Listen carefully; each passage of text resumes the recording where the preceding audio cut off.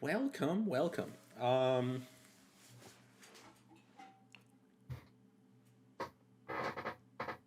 Hmm. We start off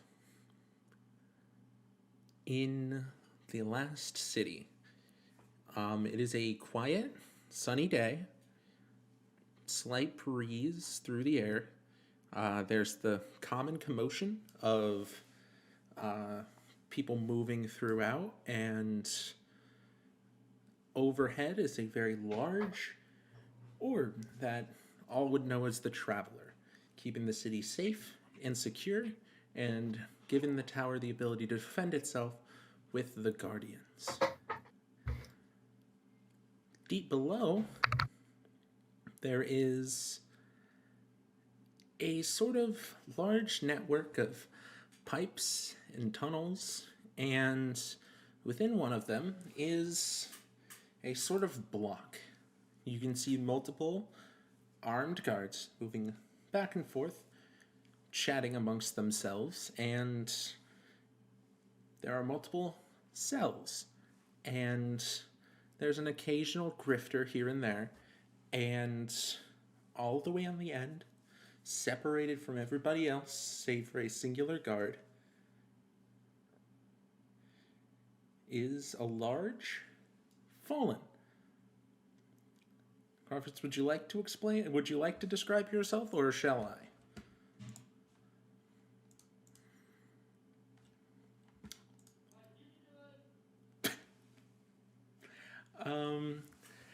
The fallen stands at about 7 feet tall, hunched over in the corner.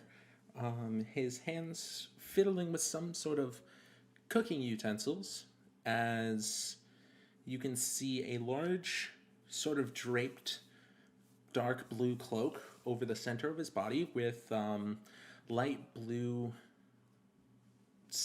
kind of steel aquamarine armor, white slashes and scratches all over it. And beneath that, a soft purple gray skin, and his eyes are just kind of mulling over the contents of what he's looking at. And Krovkys, you would see 3 guards approach, armed, and one of them bangs directly on your cell walls. Hey!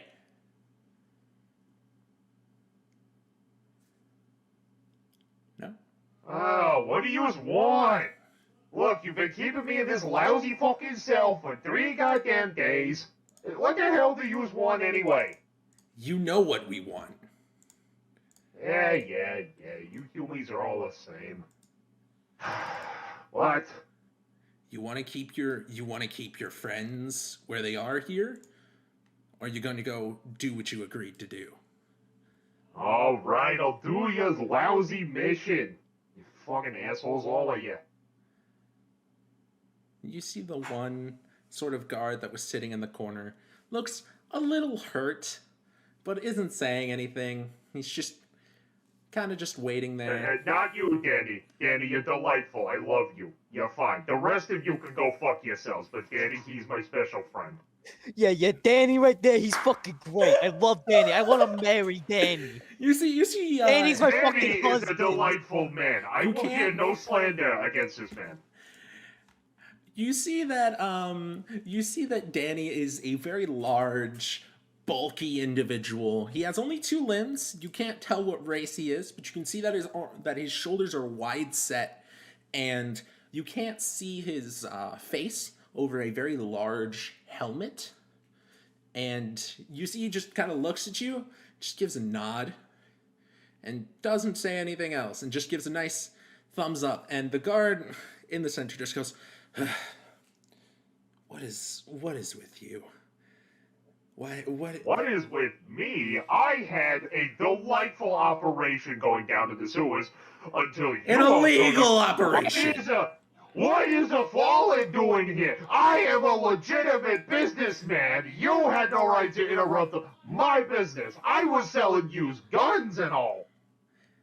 And The knife! And what manner did you acquire those guns? Well, hey, listen, I don't ask you where you got all the fucking shit in your house. You don't ask me how I get my merchandise. It's part of the deal. Are you coming along or what? All right, I'm coming. Age.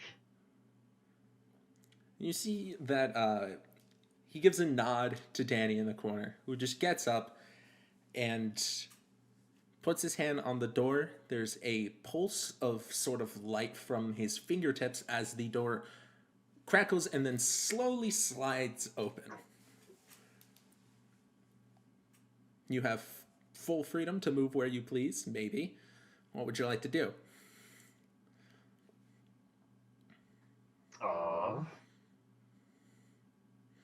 Well, first I'll take a drink of water, because that hurt my throat.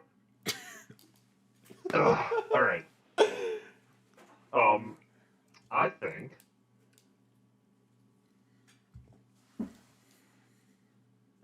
think... I will move down the block.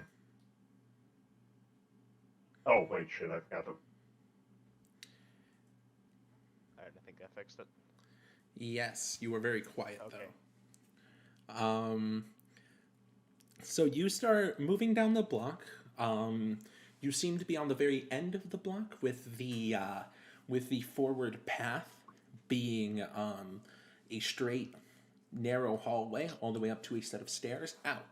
And as you are walking down, you see that the two people beside you are sort of just holding their weapons tight, and the person behind you is more looking around, making sure nobody's doing anything hasty.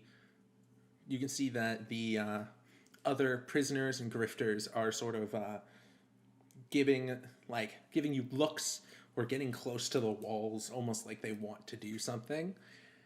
And then near the front, you see two small awoken hunters.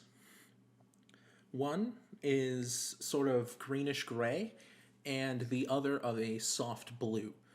And they both immediately go up to the end and go, "Hey, Krolf, how you doing? You getting out of here, mate?" My boys! You're getting out of here, mate? You leaving? Yeah. Well, for now. They're probably gonna throw me back in there. But, I'm leaving on I think you humans call it a vacation? I think this is a vacation. I don't know. It's something. They want me to do some mission, and they're gonna let you guys go as if I do this. So, I'm gonna be gone for about a time. I'll be back. Hopefully. This is why you're the best, boss. I aim to please. The boys. The Oh my boys. fucking god. Okay, that's enough. And he kind of the guy in the back kind of nudges you forward, and you see that the others kind of Hey, I'm walking here! oh, fuck you. I'm gonna kill you. Oh, fuck you.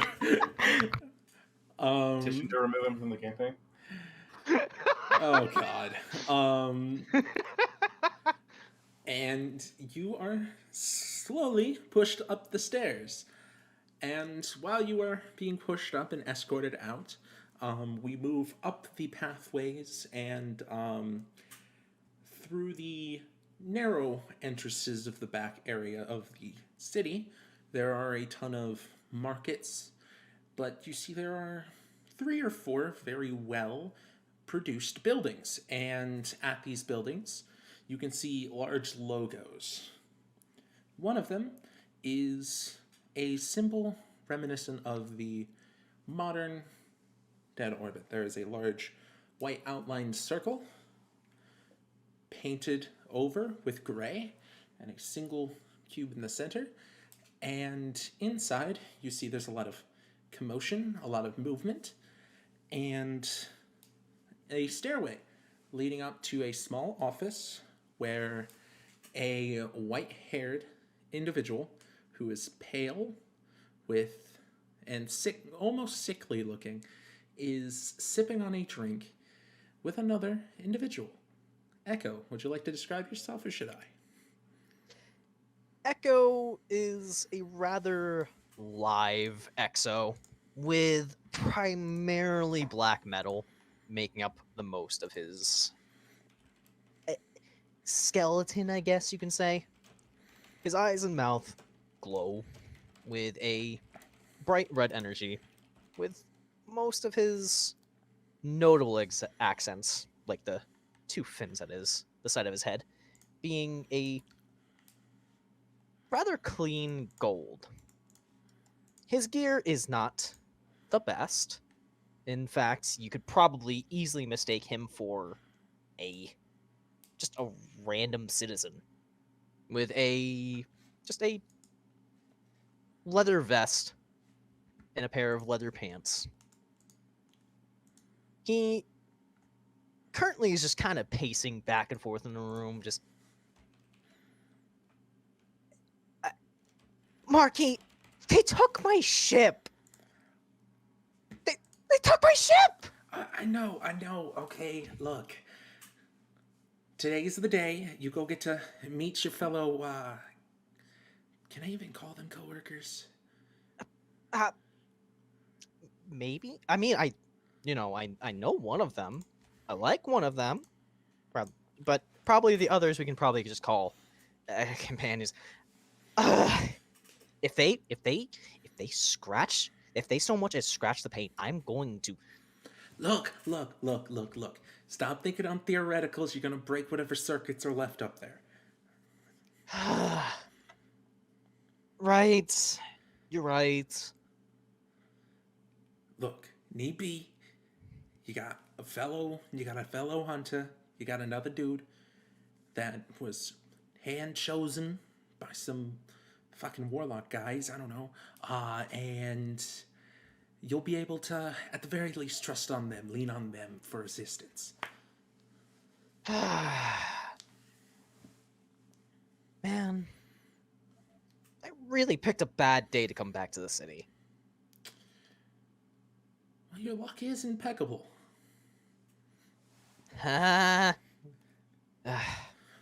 Talk? Yes. Are you ready to go meet our new friends? I'm ready, yes, but it doesn't sound like you are. I just want my home. And what are Our we? home. And what are Thank we? you. Jesus. You're Man, I get you your own private room. You don't have to worry about a barracks. I help make sure that you get special deliveries of snacks and other things. But no, our friendship of 30 years means nothing. Thanks. Marky, I appreciate that, but you know me. I live in my ship. It's like second nature to me. Please tell me It's you really- clean it's- it. That must be a Of vile smell. fucking course I clean it. What you talk? Does he? How well does he clean it? He cleans it quite well, actually. I will have you know. You know, there's this thing called a rapport where you kind of like help me out on messing with someone. You know what? Never mind. Marky, I swear, I will. I would like to think this is not the time. I agree. You gotta get going, dude. Want to go for drinks? I want to go for drinks after this is all over. Oh yeah, but you're paying this time. Right. Yeah, you got free drinks with that leader lady. Who the fuck's she called again? Tallulah. Ah, yes, that. I saw her blow someone's brains out, and that was real funny. Who'd she shoot? Andal Brask. Oh, Did I tell you about that? him and that other fucking guy. Oh, they Hey, cause mischief hey. all the time. Listen, it was really funny. Yeah, it is. You know they used to have a stash, right? Don't listen. I need my own banter to keep. But yeah, don't they? Isn't it like wired to blow or anything like that? Something like that. Echo. Yep. You're right. We're getting distracted. Okay. Catch you later, bud. Take care of yourself. Talk can take care of me. Right, Yes, Talk? I can. See? Talk's got my back. Someone Talk. has to. Talk, if he goes too full of himself, just drop him out of the ship. Nothing bad'll happen, I promise. Full of myself? Me? I am we're getting distracted. Okay. And he will just turn on heel and start marching out before he gets too distracted. Is there anything else you want to do while you're in your little headquarters area? He probably will stop by, say hi to Jimmy. But we got places to be and people to see.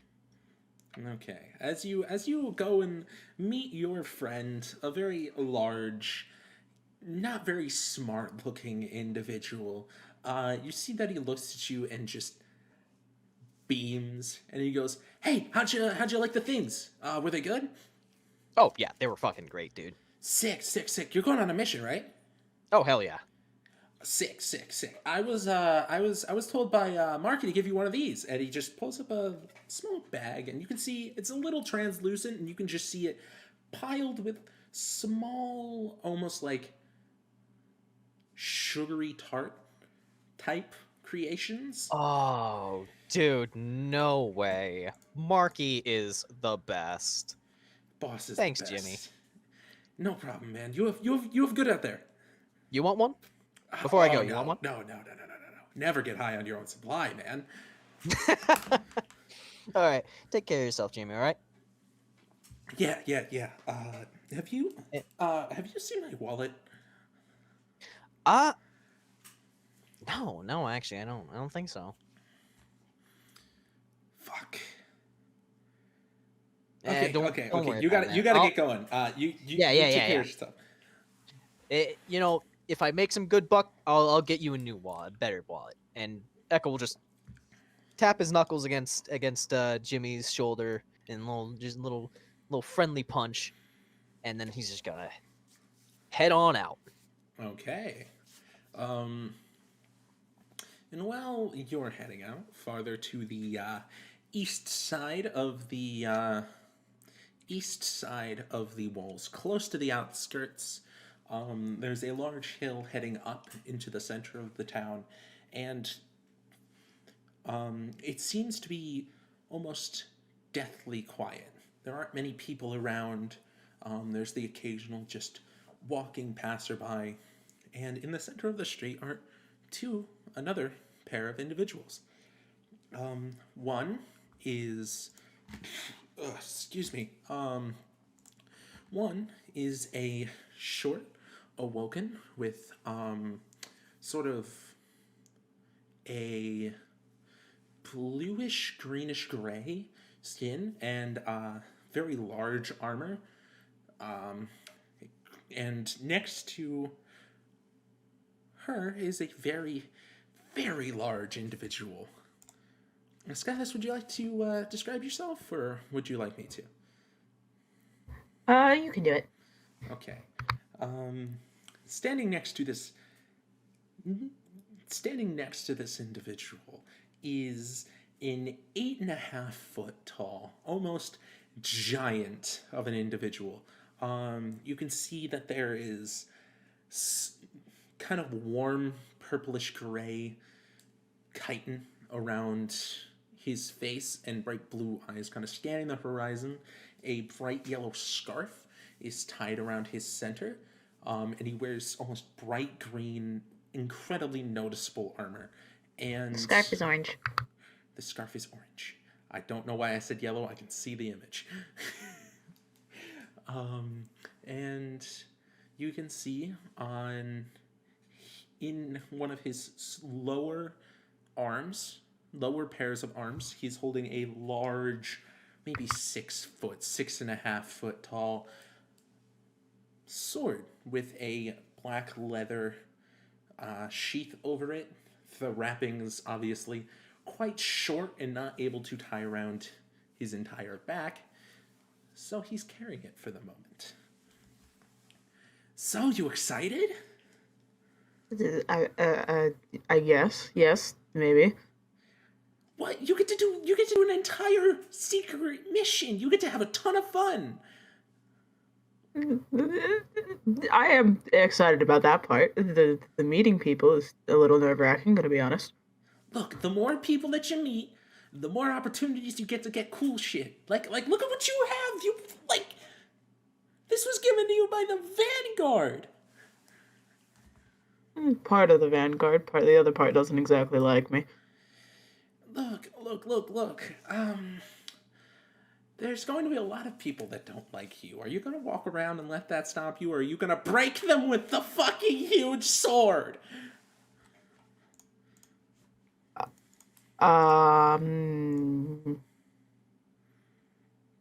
Just challenge them in the Crucible. What are they going to do? Knock you down? It's like knocking down a building. How's that going to work? You've done it before. Yeah, but I'm me. There could be others. Also, I don't Fat want the chance. Vanguard getting... I don't want the Vanguard getting more mad at me. They're not mad. They're more violently neutral. One of them is more violent, the rest are more neutral. Fair point. So, you excited to meet another fallen friend? I mean, No. Elixni? Is it Elixni? No. It's Elixni, yes and no. No? No. But it's an opportunity for you guys to kind of, like, build up your race's name and go, like, you guys get to, like, build yourselves up. I don't trust them. I just accept the no, I'll leave it at that. I don't want to explain myself. Fair point. You see that she brings out her ghost, and the ghost transmounts a large jacket. You see that the arms of the jacket are incredibly wide, almost enough so that you could fit both your arms. We're getting closer into town. Can you put this on? We don't want to freak everybody out. No one knows what you're doing out here currently. Oh, yeah, right. Sure. And I grabbed the jacket. Put it on. Okay. You know what? For fun, let's do the first roll. Can you make me, given the fact that you have this jacket, can you make me a, I'm going to make it be a deception check with advantage.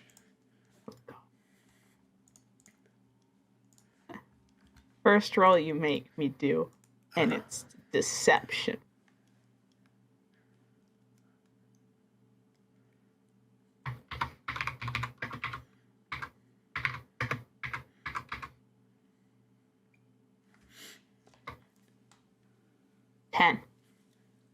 Completely average. So you kind of shrug on this large jacket. You can see that it can fit both your arms, though the insides near the forearms are kind of bulging out from where the muscles on your calves meet. And you slip on this large hood and you start walking throughout the town, and you make it quite far without anybody noticing you. You can tell that some people like look at you and like are shocked for a moment as they see four glowing eyes staring them down. But other than that, you kind of can make it through pretty well. And anybody who starts kind of looking at you weird, you can see that your friendly 4-foot-tall friend kind of stands in between, and just like the large Pilgrim's Guard logo directly on her chest kind of shuns them away. And like they kind of, you can tell with, you can kind of see in your way of looking at them that they're kind of understanding, oh, this is a discretion thing, and kind of like back off. But you can tell that a couple people know you're here. I was never good at this. And you move nice and friendly through the town.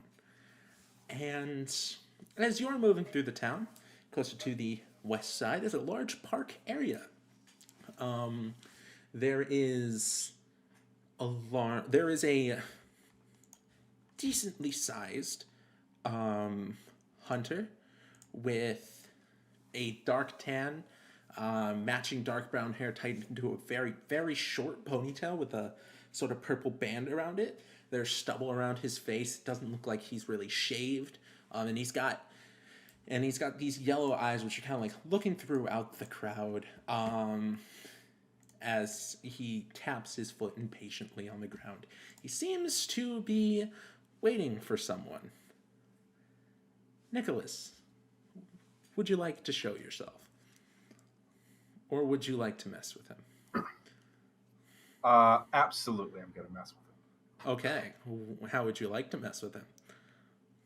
I'm just gonna try and stealth behind him, occasionally throw small enough things that it's not gonna hurt him, but just aiming for the back of his head every time. Okay, what's the first item you're gonna throw at him? I don't know.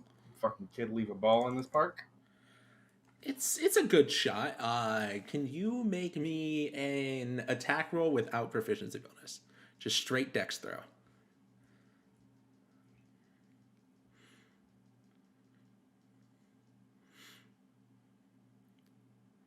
Yes! Ooh. What number is that? 22. Okay. With a 22, you start sneaking up, and as you do, you can tell that he kind of turns a little bit as if he's kind of like trying to hear in the direction you're in. And as he turns around just as you power your arm forward, and this small little bouncy ball, as he looks directly at you and realizes it's you, smacks him directly in the face. And there's a very nice sound of almost like a dodgeball just hitting skin. Just this loud slap. And standing before this the man who threw it was a human closer on the short side with sweat-back spiked brunette hair, fair skin tone with his... Sorry. Give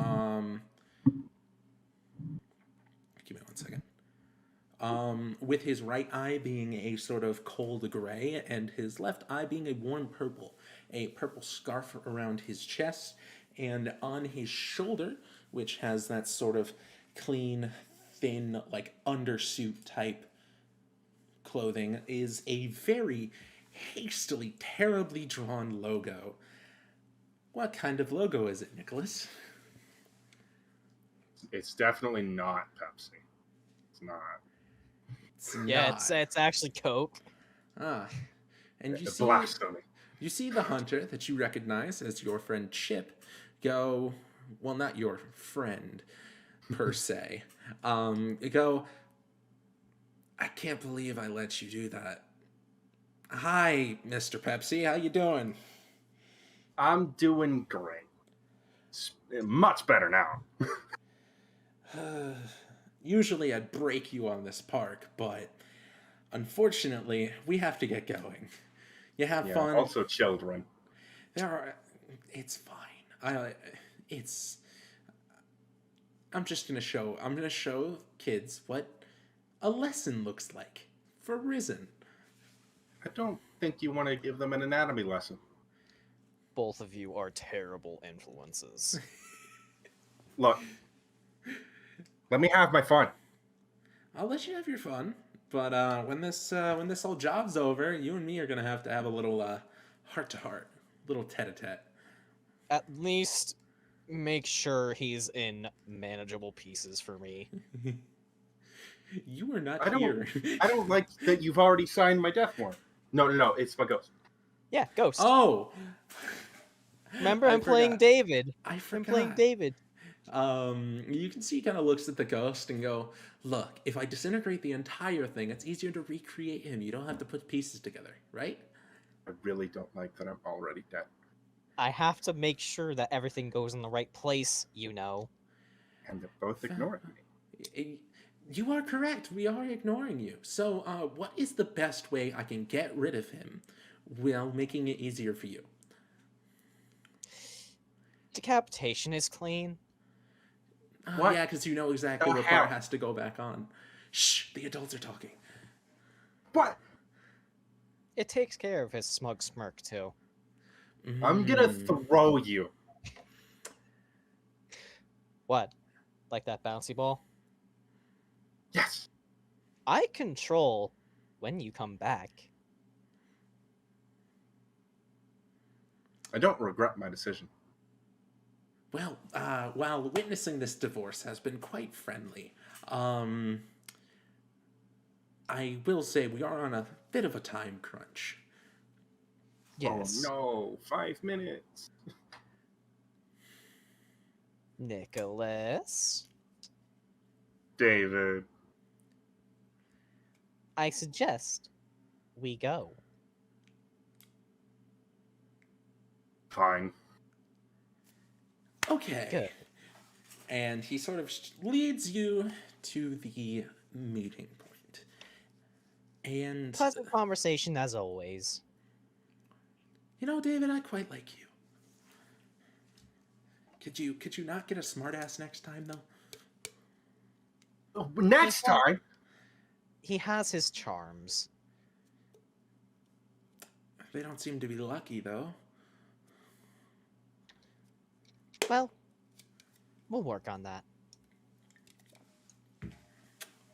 And with that, he sort of leads you along, doing his absolute best to ignore Nicholas at all points in time.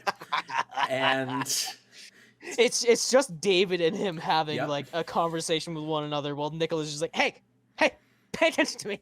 I'm here. I exist. I'm right here. Hey, Look at me. Dad, please.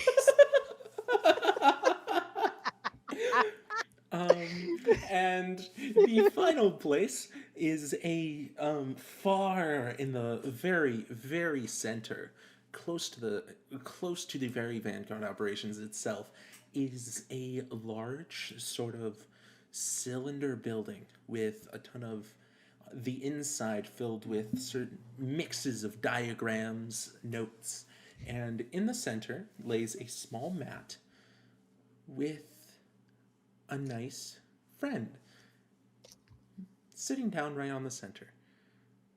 Cheshire, would you like to describe yourself or shall I? Please do. Okay. Sitting down on this mat is a decently tall Vex construct. You can see that his face is a single line of glowing blue light. No eyes, no facial expressions on his face. Large horns jutting off to the sides, almost twice the size of his actual head, and a very wide, heavy-set frame of a torso that cuts off closer to the above the belly button for a normal person, and condensing into this sort of completely efficient frame. I just hit something I shouldn't have. And very heavy calves sort of laying down. And you hear a small mew in the background. Almost like Lumen. you hear, and he kind of just walks up, headbutts the nearest table, and it's a very small, very fluffy black cat with orange eyes sort of looking around, and you can see the door, the entrance to the area is now open where this cat came in, and behind that individual is a shorter-sided exo with green eyes and sort of like a mix of painted gray on a blue chassis, and you can see that his robes are neatly pressed. Unfortunately, you can see that he is wearing a white robe, so you can see messes of black cat hair all over his lap area and all over his chest. And he goes, sorry about that. I usually should have knocked. I'm sorry. It is quite all right. The small feline is clearly its own being. Yes, the void likes to go where it pleases. The cat is made of void. No, that's not what I... Cat is no. not made of void. No, it's an expression. It kind of means like where something like is a dark enough color that you can like basically see into space or see into the void. It's The void is an absence of things. yes, and the absence of all colors is black, right?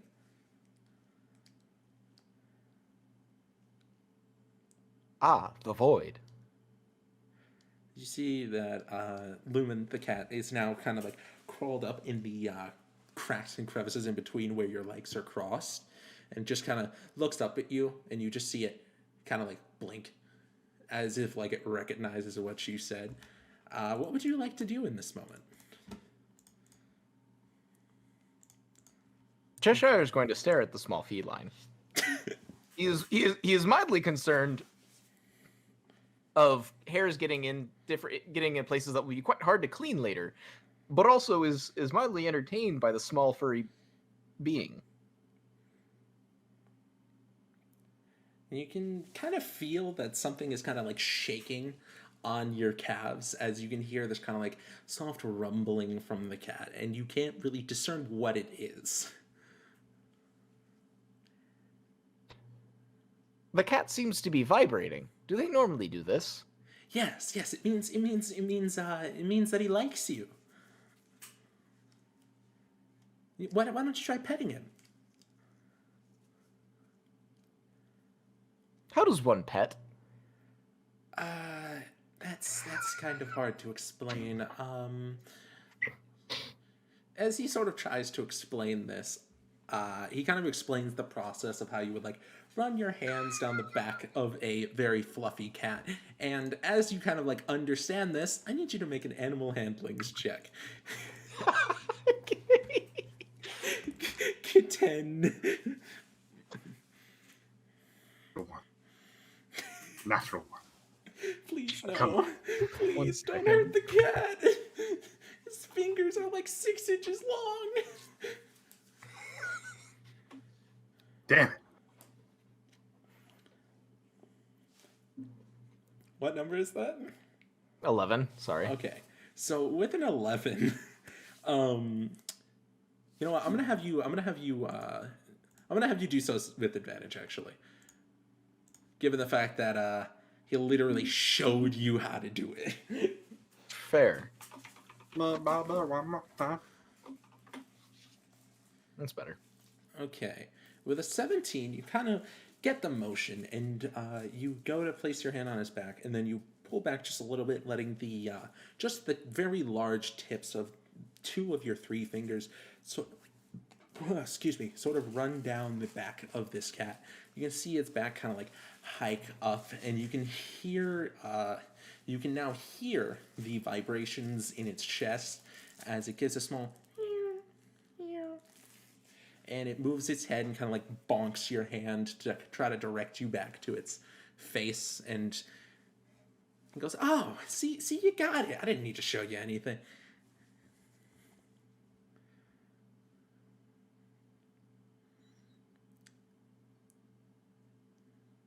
Why do cats like being pet? It's like have you ever had an itch? What is an itch? Fuck.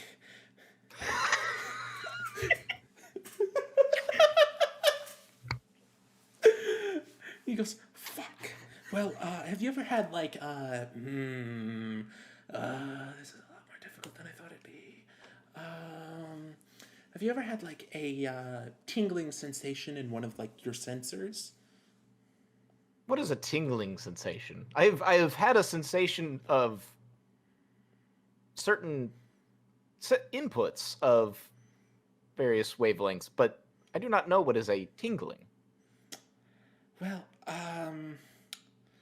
a tingling is kind of like a not a large or like large sensation, but a small one that kind of just goes in and out constantly.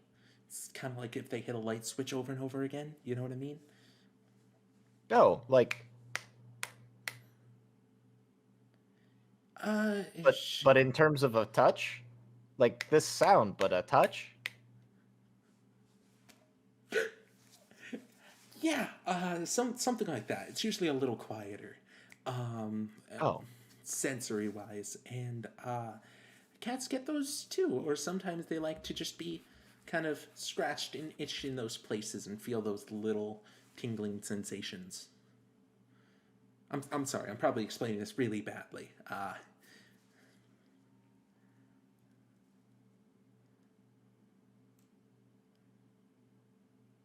would not know. I've never had an itch before. So I have no basis of comparison. Fair point. We're fuck. Hey, we gotta get going to that thing that you were told about. I completely spaced. I'm a little late. Sorry. We gotta get going. Oh, okay. And as you kind of get up and walk towards the door, your movement is very slow as each methodical pace of your very metal feet. And he goes, are you able to go a little faster than that? We're very late. I'm moving at speed. I'm not sure what you mean. Well, I'll just let them know. You can see the entire time. Actually, you know what? I'm gonna make you make a dex save for this. In between, you see Cheshire's just kind of walking right in between your legs. Cheshire. Sorry, Lumen is walking directly in between your... Look, Cheshire cat, leave me alone. It's very close. You can see that Lumen's just trying to, glide in between your legs. And, 8. And, oh no, an 8. Yes. As you're sort of walking forward, you see Lumen just kind of head putting in between your legs, trying to get you to keep petting him.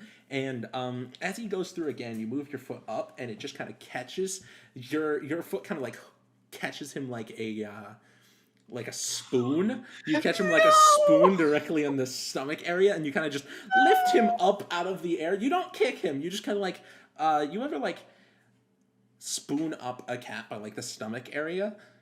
You kind of do that with your foot, lift him up a bit, drop him on the ground, and he just goes, meow.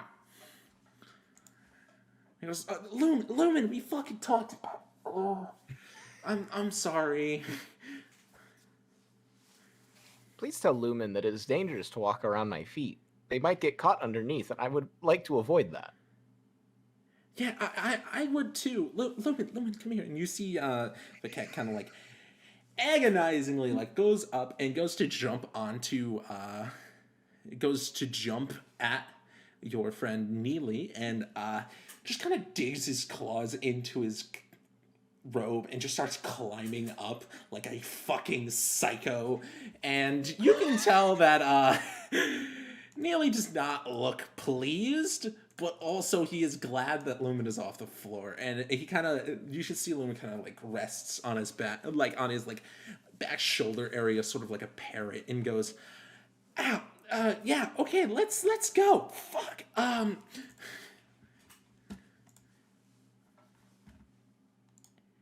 And you guys head out. Now, I kind of want to do something fun, just to see in what order everybody arrives. Can everyone do me a favor? And just for the purpose of this, roll initiative. Oh, God. Just Cheshire, you get to roll it with disadvantage. Aww. Just to see what order you get and what order you guys get there. I think that's a 1. Yeah, it's a 1. Yeah, that's a 6. Echo got a 9. What did everybody else get? I got a 19. Nice. Krovkys? 12. Esskilas, what'd you get? I got a 5. Oh, okay. Hey guys. Guys, my bad initiative rolls have come back to haunt me. Imagine being slower than the Vex construct. I can't believe we've really reached the day and age where a himbo is slower than a robot. Brr, brr, brr. So, in the order that this comes in, the first to arrive is Nicholas with Chip and his ghost, and they sort of wait around for a bit, kind of sitting on their toes. You can tell. You that Chip- said we were gonna be late, You and know, I'm the first one here. He looks at his watch. Well, in my defense, everyone's late. Okay? Does that make you feel better? I'm late. That's all I do. I'm always late. How am I punctual? This is bullshit. Look, how does it? You know. Now for once, you can be the responsible one. I'm so proud of you for being the first one here. I'm gonna throw something at the last one through the door. I would recommend not doing that. Look, And let's as go. you guys are kind of arguing, you see 3 armed guards approach with a single 7.5-foot tall fallen, and go, "Here's your guy. We gotta go. We gotta go." Well, in respects, we kind of don't want to deal with him. He's a bit of an asshole. Guys, eyes up. Holy shit! What was? Yo! Fucking ghost knows about his race, man. That actually turned on every neuron in my brain. Krovkys, you have now arrived, and you see before you a about 5'4", 5'5" hunter matched with another about 5.5-foot tall hunter. Okay. Both of which eyeing you up. That is not the one that can weaponize doors. What do you mean by weaponized doors? He's so big. He's fucking huge. I saw the hologram. That's it. This isn't. The Did big you one. think he was going to be smaller than that? What? This isn't the big one. This is the other I one. know it's not the big one. He can't weaponize doors. The big one absolutely could beat somebody to death with a door with no issue. So, Krovkys, you hear these two kind of bickering in front of you, kind of just arguing about who you are. What would you like to do? All right. Well, I'm gonna walk up to them, and then I will look down. So, are you two the ones I'm supposed to be on this mission with? My God, you're short. Are all humans this short? Look at you, you're so small. Is your growth stunted? Did you not eat enough as children? Or are you hatchlings? I actually don't know. I think you're children, but you might be hatchling. Either way, doesn't matter. Why are you so small? I just This is look at Nicholas. David. This guy is great. Oh, dear. Well, nice to meet you too. Well, what's your name, sir? Nicholas. Nicholas. Hi, I'm Krovkys.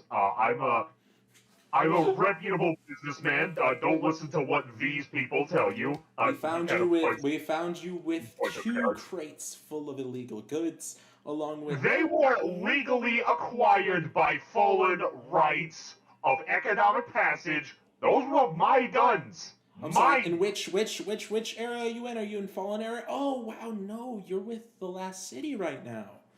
Wow, that's I don't insane. recognize your puny human laws. Your puny human laws make no sense. And they're dumb. Right. He's so good. I feel like my circuits are going to explode. Yeah, David, you might Whoa, want to take back it off. easy, little robot guy. I mean, I can fix one of yous before. I've done it. But it's really hard to do. You got a lot of working parts, so just try to keep your circuits to a little simmer, okay, buddy? Just because I have the tools don't mean I want to use them. David, this might be a good time to go. This isn't gonna look pretty.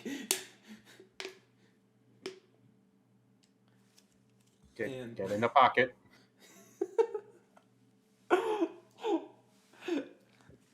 And now that conversation is kind of concluded, you see a average-sized exo enter the room. Oh, okay. Well, at least I'm not the let's see. 1, 2, 3. Don't worry, you're not the last one here. We still got a couple more. Okay. Good. Okay. For a moment, I thought I was, because I mean, who would? Oh. Okay. Let me guess. This one's the one I'm supposed to shoot in the back of the head if he runs. Whoa! What? You said the quiet part out loud. It's fine. Hi. Nice to meet you. My name's Echo. Oh, this is great. Oh, this is such a mistake. Oh no. Nice to. Me? Who told you to shoot me in the back of the head? Because whoever they are, they're absolutely right. That's a good piece of advice to follow. Yeah, see, he understands. Nice to meet you. My name is Echo. Echo Nice to meet you, 4. Echo. I'm Krovkys. And Krovkys will extend 2 hands out like a handshake. Echo will take both of his hands and shake both of fucking Krovkys' arms. Krovkys will nod approvingly. I like this guy. Where'd you find him? He's good. Oh god. Hi. I am Dead Orbit pilot.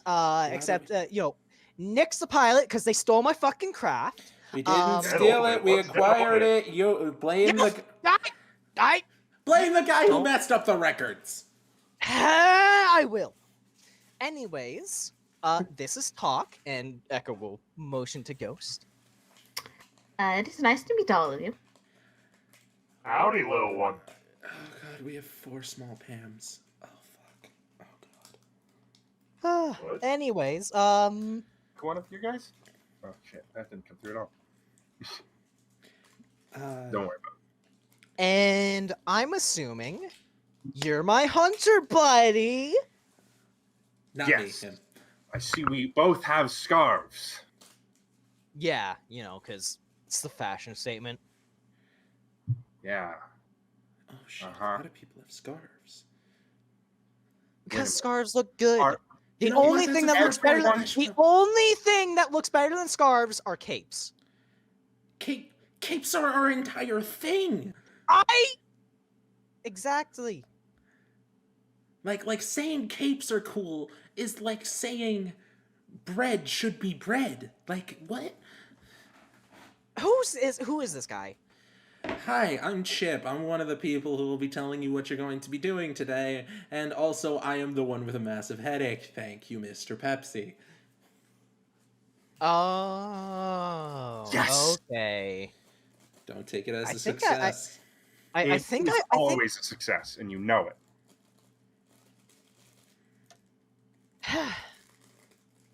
Anyways, Echo, make a history check. oh no. Okay. History check Alright. on Nicholas Pepsi. Okay. History check. That's a 9. That's 10. 10. I can count. I can count. With a 10, you sort of remember a couple rumors given about both Chip and other individuals. You know he's part of a fire team, and that he joined a very specific group, though any postings online of what group that is have always been quickly taken down before you could ever get a good look at it, and you don't remember any of the other faces. You only now recognize his face, and that's it. Oh, hey! I think I've seen you online for like 0.5 seconds. Oh, so we've been doing our job. Good. You really make it hard to find the juicy goss. Did you just call it goss? Bud. I will call it whatever I want to call it. Oh, Tallulah owes me more than a drink after this. Oh, you know Tallulah! Uh-huh. Dude, Tallulah's great. She's such a sweetheart. Yeah, though, Honestly, though Really good shot, too. Yeah, keep that part quiet, please. I'd prefer not to have to explain what happened there.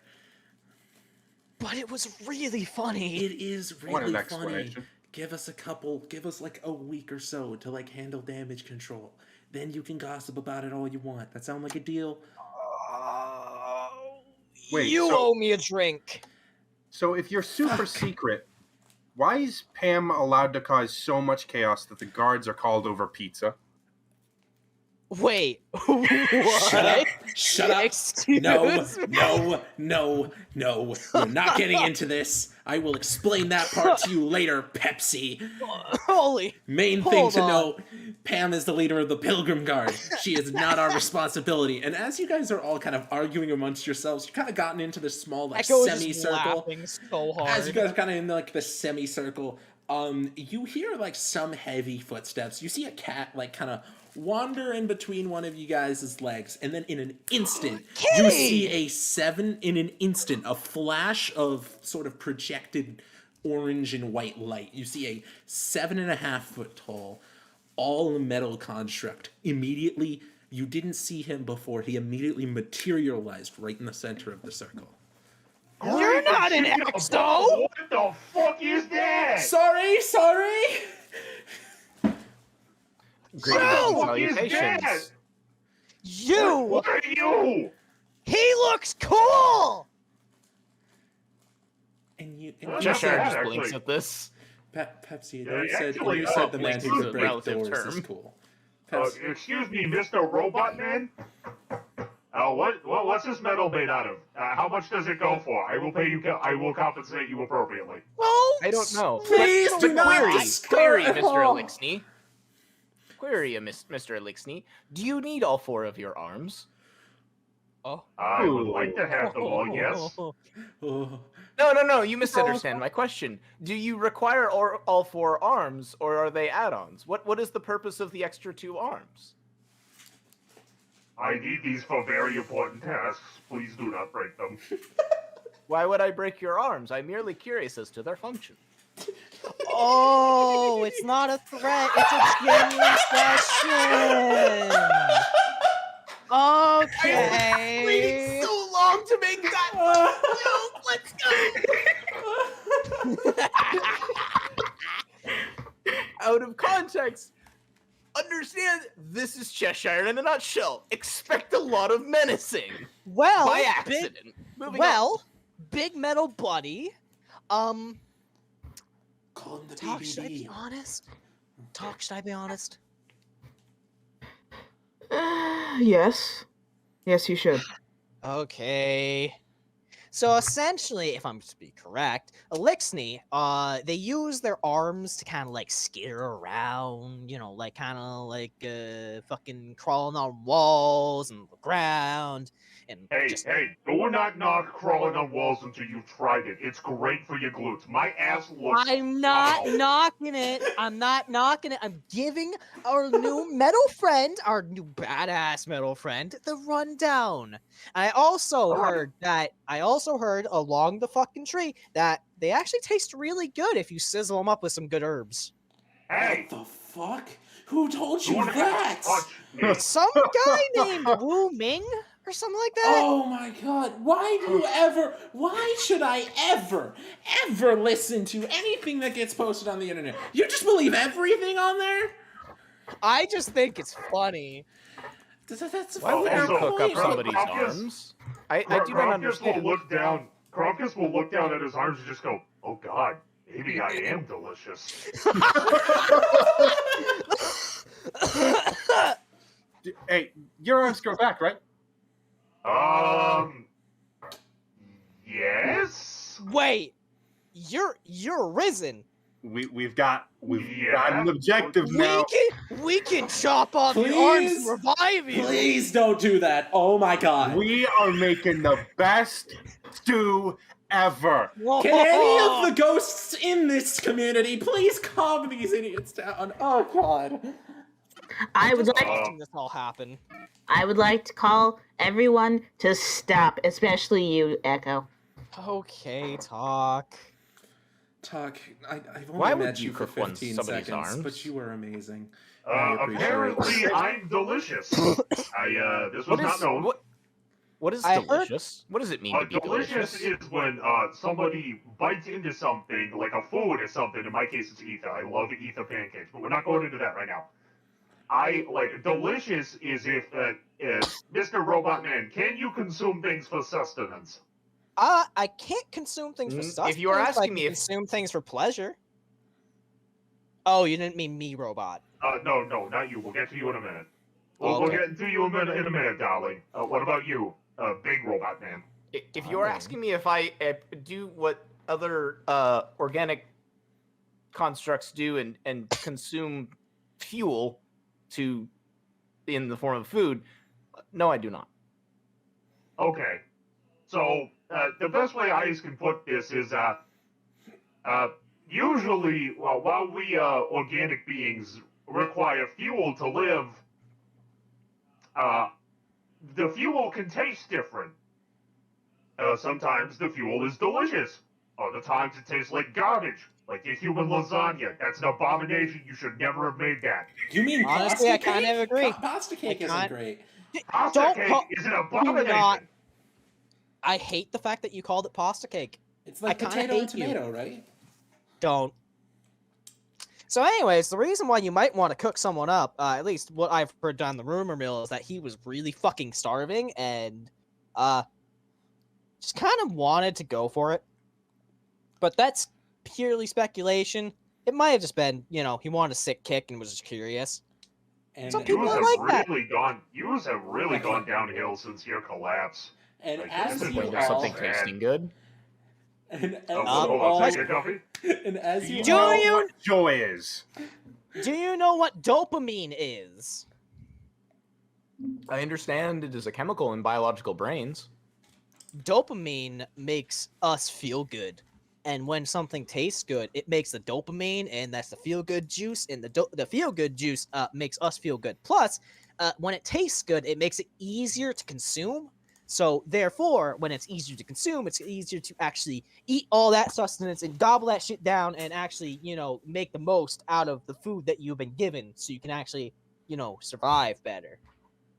Right on. Because sometimes when it tastes really, really bad, your body will hate it and you'll just throw that shit up. and as you all are arguing Your over the damn cement, pasta cake had me bent over in a sewer drain for 3 days. as you all are arguing over the semantics of food, there's kind of a large looming figure who sort of walked in at the beginning of this conversation about fallen arms being ingested, and a Wait. small 4.5-foot tall individual. And you guys were so enamored by the conversation, you didn't really catch him until you see a large shadow looming into the center of the circle. Wait! I recognize that looming shadow, and Echo just fucking whips around. Eskilas! Hello, Echo. It's the door weaponizer. Echo's just Uh, gonna fucking Oh, go what is over, it? just like Oh, hug it- us. I mean, Elixir. Hello, fellow Elixir. there's a pause as Echo is flinging himself as Eskilas, where Eskilas looks at Krovkys, kind of gives a slight hesitant, kind of uncomfortable look and goes, I? You have that look like you have that look like I just stole your servitor. I haven't stolen anything of yours. We've met for maybe 5 seconds. What's your beef? It doesn't have to do with you specifically, don't worry about it. Pepsi, how you doing? And my mother's a You see servitor. Pam I've heard kinda that one waves at before. you, Pepsi. What now? You see Pam kind of waves at you. Pepsi, how you doing, buddy? Hey! Pam, please do not break my guardian this time. Look, that was all for show. We got the pizza. Pam, I you had broke. to run. Pam, did So you much. broke Pam, you broke another person. Maybe. He's Pam. alive. He's alive. Look, he's right here. I have brain damage. No, you don't. You don't have a brain for brain damage. He had Hold brain the damage fuck when on I a moment. He had brain damage when I found him. Okay. See, I'm getting exactly. teamed up on. I like this group. I love this group. Hey, Eskilas, this guy right here, and he points at Krovkys. He's great, and I get to shoot him in the back of the head if he runs. I mean, He's just I completely fine with respectfully it. request that you don't, but whoever told you that advice is still good advice. Like, I wouldn't trust me if I was you. So, No. if you do have to shoot me, no hard feelings. You Yeah. say you run a legitimate business, and then you tell me not to trust you. You Yes, should never- I do. When I'm a businessman, you should trust me. Outside of my business, do not trust me at all. If you touch my guns, I'm gonna break your arms. Okay, listen, no offense, buddy, but your guns look like they've seen about 600 years worth of usage, and honestly, I don't think I need to get that much for them. You can keep them. Whoa. Echo buddy. racks a fucking round in his sniper rifle. I pick Echo up. I'm gonna have that be an athletics check. I'm gonna say that's an athletics check. I just want you to pick him up. I just want to see if you can pick him up. You know, I want to see this too. Let's go. I want to see this. How about a What's the 13? number? 13. You know what? Let's make it a challenge check. Echo, I need you to make a. Can I choose to fail? You can choose to fail. Yeah, because Though, I you might be grabbed by the wrong part and get ragdolled. Understandable. What's the opposing check? Acrobatics or athletics. Your Which one's choice. better? I'm calling it now. My rolls are going to kill me. You'll be fine. You don't have to worry about What shit. was it? What was the number? That It's one. a natural one. What's the total? 6. Oh, that's fucking beautiful. You can see that Esquilas kind of like reaches down and grabs Echo by like around where the knees and hamstrings meet, and he goes to pick up Echo, and Echo immediately tries to not, and his legs buckle, and as you pick him up, his legs go back and his head just smacks directly onto the floor. Then you fully lift him up. Oh, you grabbed the wrong. How? Okay. No. So this big one is clearly some kind of Titan. This small little shit that is an absolute pizza fiend, also a Titan. Why do Titans like to break heads? Why do you grab people by their legs and hurt their heads? Well, Pepsi, if I were to explain it, we Titans like to see if there's anything in there. Like, Echo, as we can see, there's definitely Well, there stuff often there. is. We saw it hit the floor. Yours was quite empty, if I'm honest. I'm I think gonna I blow saw a up couple your of pizza waters shop. go down the drain. You might want to grab those. I am absolutely gonna blow up your pizza shop. You see Chip kind of claps his hands and go, You are okay, absolutely not going to blow up okay, the shop. okay, this has gone on for a bit too long, and there's someone inside who's probably already pissed at half of us. Can we get inside before he just starts deciding to vaporize us at his whims? Is his name Cicero? Let's just go, okay? Look, I already cleared things up with him. You and him are chill, okay? We talked it over. But please, can we just go? No. I twist. I need you to make a strength Echo. saving throw. Pepsi. For what? Like grapple or something? Pam is picking you up. Going to attempt to just carry you in. I twist Echo back around and make sure he can stand on his own feet. He kind of staggers a little bit and just rubs the back of his head. You take exactly 1 point of bludgeoning. If it's a fucking grapple, I can make an acrobatics in its place, right? Yes. Sorry, Echo. I didn't mean to slam you into the floor. You could have grabbed me from like. You Let could me have grabbed me double-check. like right underneath my arm, right? Not, you 16. didn't have to grab my leg. Let me give a roll real quick. I thought you wouldn't resist. Well, you kind of grabbed my leg. It's a little bit of a panic response there. I was Oh gonna wow, that is. lift you Ooh, up so you boy. were sitting on my arm. You can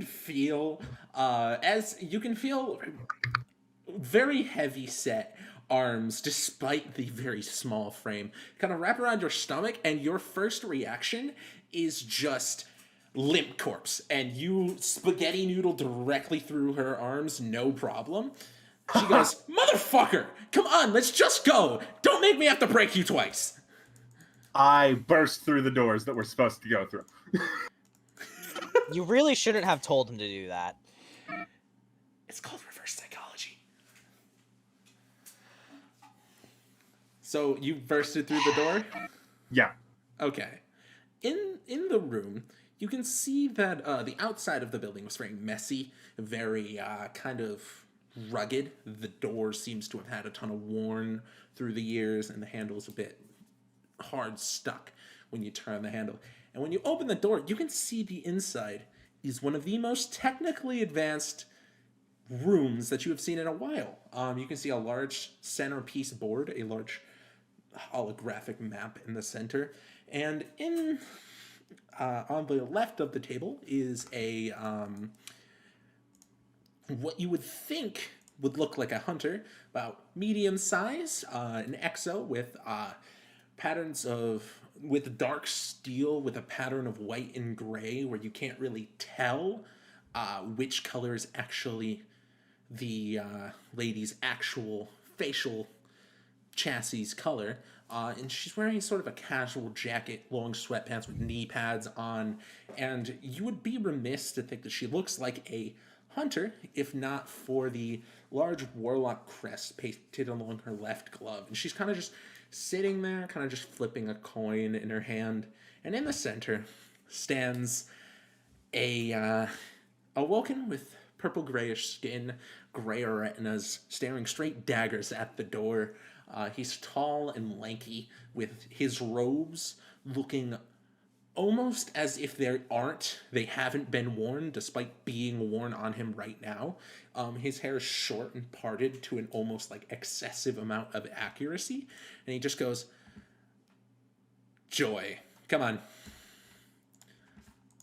Yeah. Is this Asher? No, I am not Asher, thank you kindly. He is still muddling in some holes, speaking his rabid theories. You can call Oh, that me... wasn't as Krovkys. That was out of character. Oh, Yeah, no. You had your voice mod on. Oh, god damn it. You Echo was guys gonna, can like- call me Cicero. Echo's gonna Pizza kinda, like, thief. Echo's gonna like smooth out his jacket a little bit and just kind of walk in and just like, "Hi, hey, Echo, nice to meet you." Pleasure. You're 23 minutes late. Sorry, 23 minutes and 52 seconds now. We had to get some introductions out of the way. Sorry I about could that. hear it. I think everybody on the block could have heard it. Thank you.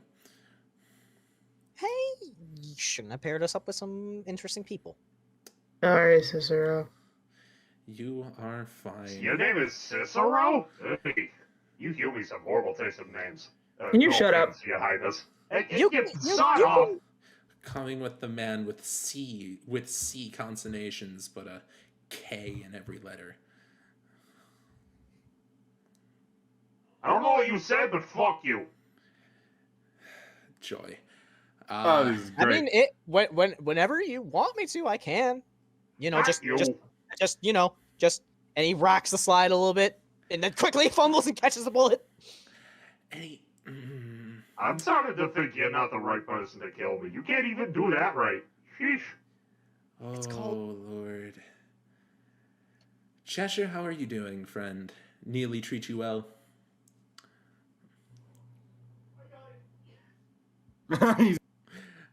He's Oh, fuck. fucking distant. Wait, why is my mic not fucking picking me up all the time? No, you're good. We Fuck. can hear you.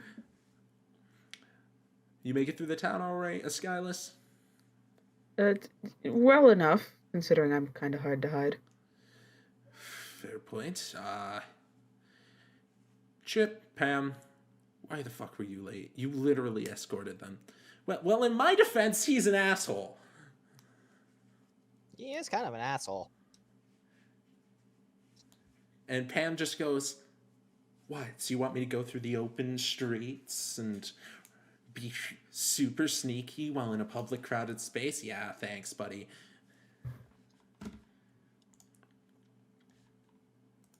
Is Cheshire here now, or? I assume Cheshire would have come with. Okay. No, he was just making no, sure you were at the table. I'm making sure you are here, physically. Oh, sorry. Um, Yeah, no, I'm here. he goes, "Neely treat you well, Cheshire." Cheshire attempts to nod in a sense. He's makes an effort. All right. So now that introductions have gone through the way, this is Sarah. Fuck with me. She'll kill you for me. Don't want to waste the time. This is what the situation. It is always the time. This is the situation. Over the last, you see Sarah kind of cuts him off and goes, "What? You're not gonna tell him the fact that you lied to every single one of them, except like, I don't think he lied to you. I'm not 100% certain." And he points at Cheshire, just like, "I'm not 100% certain if he lied to you." I've never met him. What? I don't know who he is, so I don't think he can lie to me if I don't know who he is. I don't think He's Sister's lying. Okay, well, thank you so much, Sarah. Yes, all of you are not here under the most accurate of pretenses. Most everything is accurate. You took my ship. Something like that. We'll talk about it in a second, if you would not. And you see Chip just kind of leans to your ear. "We have your ship, don't worry." Excuse me. And Cicero just kind of keeps going on, just flashing a glare at Chip and going, "The pretenses under which you guys are here are quite inaccurate. We are here to handle a fallen matter. We are here under negotiations with said fallen house. Most everything else is embellished a tad." Which house are we negotiating with? Because depending on the house, I may or may not have a couple guys I can talk to. Echo was just kind of like fidgeting with the bullet that he caught. He's kind of messing with it a little bit. Esquilas does not look happy to be having to deal with other fallen. You can hear he says the word fallen in he says the word steel in fallen and goes, "I believe the word is House of Steel," and both Krovkys and Eskilas. History or religion check, your choice.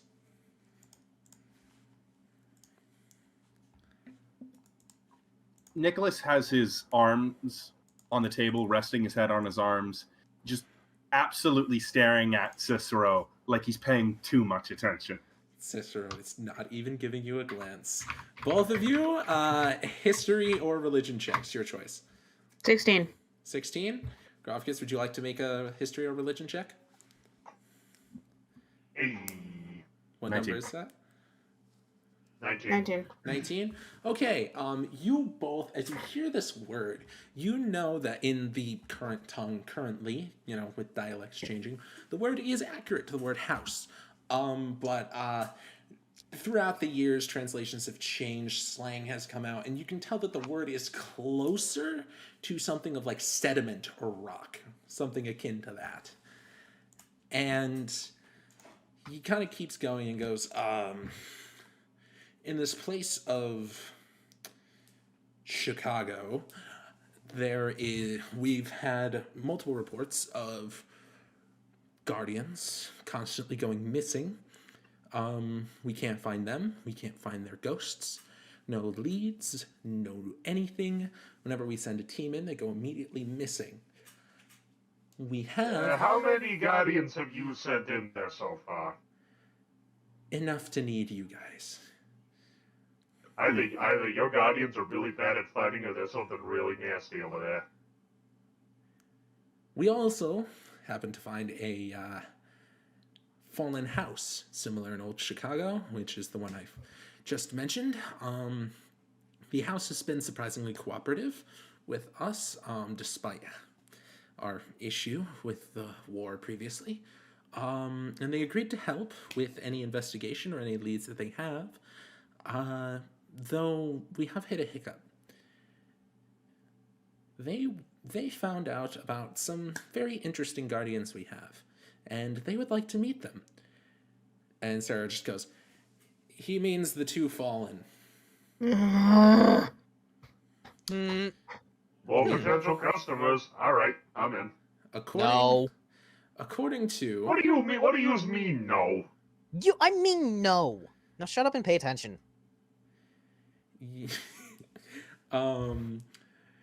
Cicero just kind of brushes that off and goes, well, according to them, anyway, the Traveler was originally with them until it wasn't, and they haven't seen a risen Elixir in many a generation, and they promised full, complete cooperation if we can show that we have that risen fallen exist. The issue, however, is that the Concordant has been bickering for the past couple weeks on how to properly do this, so I set out and asked a few favors. Better to ask forgiveness than permission, right? So I had Tallulah Tallulah lost a couple games of poker to me. You can see Sarah goes, he's never shown emotion in his life. It was cheating. That's not fair. That's bullying her. Well, it got us what we wanted. Now that's just fucked. And Cicero keeps going. It goes, we got Tallulah to talk to you and some of the other people. Krovkys was quite easy. Though we are keeping our end of the deal. Your men have been released as of 14 and a half minutes ago. Thank yous. Finally. Though we won't be returning any of your goods, unfortunately. Yeah, I was afraid you'd say that. Oh well. Fresh opportunity. We had some oddly high-ranking officials talk to certain other people, and now we're here where we are. Your objective, if you could call it that, is there's a meeting in a bog, little southways of the city, where you'll show that you are risen and get whatever information you can with them. Report back with anything. We will send you updates. We will ask for as many updates as you have. Any information is paramount. Now, as for weapons, despite the look of your weapon, of the weapons that I see anyway, that sniper could use some tuning. It is quite accurate, I wouldn't argue, but the bolt seems a bit loose if you keep losing rounds like that. I had already had something knocked in. Head downstairs, meet with the gunny. She'll fix up your gear and give you some new ones for those who don't have it or had them looks at Krovkys borrowed and sold legally. Krovkys doesn't say anything, he just kind of narrows his eyes. And, well, that sword that Gunny did make that sword for you, though I will say you might need something that might be able to hit a little farther.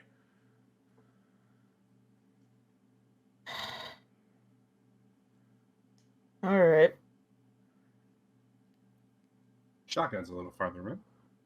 Yeah, it is a little farther technically.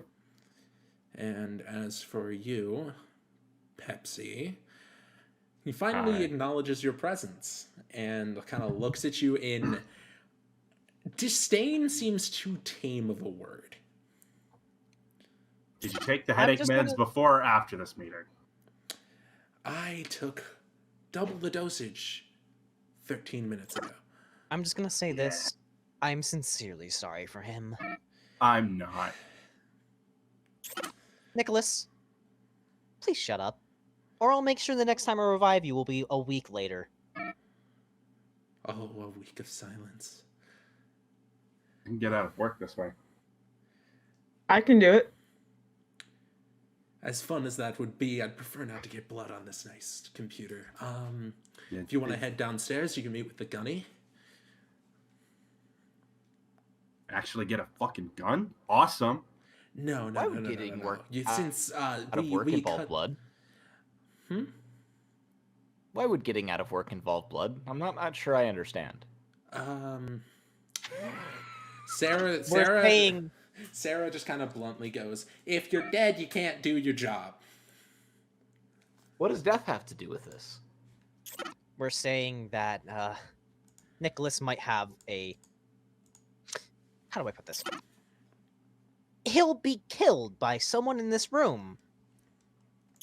And unfortunately, that will, one, stain the room, and two, because I made the threat of not reviving him for a week, that would get him out of work for that week.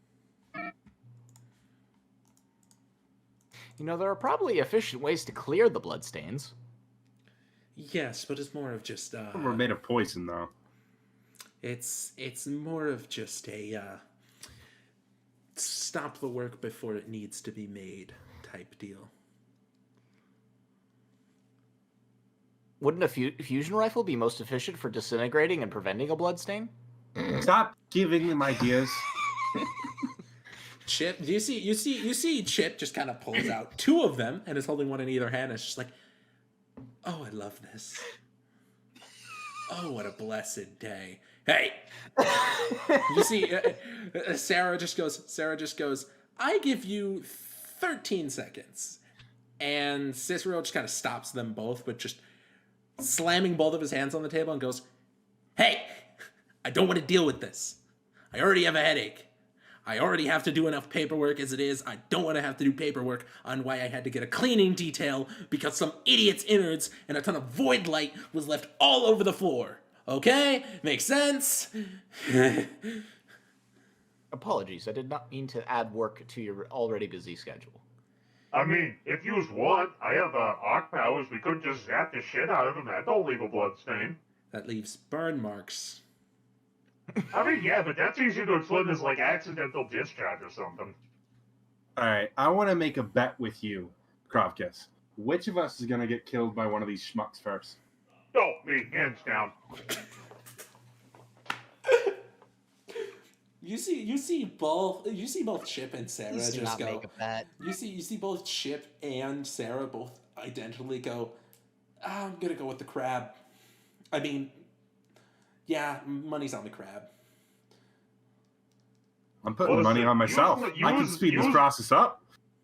Yours might knock the crab, but that crab has been around on your Earth for over 7 million years?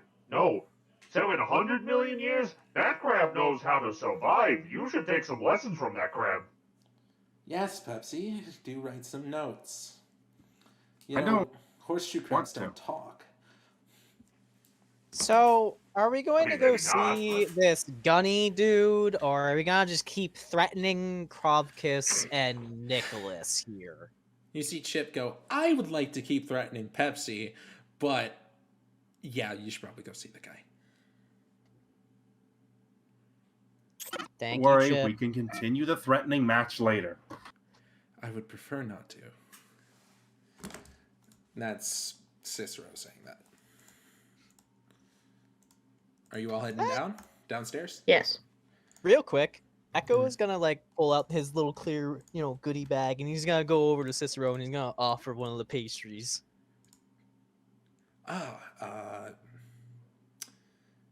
Sugar's a bit of a rarity, so Jimmy made this, didn't he? Listen, Jimmy is a sweet soul. Yes. Though why do you have so much of it? To share. Valid point. And I'm gonna say make a sleight of hand check. Right now. Why sleight of hand check? You'll see why in a second. Oh, he's gonna take all of them, isn't he? Maybe. He's gonna fucking take all of them. Maybe. 26! Nearly a crit! Okay, holy shit. Let me just double check. Gotta do a counter roll because I didn't do this fast enough. Okay, you can see that he kind of reaches underneath the bag rather than around the handle of the bag that you held open and goes to tug on it. And as you do, you kind of just tighten the bag and lift it up past his hands and goes, I was just going to select which one I wanted, but just anyone works, I guess. You could pick. Just.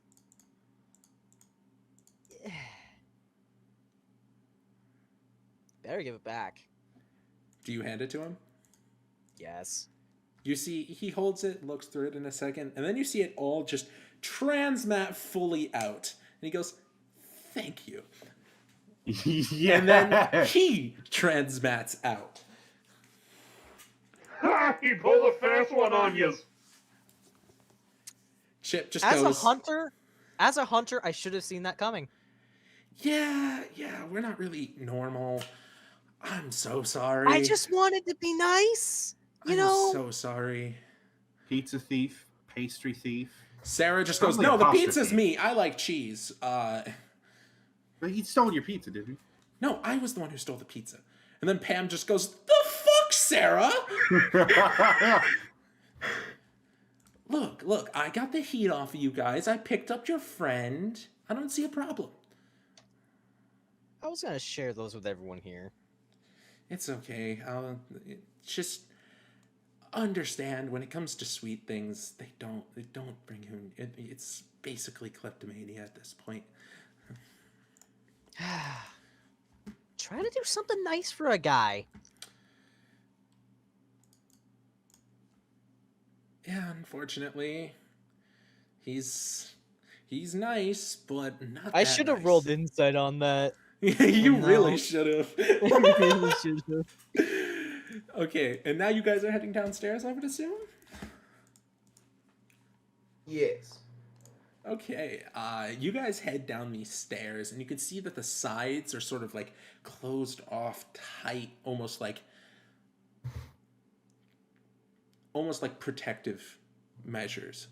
And as you turn around the stairs, as you finally make it down, you can see that the steel there is incredibly thick, and you can feel it kind of rumbling in your feet. And in front of you are lines of lockers with certain combinations of weapons, all locked. And in the center of the room, in the far back, in the middle of the room, the far middle of the room, God, English is hard. It's a large countertop, the back being an industrial machine, which you can tell is causing the whirring in the floor. And you can see that there's sort of like steam occasionally billowing out from the sides of it. And on either side are empty personal use armor and weaponsmithing tools and a kind of workbench area.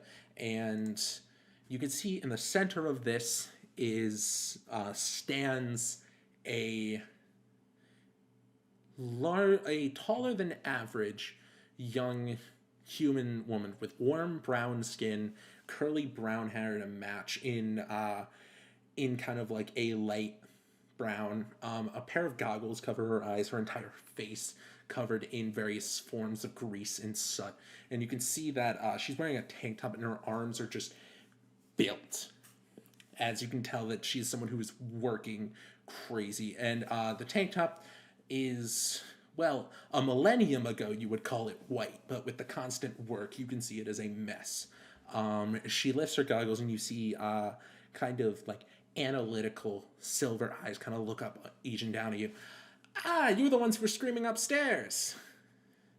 You can tell she's yelling from the machine behind her. Yeah! Yeah, you looking for guns? Oh, what the fuck is wrong with your sniper? Bring that over here! Ha! Told yous! Listen, Lucy is very reliable, but she's old. She's an old gal. When was the last time you tuned her? About a week ago. It's just that the parts are a bit beat up, you know? It's Yeah, hard to find. yeah. It's hard to find the shit you need out in the wilds. Do you know how to use tools? Yes. No, I'm double checking because I want to make sure no one else like fucked this up and it's just age. It's just age. Okay, let me see that. You wanna Echo will hand it over. Talk. You can support this argument, right? It's just age. It is just age, yes, but you could have also made the decision at some point to come in and get supplies, and you didn't, so it's also partially on you. Look. I want to make sure that this can be taken care of. This is a wonderful sniper. This is a sniper that's been used since the Battle of Six Fronts. You've seen it for ages. Scouts used to use these. These were heavily reliable. So here. That's why I've had it for so long. She hands you a small knife and hey, go over to the tools from this. Show me you can work with that. I'll tune up your gal here. Yeah, I was gonna go over to it. Okay, I'm gonna ignore the glimmer cost for this. Are you going to try to have upgrade it? I do have proficiency with weaponsmithing toolkit. Okay, then give it a roll. It's just my proficiency bonus, yeah? Plus dex. Or if you can explain why it can be a different stat. Okay, dex is good enough. Oh, 11. That passes though. So oh, hey.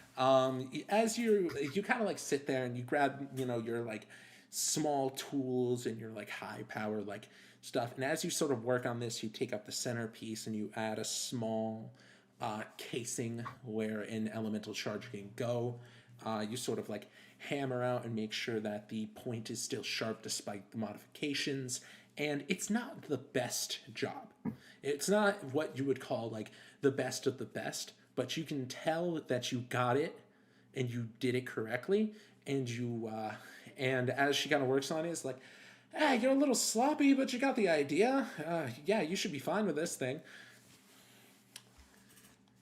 Come back over to the table. Come back over to the table. He's gonna just mope back over.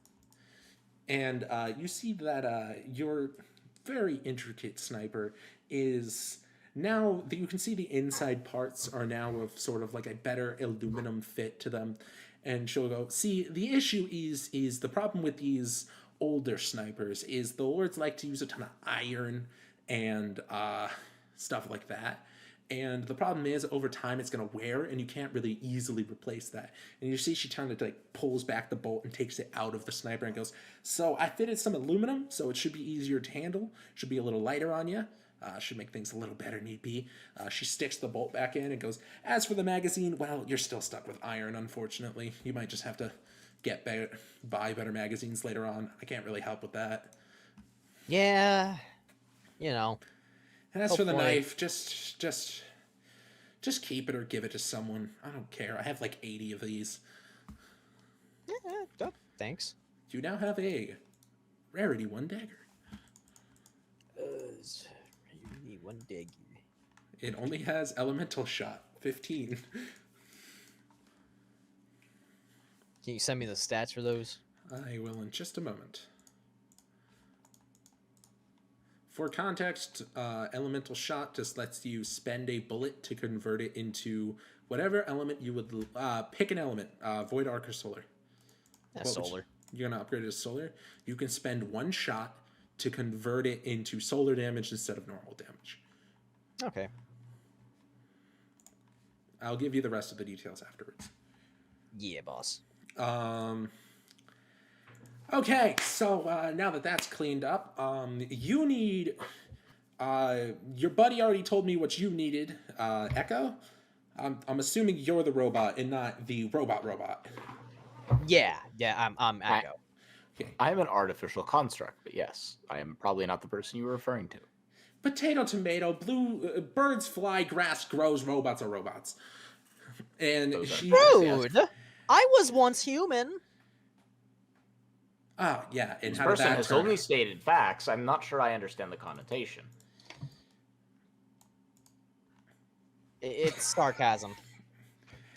What is sarcasm? I do not want him to learn that yet. Can we please keep that from him? No. That is absolutely Nicholas. She goes, the use of locker irony, 4B, hold your hand to it. It's already handled to your stuff. Big guy, Eskilas, right? Something with an E. Escorted, yes, you got it right. What would you like to use? I had some recommendations, but I like to be close. you like to be close. Oh, I like that.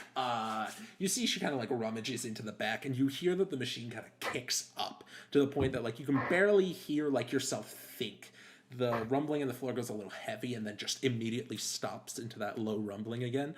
And she pulls out this very large sort of pump action shotgun almost and goes, well, I had to make it a little bigger given your hands are the size of my head, but still works the same. She racks it a bit. You can see there's no ammunition in it. She's just kind of like clean going through the motions.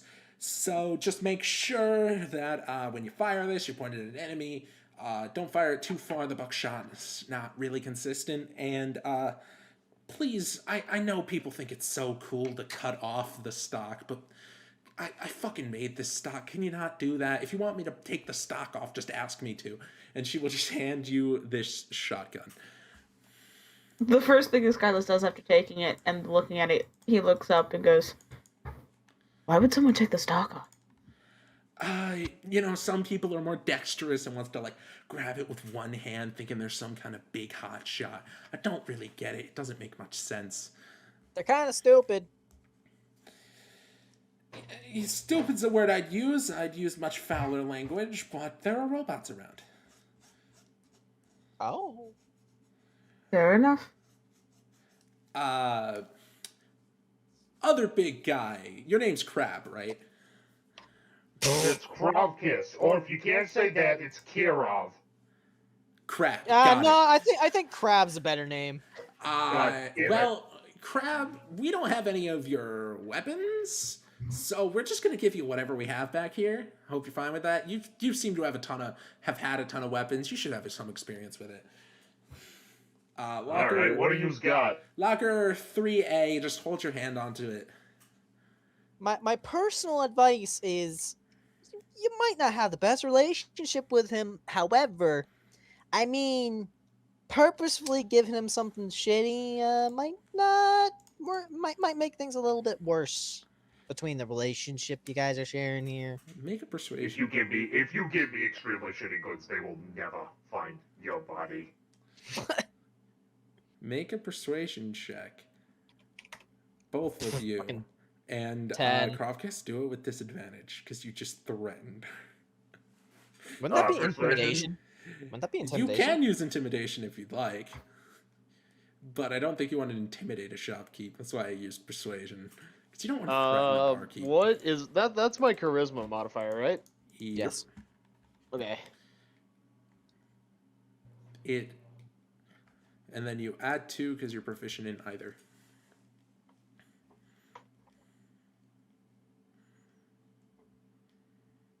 Is he proficient in persuasion and intimidation? Yep. Really? The crab can speak. Well, what did you get? I rolled an 11. I got a Okay. 10. You see she kind This of is just not a charisma laughs at Krovkys and goes, honey, if you really think I'm giving you bad goods, I said backstocked goods. The goods I have here could decimate you. You think your nice little fancy little weapons that you kept in the sewer were good? Mine are double the quality, easily, on a good day. And as for you, Echo, don't worry about it. I got it's backstock, as they said. It's hasn't really been used other than test firing. Fair enough. I take it by the smug grin that you're Pepsi Man? Sure, go with that. What's Pepsi? I don't know. I found it on the fucking side of the road one day. Is it like a drink?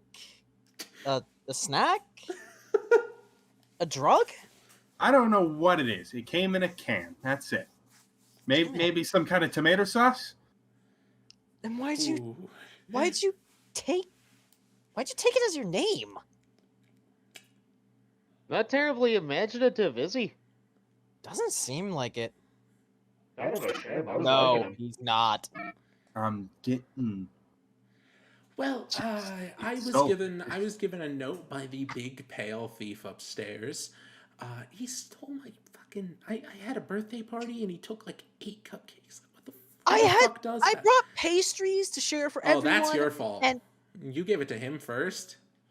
I brought pastries to share for everyone, and he looked like he was having a bad day, and I felt bad for him for having a bad day. I see. Well, don't worry. If we can upgrade this puppy behind me, we'll have weapons to just kill him and take what we want.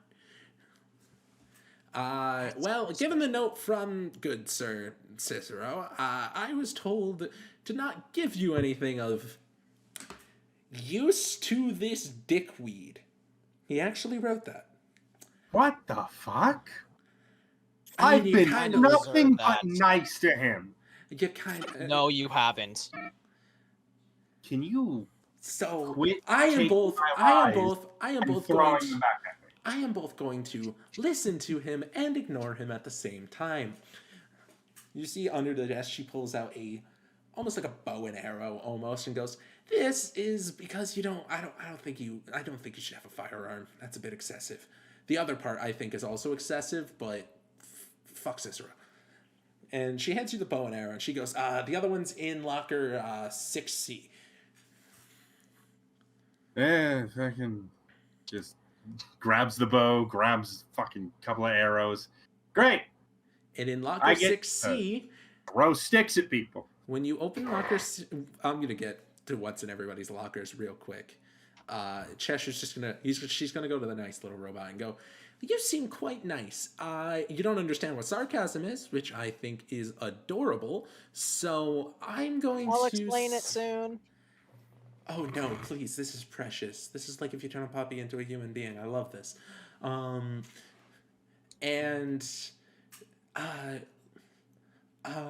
Locker 4H over there. Okay. He's gonna go open Okay. the locker. In each of your lockers, for Echo, is going to be a reliable hand cannon, spring-fed, spring-fed loading system, and a variety of scopes and rangefinders for the sniper, which, as you can now sort of like looking over it, you can see that the old sniper scope that was originally on your sniper was taken off in exchange for a railing, and you can see that the old scope is also in said locker, along How with did a you ton do of other that scopes. How did you do that swap so quick? But There's also, transmap I like beacons in all the lockers. It's a fun little magic trick sometimes. Echo's gonna like do a little like that little like fucking spin with a hand cannon and just. Well, he did really nicely. I like you. You know, I would take that as a compliment, but that's an underachievement to my own greatness. So I'll just say you're welcome. Ow. For Krovkys, there will be 2 sort of lightweight SMGs, but you can tell that when you pick them up, you can tell that they are not very back heavy. So if you were to hold it automatically, the recoil would kind of like kick a little harder than you would normally be used to. Before you continue, Aaron, do I get to pick the model of submachine gun? What model are you thinking? I think I know, but at the same time. Oh, well, what do you think it is first? Probably either one of the I'm guessing one of the hockey variants. You love hockey. I do like hockey. You're correct. Yeah, But actually, is... I wanted to go with the 7th Seraph with the Tyrant Slash ornament. These are our starter weapons. These starter weapons. Yeah. Yeah. Oh, right. Yeah. Oh, fancy. Honestly, then let's just go with the I was going with the hockey blue. There's a hockey blue. The Philippus. I believe so. Yeah, that's fine. You get given both of these, and you can tell that they're kind of not the greatest. And goes, Yeah, they're kind of meant to be wielded single-handedly, but like I think you might have the strength to dual wield them if you want. I wouldn't recommend it. It'd probably kill whatever one of your four forearms. Krovkys will pick up one in each hand. He'll kind of like tilt them around, then he'll use his secondary pair of hands to like pop the mags out, do a little spin, and slide them back in. Oh, these don't feel too bad. All right, I take back everything bad I ever said. You're a delight. Glad you got your head on straight now. And for Nicholas, as you open the locker, you see inside is a large tube almost, and inside is a very heavy set rocket. And you see 3 singular rocket shells in the sides, and goes, "You better transmat that. If I see you carrying that around Pepsi, and Cicero talks to me, you'll wish you were dead." Please just try not to blow yourself up, Nicholas. Have I ever done that? You've done a wide variety of dumb things. Need I list them all? I want to see if you remember. Yeah. Do it. First things first. You Hey, let Ghost, Pam make tackle- a history check. Oh boy. Okay, I need to check the stats. I can on, tell it to Nick- you. I can tell it to you. No, I got Has it here. proficiency with history. It's a +6. Oh, fucking love that. Yeah, he's got good intelligence. Dirty 20. Dirty 20. Damn You can you as Nicholas's ghost can tell every single one in excruciating detail. And are you going to? Abso-fucking-lutely. While you were sitting there constantly berating Nicholas, counting off every single one, and when he tries to block you out, saying it directly into his head, Cheshire will go to his locker, tap the door, and what's up? While like Krovkys is living for this, like he is like snickering as he's watching this this dude get fucking berated by his ghost. Like he doesn't have a bag of popcorn, but like if he did, he'd absolutely be snacking on it because he just this is to him this is just fucking peak entertainment. Can Echo transmit into like popcorn or something?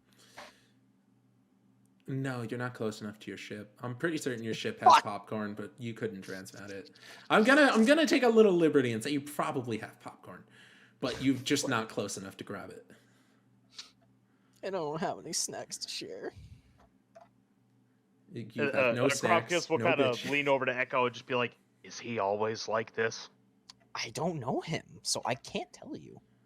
The only guy here that I know is Esskilas, and I fucking adore Esskilas. I don't think he likes me. I don't think a lot of people like you. I'm actually trying to figure out who people hate more, you or him. Jeez, you know, I sell people a bunch of guns, and like, I think they're just mad that I was hiding down in the tunnels and they could never find me until about a couple weeks ago. So I mean, really, they should be mad. They should be mad at themselves for not finding me better. I mean, look at me. How do you miss this? And you use this all. I did hear some of those guards say that those weapons you were selling were stolen. So I mean, not according to my providers. They said they were legit. That you stole one of my sidearms, and I put a tracker on all of them. Well, it's your fault for not keeping better track of it. and this is why. And yet we found you with it.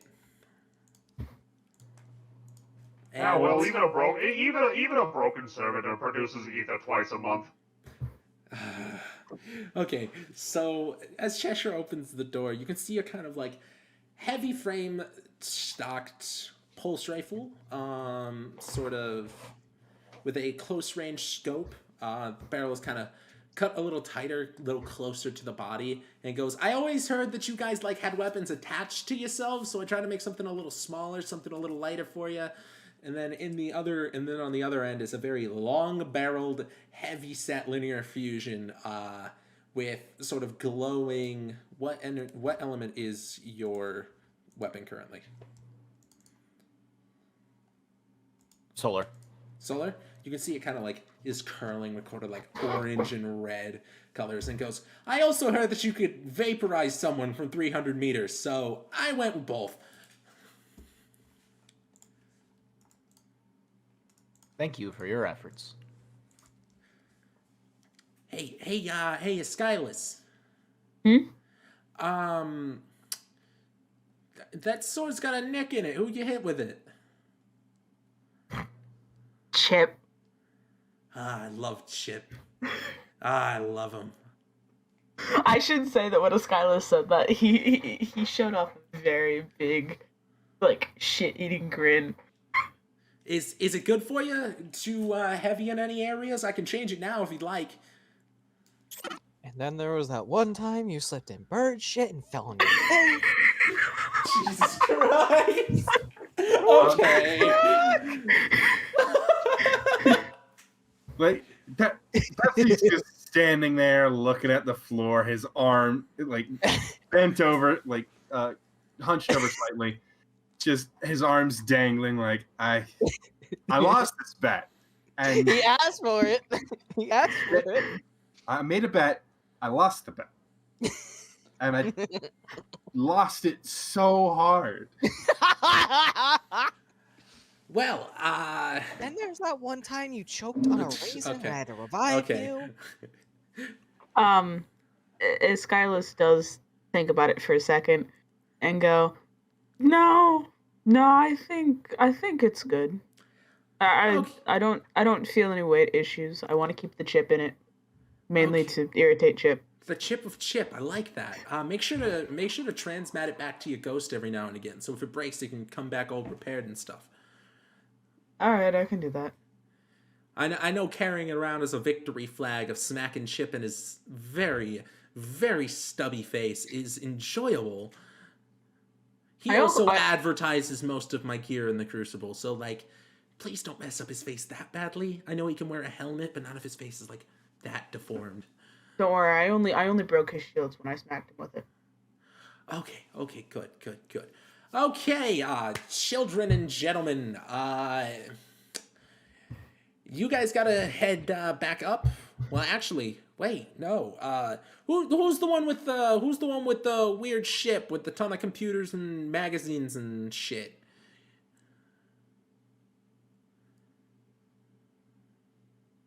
My ship? You don't have a ship. Oh, Who's the one with the ship with all the weird magazines and books and shit? Oh, that's me. Well, if there's a You beacon. didn't touch my gossip magazines, did you? I read through a couple of them. They're mediocre at best. You want some good gossips? Head over to Gunny at like 9 p.m. when I'm closing down. Well, you didn't ruin my comics, did you? Those are like Those classics. they're wrapped in plastic. You think I'm gonna touch those? Those are like golden age relics. I really like you. Thank you, darling. Well, look, there's a transmat area over there, around the corner of those lockers. Head in, let me know when you're all there. I'll take you over. We did have to make some small detail changes to your ship, but they're mostly cosmetic. We removed the plates so you can't be tracked. Oh, I was gonna be mad. Now I'm happy. Oh shit! Did I ever tell you guys what Krovkys's ship is, or no? You don't have one currently. Oh, I don't. Okay, never mind. All of your shit has been taken from you as a criminal. Echo is the fucking. He's driving the van for everyone. Taking the kids to soccer practice. He's taking all the kids to soccer practice. He is the fucking transport here. When you have to take the kids to soccer practice at 6, but have to go kill the witness at 8. Well, it's been a pleasure serving you. My name is Gunny. Last names don't matter, Dude, and ammunition is just a joke. Spend your rounds I dead ass wisely. thought you were gonna be like, my name is Bife. Ad Ossia. That is a wonderful slogan. Well, Wait, talk! We get our ship back! Yes. Yes, we do. you guys head into the transmat? Yes! Yes. There, fucking Echo is running to the fucking transmat. He's just, like, bouncing. He's vibrating. As you... Escalas. What are you doing? I was just gonna say Escalas runs after him. Okay. Everybody else following? Yeah. Yeah. Okay. As you all kind of stand in there, you get this weird sensation as your entire body just both dematerializes, then materializes in a different place. For Cheshire, this is feeling of quite normal, but for everybody else, you just had a visceral sensation of all your body molecules not existing and then magically existing again. You see, and what you see is a very large Hawk-class cruiser. It was Heavily modified. heavily modified. You can tell there's a little bit of extra space. The weapons that were added to newer models is not on it. It seems to be of an older model that has been refurbished over the years with like new parts, new engines. It seems to be almost a relic with a modern age vehicle inside it.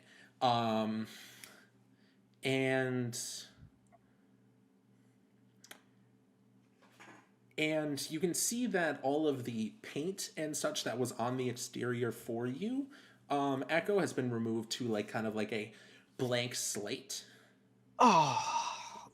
And you can tell all of the old identification numbers under like the sides of the wings, the naming plate, most everything has been either completely removed or filled in with certain amounts of gibberish that couldn't be properly scanned. And They removed her name! They took her name!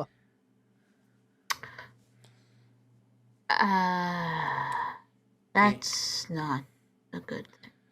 And you can hear in the back, we'll put the name on later. And you see, next to the transmat beacon, is Cicero. You see you see that he's holding the bag, and he has only taken one.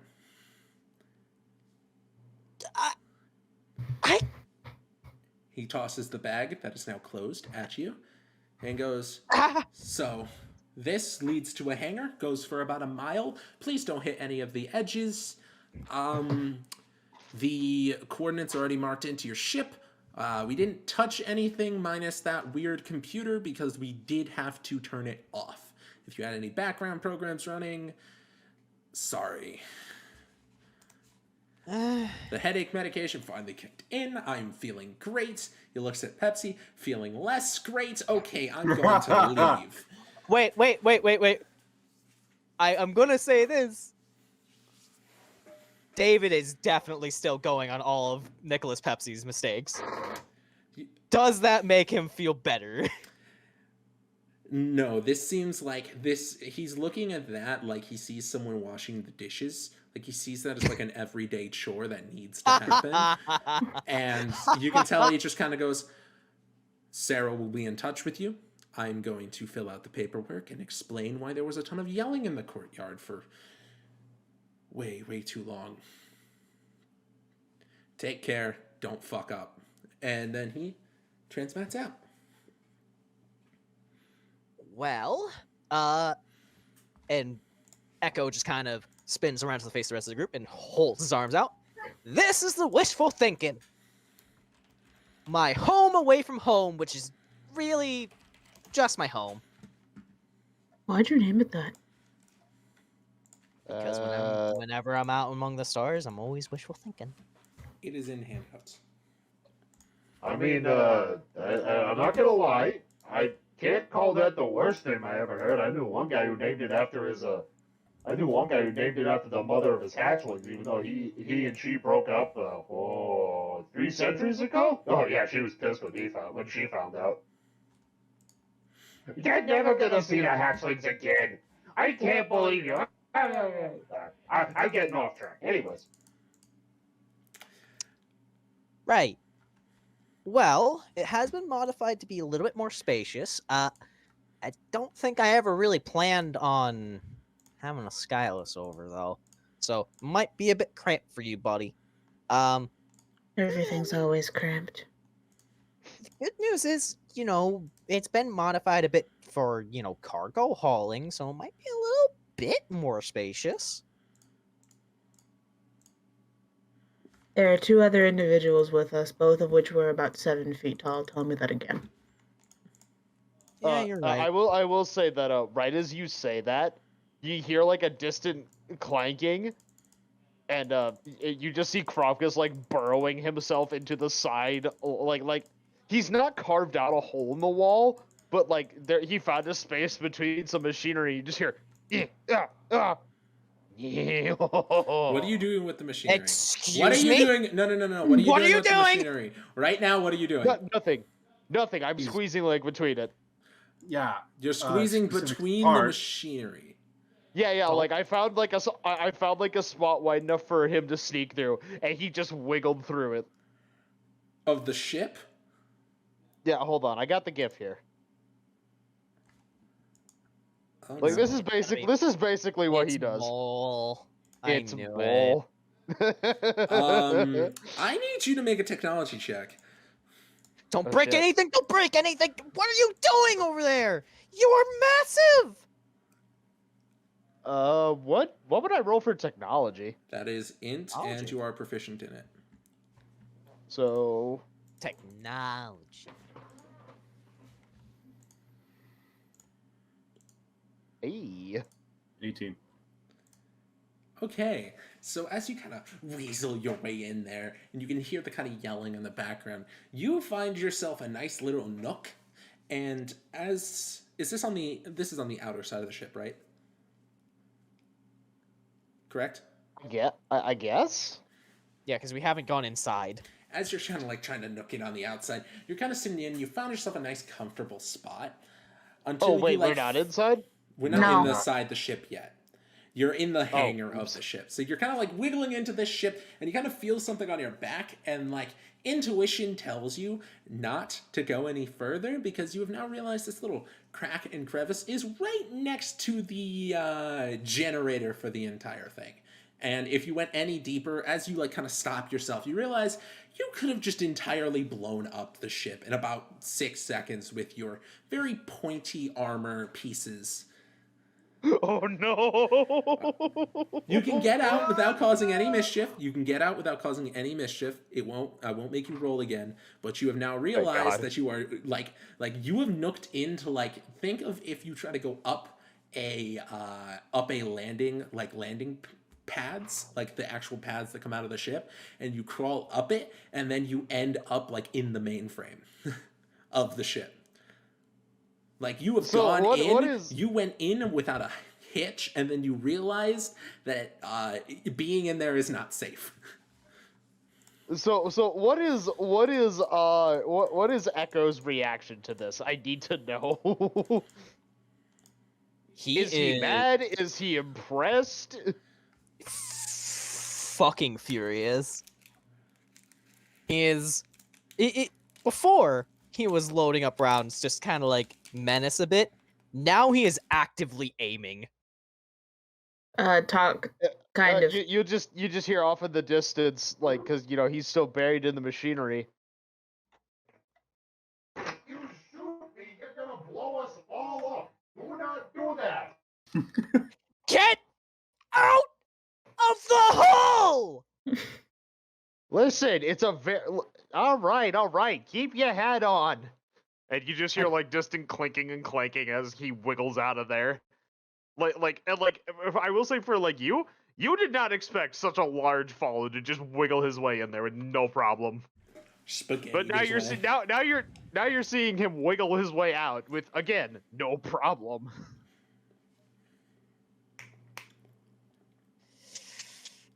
I just got my home back. If you blew it up, hell hath no fury. Come on, buddy. Do you really think I'd blow up this thing? I mean, come on. On accident, maybe. Listen, I've wiggled my way into enough ships to know when to stop, alright? It's Is that an fine. innuendo? No, that is not innuendo. I've been into many. I have been into many catches. Sometimes, most of the time I was invited. Sometimes I was not. All right, I'm not Echo's liking this gonna- innuendo anymore. Echo is just gonna flip the safety back on his sniper rifle, and he's just gonna, all right, everyone load up. Don't break anything. Don't touch any of the fucking comics. Don't poke any of the sensitive bits. What are we loading up? I am confused by the turn of phrase. You This are ship loaded- is a gun. We are bullets. I look over at Cheshire. He means he wants all of us to walk onto the ship.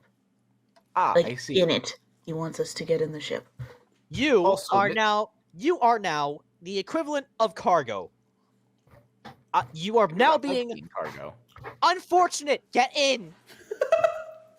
Also, Mr. Pepsi, I do not appreciate being being used as ammunition in a gun. There are much You're more not- productive uses of my being. You're not ammunition. At this point, Cheshire is in fact walking into the ship. Just I'm gonna His fuse His robot movement with speed lies. is for context, guys. His movement speed is 15 feet. You can see he is going at the pace of a very enthusiastic snail. I walk back up. Cheshire, yes. would you like me to pick you up? Ah, you need me to move. You need me to be on the ship now. Yes. Yes. He stops. Ah, no need. And blinks onto the. You see he goes, no need. And you see, similar to the transmat, you see he completely ceases to exist and then exists directly on the ramp up into the Hawk. You can see that the ramp kind of like buckles for a second at just the feeling of a metal, not that kind of buckle, but like kind of like how like it finally has weight on it. Like it was just a little, like maybe a centimeter or an inch off the ground, and it kind of just finally hits the ground because of the weight that is put onto it.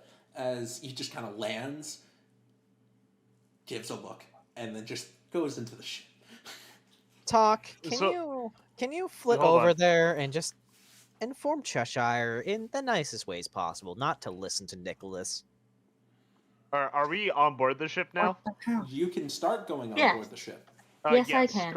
Krovkys will go on the ship, and so you remember he's gonna find another like little access point, That's another not technology near check. any. It's Not near. okay. It's probably gonna be a little bit easier for him to find an access point because there is cargo bays and shit. Yeah. Oh, yeah. are you like, looking like for he's, a hole, basically? Yeah, he's just looking like for a little hidey hole, or like a little, like not even like just a corner where he can sleep, basically just by himself. Okay, we can discuss that in just a second. Let's double Okay, back to that's the fine. talk in Cheshire thing. TikTok. Doc kind of flies over to Cheshire. And goes, hey, there is something, Echo would like me to inform you of. Yes. I will kill your ghost. Echo would like to give you the suggestion that you be a little wary of the information that comes out of Nicholas's mouth. He seems to be the kind of individual that, likes to cause trouble sometimes. 2 questions. Yes. What does it mean to be wary? To not immediately trust what comes out of a person's mouth. So, hang on. I'm actually wording this in my head. Echo is kind I of like see. skulking up the ship, like as they're having this conversation, just making his way towards the cockpit. Another people sometimes define it as being caution or looking for danger. Pepsi creates danger? Not necessarily. He likes to cause trouble. What does it mean to cause trouble? You...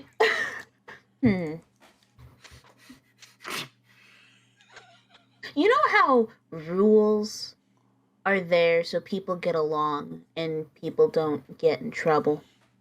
Or people don't cause accidents? I understand that rules are a social construct, either meant to ensure safety or to ensure individuals follow instructions. I'm not sure I understand the rest of that, though. Let's put it this way. Nicholas likes to break rules to both make what he considers enjoyment and also to get people angry because he likes to watch people get angry sometimes. I see. I will ensure to query him on exactly what he is saying or asking if he does attempt to do so. I'm sure I will be able to clarify his intent at that point. Let's hope so. Understand the odds of Cheshire just infuriating Pepsi rather than actually clarifying are just probably higher and will achieve the same goal. I mean, yeah, but like, Also- what's Pepsi gonna do to Cheshire if fucking like, god damn it, I had a stroke. If Pepsi Fair. pisses off Cheshire, Cheshire could just literally tie him into a pretzel and just sit him down in a cargo bin. It's more likely Cheshire will just aggravate him by asking unending questions. No, see, it's not Cheshire who would do that. It's Eskilas who would do that. What, tie him Also, as into a an pretzel? aside, Yes.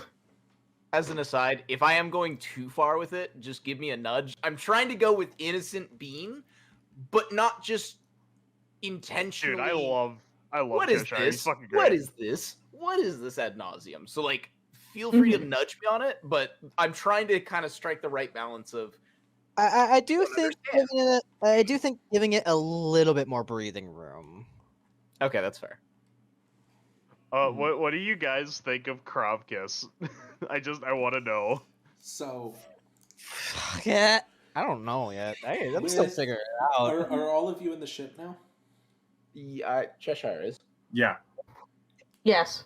I've found a location that is large enough for me, but also kind of out of the way. The ship internally is actually fairly well organized. There's a couple little like shelves that are specially designed to hold personal belongings in 0G so they don't go drifting off but can still be stowed away kind of nice and neat. You know, different comic books, different, gossip magazines that have been taken from the tower proper, as well as a couple, consoles for just browsing forums and just looking up different stuff. It's relatively spacious for a Hawk class jump ship. With Yeah, in one for- corner, there's just a hammock tied up. There are about 4 extra chair type things, kind of like harnesses, for the purpose of if anyone loading the cargo needs to strap down. And for anyone in it, for anyone who's about between 6.5 and 8.5 feet tall, certain parts of the ship you can stand in fully, but you can feel kind of like the roof kind of like hitting the top of your head, where you're in there, but you're not like you can't like move around a ton because you will bonk your head immediately.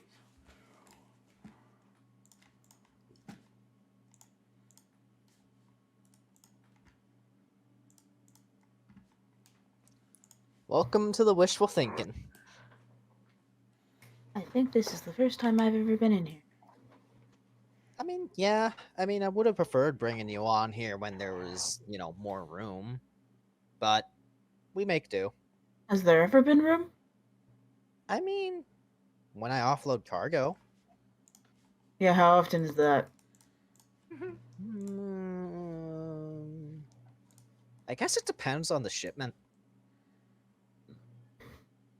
Can't really give a concrete kind of estimate when everything is different. I guess I'll say this. Whenever I'm docked here, there's usually a good, decent bit of time, a day or so, where I'm not carrying cargo. Okay, let me rephrase this like this, Echo. When have I ever been allowed in the tower? You're right. We need to figure out ways to hang out more. That would involve you coming to me. Listen, I'll find a way. Yeah, you can just walk. But how can I walk my ship up there? Good point. Anyways, strap in, buckle up. Someone explain the terms to Cheshire. And get ready for a smooth ride. As long as they didn't mess with the engines. Or Krovkys. Wait, so I have two questions. Mm-hmm. The first question is it actually going to be a smooth ride, or is it going to be very bumpy? It's going to be a mostly smooth ride. Yes, you're not going out of the orbit. Depending on how low or high Echo wants to fly above the ground, it might get bumpy. Okay, I just wanted to know because like I was thinking he'd be like, oh yeah, don't worry, we're gonna have a smooth ride, the most violent and bumpy ride imaginable.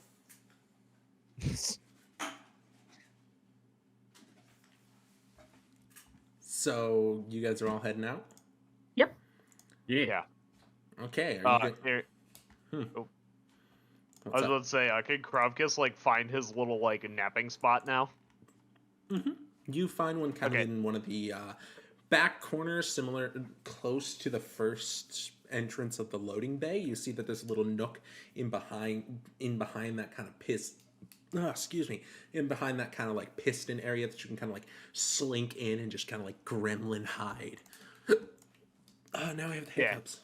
And I will say that like if anybody actually goes back there, so Krovkys like managed to make enough material for like a hammock, like so he's got a little hammock back there, and he's got like a little like he's cobbled together a servitor, not like a nightlight, but it's like emitting like basically like How a are you servitor emitting a looking servitor? radio. What? Okay, never mind. That makes sense. No, it's not an actual servitor. It just You also looks have like an a arc servitor. action to literally just make a light bulb. I mean, yeah, but he wants to do something with his hands. I'll also say this, mixed in a lot amongst like, the properly stored and organized stuff. There are just some like old world knickknacks that have been collected here and there, like some old, just kind of raggedy looking, but restored as best they can, like golden age star charts just pinned against the wall, and just other like little posters here and there, mostly of like different action scenes or movies, as well as just a couple like old like relics just gathered off like the ground from different cities or ruins. Nothing super expensive, nothing super interesting, but just kind of neat. Mm-hmm. An old gun part here, an old like fucking mechanical part there. Yeah. So, where are you heading, Sir Echo? I mean, Sir they said the Pilot? coordinates were already added in, weren't they? Mm-hmm. Are you going to just head for them right away? Yeah. Okay.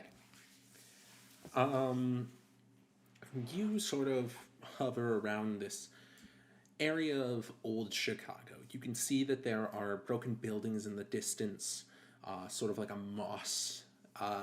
mossy kind of swamp areas where you guys sort of land. There's like a river going through the area that's shallow. You can hear cicadas sort of screaming around in the distance.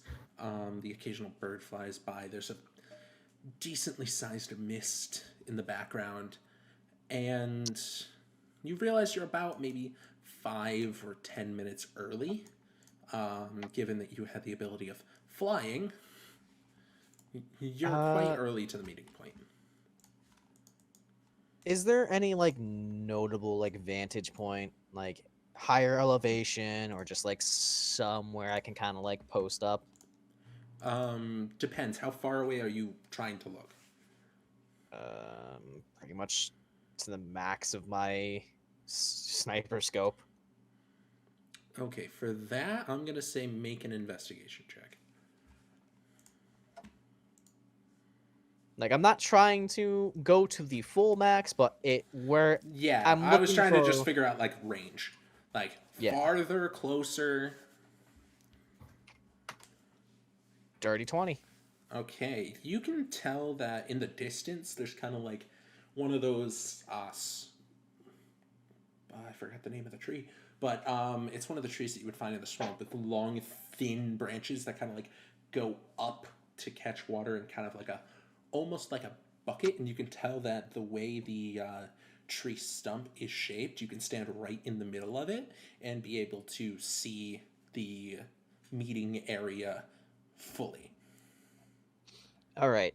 I'm gonna go post up and get comfortable.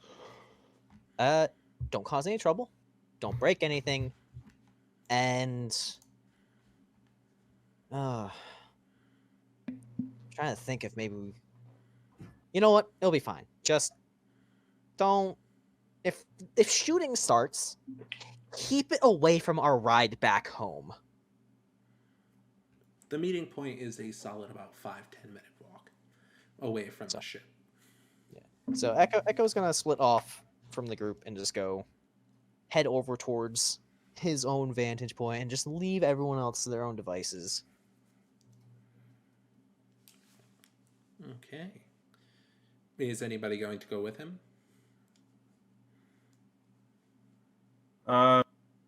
Sure. Cheshire. Oh. Oh. Who wants to go? You I was guys gonna do say Cheshire have was- an open radio channel that you guys can't talk through. So you were gonna say coffee? Oh, I was gonna say before anything else, I was gonna say Cheshire is gonna want to go because Cheshire is curious. It's another robot, or another artificial construct, but not exactly an artificial construct. He said only passing experience with exos, so he is intrigued. Yeah. Also because from a range standpoint, he's most likely the best suited of the group. Oh, Where does the range settle at the tree? About the exact meeting point will be somewhere around 300 feet, 400 feet, given where your sniper's range is. Where the outer ring of the coordinates would be more out of range. Okay. Perfect. So I'm not at my max. So that's good. robots are going together. I'll go with the aliens. Thanks. Dickhead. You weren't born in the solar system. It doesn't mean you gotta be rude about it. I mean, hypothetically, there is a possibility we could have been, or I could have been. I don't know. I don't remember. I am the only human here. I'm with aliens. I'm with robots. Let me have something.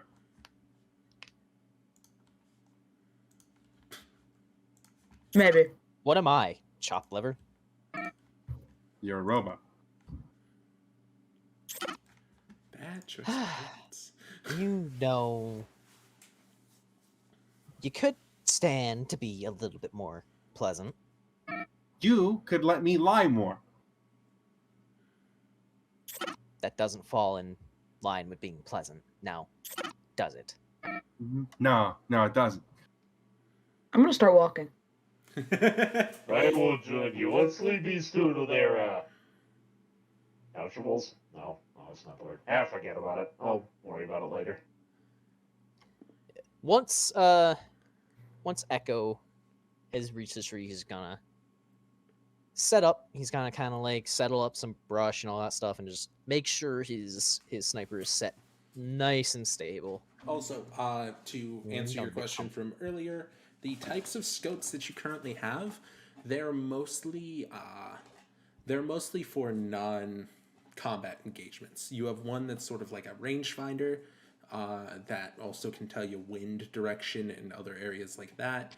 You have one that's closer to like an IR scanner but you can tell that if you were to fire, the muzzle flash would probably blind you. Okay. So, yeah. And then you have Echo your is default gonna- normal scope. Yeah, Echo's gonna kind of set the sniper up, and he's going to pull out the kind of the rangefinder scope, and rather than like hook that up, he's just gonna kind of like look through it and make sure he has everything, like all the data he really needs to kind of like mentally process. Okay. Uh, I'm going to need a perception check from you then. Let me actually check if I have something that might help this. Checking some stuff.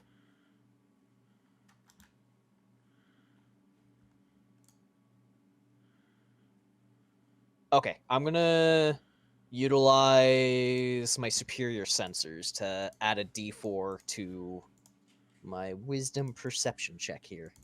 Okay. So it's gonna be D4 plus.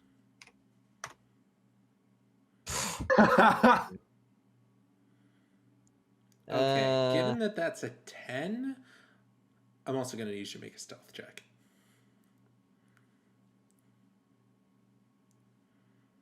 Okay. So stealth. That's not the right thing.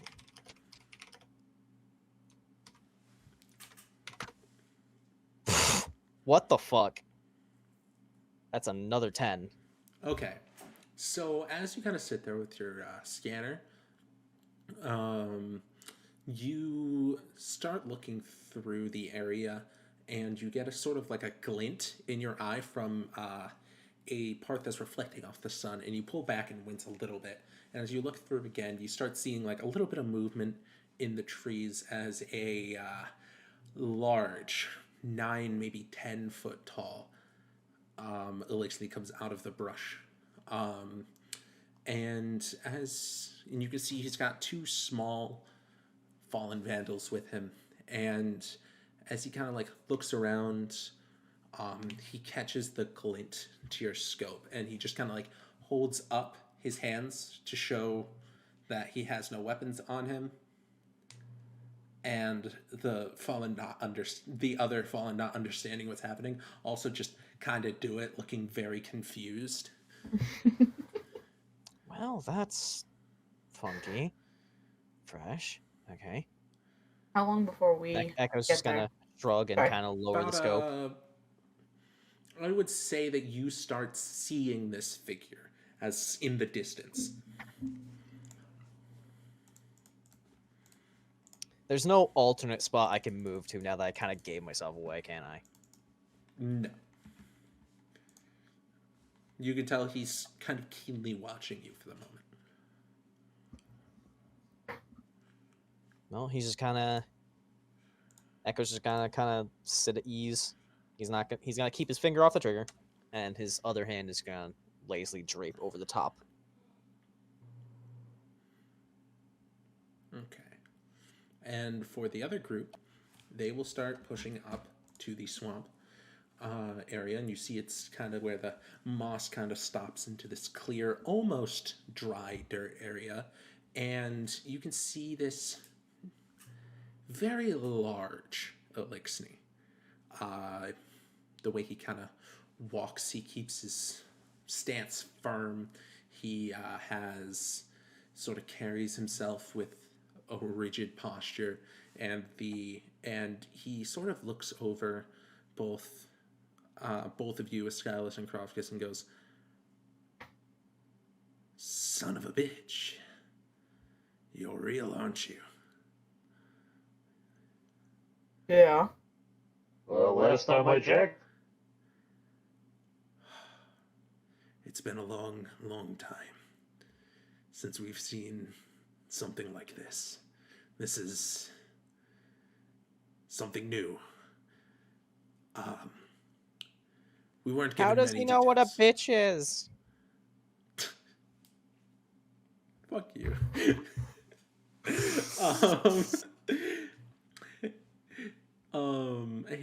he goes, well, we had to keep negotiations brief, but whatever we can supply. What are you trying to figure out? Firstly, sorry. What are your names?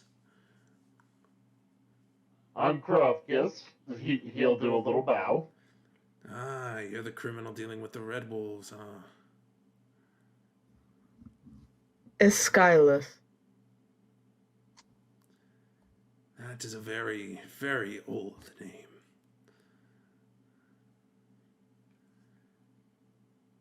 That name is... He kind of looks at Nicholas. It's kind of how older names like Bartholomew and such aren't used because they're lost to time. That is an incredibly old name.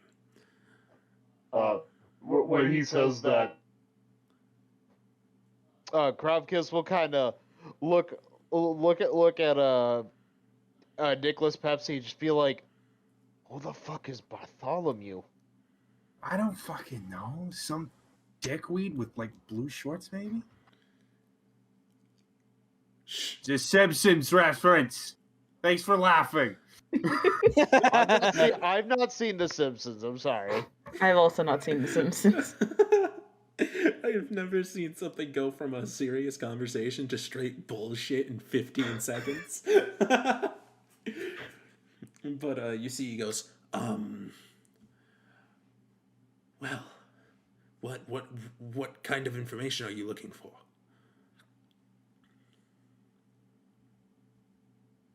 Did they we actually... were asked to get information about the missing guardians, correct? Yes.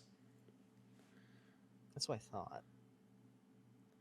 We would like to know about if you know anything about the guardians that have gone missing in the area.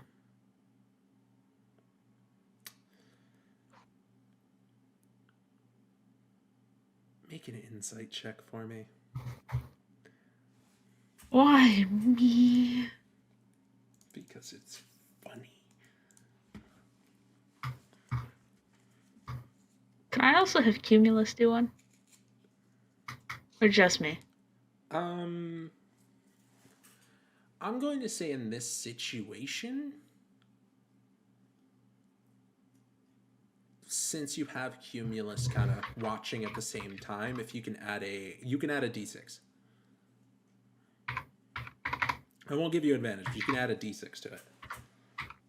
Sort of like a big bless. Ow. Suck. I have a -2 to my wisdom. What do you expect from me, Buzz? I didn't say you suck. I said we suck. Brand's Yeah. failing. You're failing. Everyone. What did you get? A 7. No, 6. That's surprisingly good given minuses. I rolled a 1 on the d6.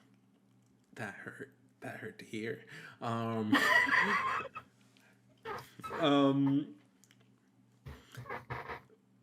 You immediately get this sense of like almost uneasiness from him. You can't tell what for. You can't tell if it's related, but you can tell that the topic either seems grandiosely out of his reach, or alternatively is closer to something he has information on. You can't decipher which way it is. You see, he kind of just gives a cough through his masked ventilator and goes, we've had quite a few of our brothers go missing as well. These weird creatures have been attacking us throughout the night, drawing us in, figuring out, and then whenever we send someone to track them, they also go missing. The creatures are not normal. Something's wrong with them. They usually attack around. He motions around the swamp. the swamp area closer to nighttime. Great. Meeting in a death trap. This was the safest place for a ship to land. I'm dearly sorry.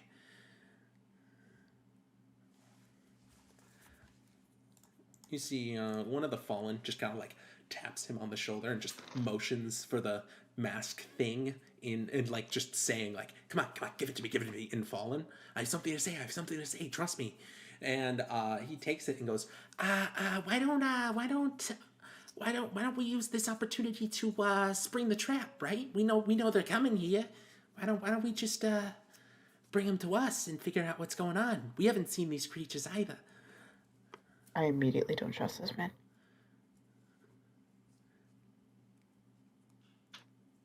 You see? Am I allowed to make another insight check on this dude? Yes. Well, since this is a new person speaking. Mm-hmm.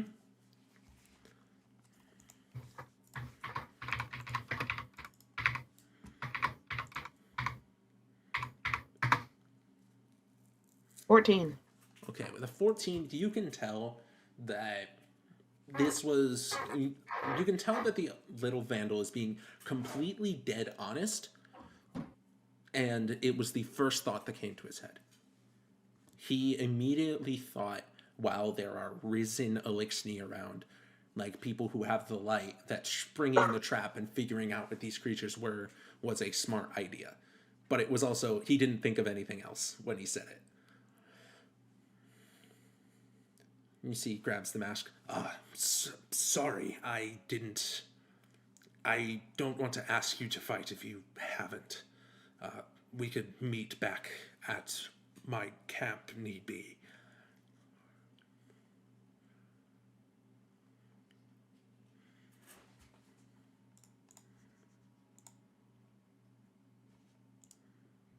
Hello? To expecting me to be your fucking chaperone? Fucking make a decision. You're... Well, I do appreciate you watching over my compatriots. I don't quite know your name, sorry. Nicholas. Nicholas. While I appreciate you, this isn't something I could trust to anybody else. I don't know what is happening. But if you're being asked to look into it, and we are looking into it, perhaps we can put our heads together.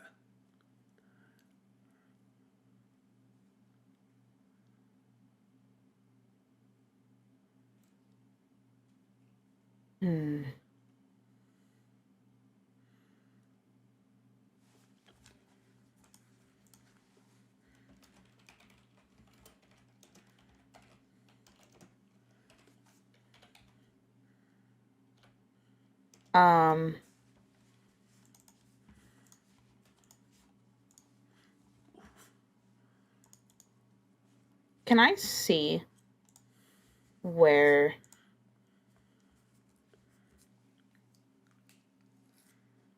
Cheshire and Echo are?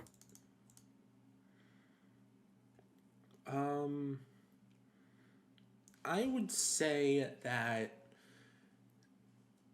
given the spot that Echo is standing in, you wouldn't be able to, given that the sun is beating down and Cheshire's sort of in silver and gold. He is very reflective. You can definitely see Cheshire.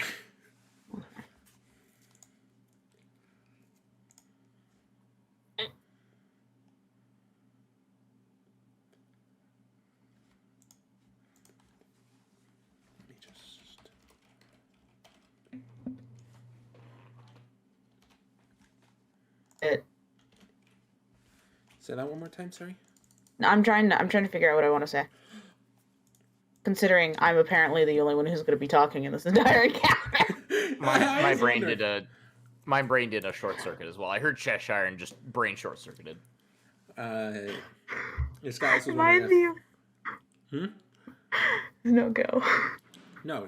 I was just explaining to Cheshire. Oh yeah, you. No, explain. Skylas was wondering if You could be seen.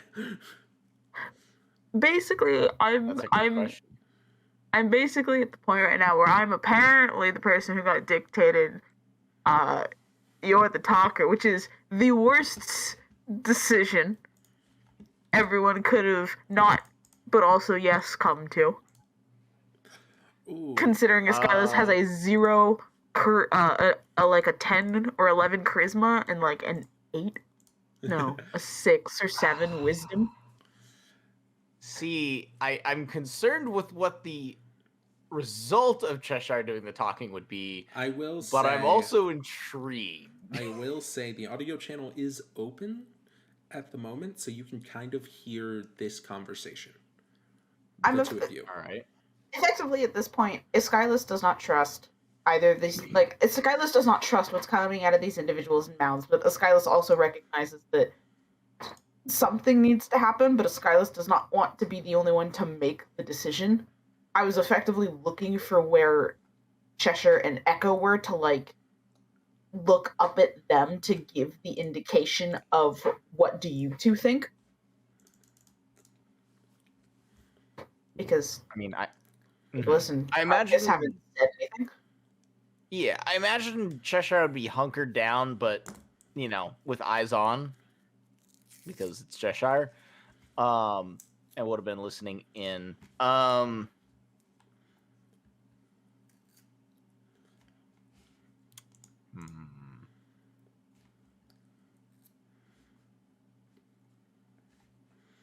Oh, that's not good. What? I'm trying to think what I could do here as Cheshire here. Cheshire, or not Cheshire. Eskilas is effectively just looking for your opinion on what the conversation has been so far. Because basically, it's been there are weird monsters and weird creatures in the forest or the swamp. Both Elixni and Guardians have seemed to have gone missing. And then one of the vandals suggested we could spring the trap, and the larger of the Elixni has basically said, we could also go to our camp to talk it further. If I'm remembering the conversation correctly. Yeah, Okay. Yeah. No. Okay. So, sorry. I'm sorry, because this is not going to be terribly helpful. Cheshire's response to Skylas looking around trying to find him is, if I may add on to this conversation, I believe it would be in our best interests to investigate further. That is really not helpful. You're correct. I was expecting like Cheshire doesn't understand ulterior motive. Cheshire's just like, it would be helpful to investigate. So just to double check, both Echo and Cheshire are both watching, right? I haven't even gotten to reply yet, but yeah. Give your reply. I mean, if they want us to spring a trap, I mean, I'm a sniper. I'm kind of a ambush predator by nature.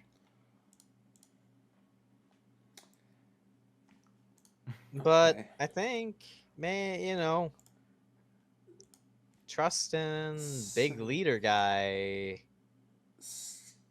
So, are you guys still watching the area? Yes. Good, because they just rolled a natural 1 to stealth. So, Oh, goody. you, out of the corner of your eye, Cheshire first sees it, sort of a ways away. You see this shambling figure almost running on all fours. Parts of metal are shining across the sunlight as it sort of is inspecting the ship, and then snaps his head and looks and sees the conversation going on. You can tell that it's snapping its head as if it can hear it from an incredibly long distance. And you see that other sort of movement is in the area. Echo, you snap your scope around and you see across that little riverway, you see something you can see that parts of its body are kind of contorted. You can see it looks like something of a fallen. You can tell that its arm is kind of completely mangled. You can see that its front mandibles are caked in gore. You can see part of its mask is torn off. The vents in which ether would usually go in hanging limply as it sort of just looks and just starts kind of like hobbling towards the group that is having the conversation.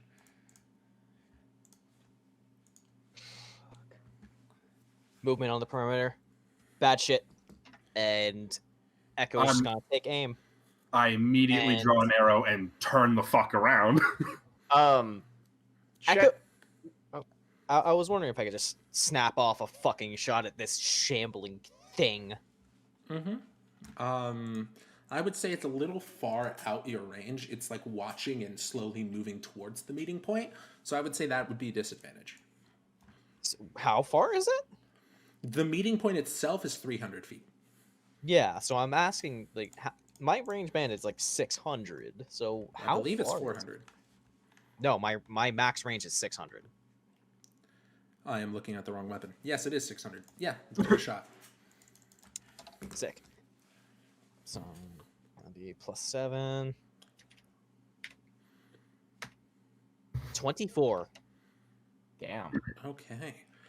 You can, you hear that the Kel goes, "None of my men are in." Well, if you were looking to spring a trap, you've definitely sprung it.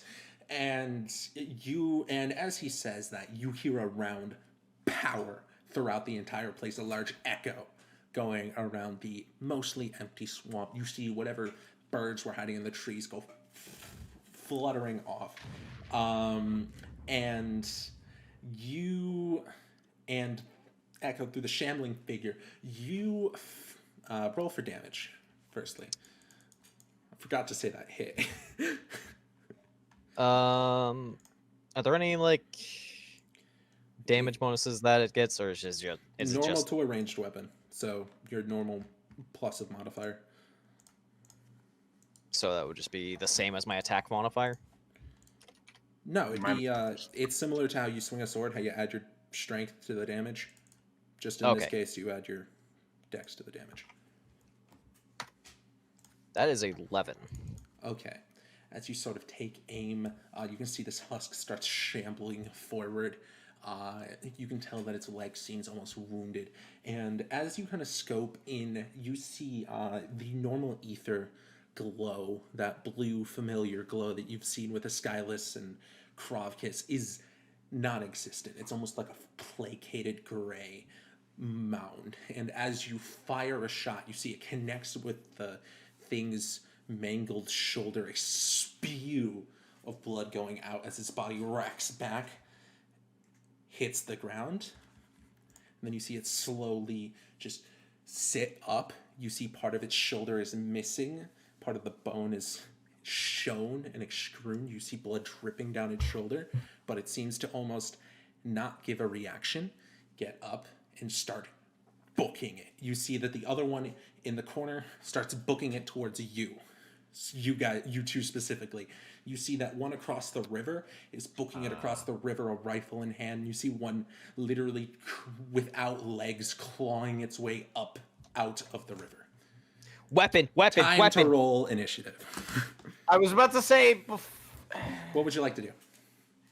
I was gonna ask. I don't know that this is necessarily a legitimate thing. Could Cheshire's eye go just crimson red?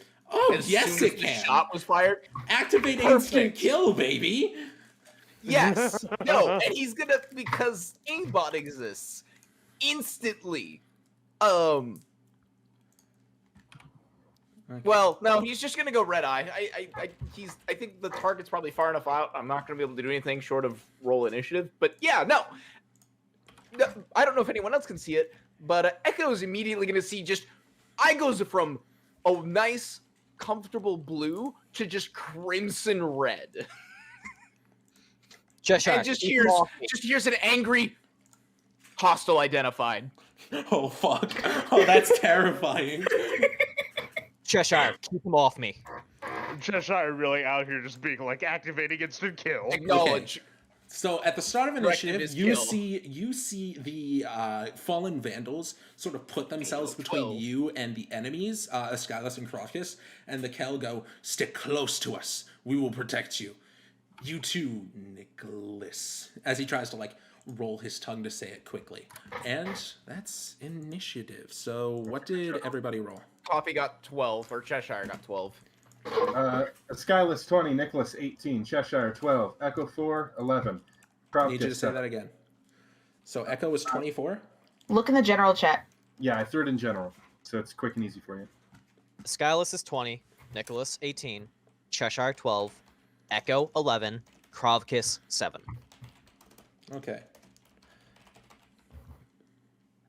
Buzz really be the homie. let me compare some things. I know Home. I know you want us to say it because of the recording. No, it's because I have a separate rolling sheet for my own stuff. That's fair. Um, DM shenanigans abound, but understandable. and I also have to separate the map now. Mhm. Then that's Now you know why Echo is called Echo.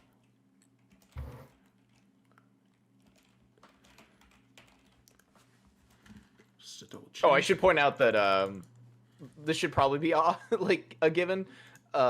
Cheshire's immediately went for the linear first. Mm-hmm. Okay. So let me set us up.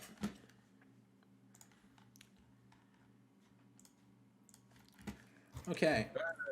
So I didn't have a map plan for if you were 400 feet out. In my defense. So currently there is for Echo and Cheshire, there is the one that was on all fours about 100 feet from you, and a heavier set dude maybe 150. You can tell that he responded to the sound and is just gunning it. First person up is the one that had its shoulder blown off. How much damage was that again? 6, you said? 11. 11. Wow. Okay. He moves up to this vandal.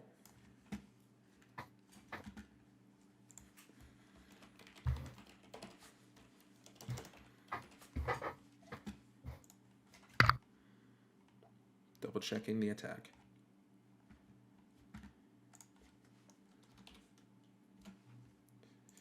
Okay, so he hits the vandal. Oh, that's max damage. Okay, so you see he huffs up on all fours. You see that he tries to lift his bum shoulder. You can see that the bone kind of contorts to try to make do. And then you hear a sickening crack as his entire limb goes back and just clocks this vandal straight in the face. And you can tell that, like, he completely just shatters the front of this vandal's face. He falls to the ground completely unconscious. He then picks up, in his other hand, he has a captain's shrapnel launcher, and he aims true, puts it straight to his chest, and immediately fires. You see a plume of dark blue smoke almost, and you see the fallen vandal lie still. That was not okay, and that is that thing's turn.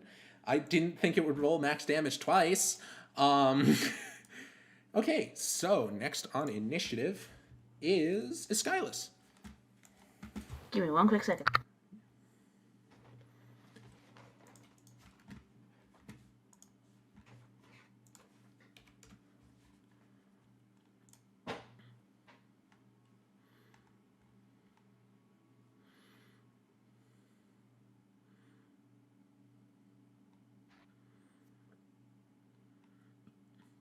Okay, sorry about that. Yeah. Well, I think we all know what I'm gonna pull. It's sword time, baby. Okay, so you take the sheath off the blade, which transmats out from your ghost. You see it's a dark ebony with tight silver around the edges. You see there's a single chip in the lower end of the blade. And where you going? Who you hitting? I would like to attack This one's on the ground. This is the one without legs. That's the one without legs, and then the other one has legs? Yep, and has part of its shoulder blown off and just one shot of Vandal.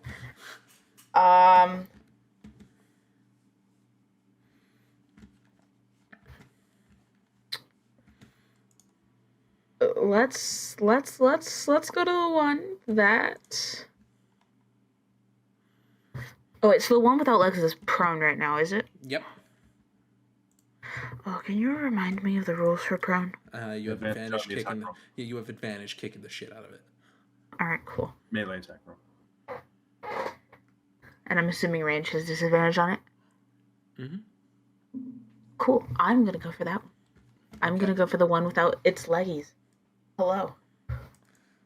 Hello. Okay, so you move up, Hello. get advantage Hello. on your hit. Give him a smacking. Scorn, Give me- you give me- better get fucky wucky. And You can't reckless engage to get triple advantage. I wasn't gonna reckless engage to get triple advantage. I was deciding if I wanted to reckless engage because if I am successful in... Actually, no, I'm not gonna reckless You're at engage. full We're fine. shields. I'm in full shields. We're fine. Yeah, I'm going to swing. Give him a Do bonk. the big and bonk. I'm pretty sure it's more like a stabbing. No, this thing is 6 feet tall. Oh, I have advantage, right? I forgot about that. Even while crawling, it's still No, 6 the feet tall? sword is. It is not a 24. stab. Okay. That hits. Roll for damage. Sweet. 11 damage. Okay. And then Oh. Go you. ahead. No, you go first. I was gonna bonk. Oh, you were gonna punch him too? Yes. Okay, you get advantage on that too. Punch him. Yeah. What's your punch die right now? Uh, Double checking now.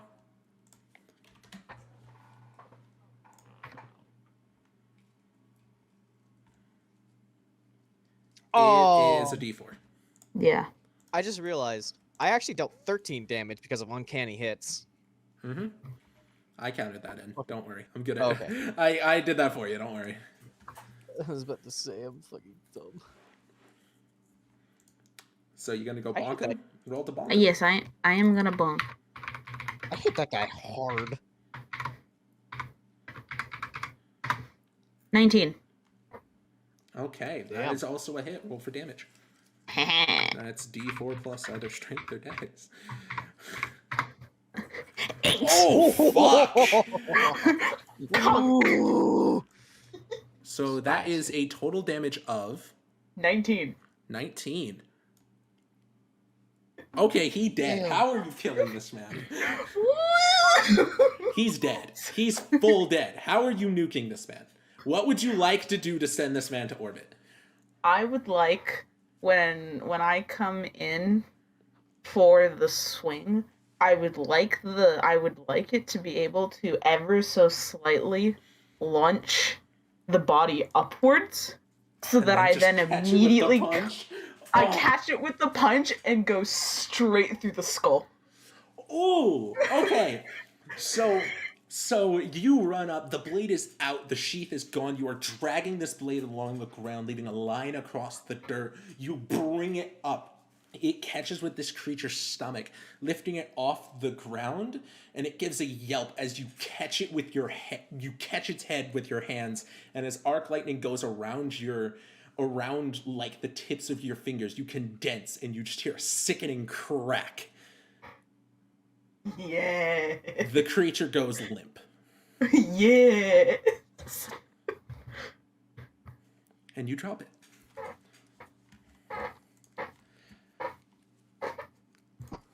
He is dead. Ha. and he was next on the turn order, so fuck me. I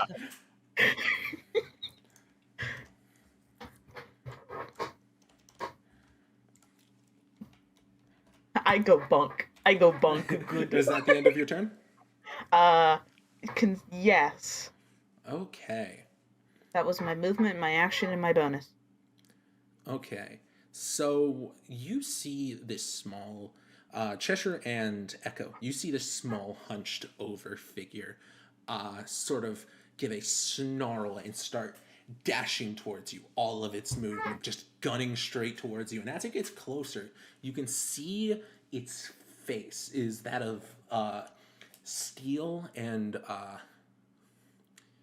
constructed with cheekbones and a mouth, and you can see that it's a flowing cape behind it, and on its chest you can see the through its cut and destroyed armor, you can see the remnants of a hunter logo as it just guns straight at you. You can see there's no coloration in its eyes, only the reflection of the old lenses that the light would come out of as it just guns at you.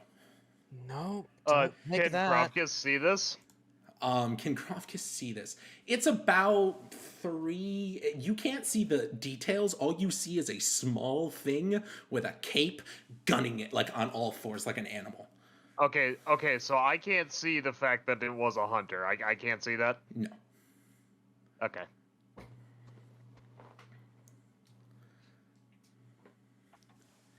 And it uses all of its movement. It's about 35 feet away from Cheshire. I'm going to say that's probably the closest one to the ship, because you're up on a thing. Mm-hmm.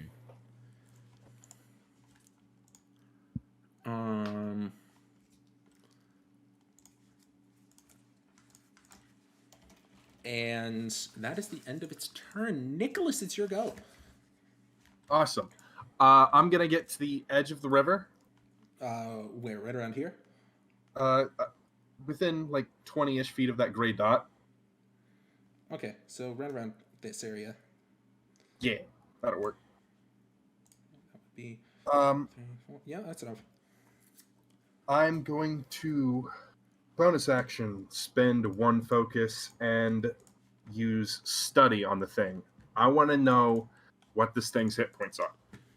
You want to know what its hit points are. Is there any kind of check for, like, is there any kind of roll you need to make?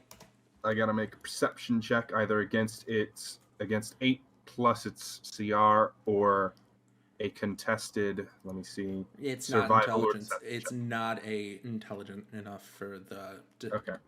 the rival check.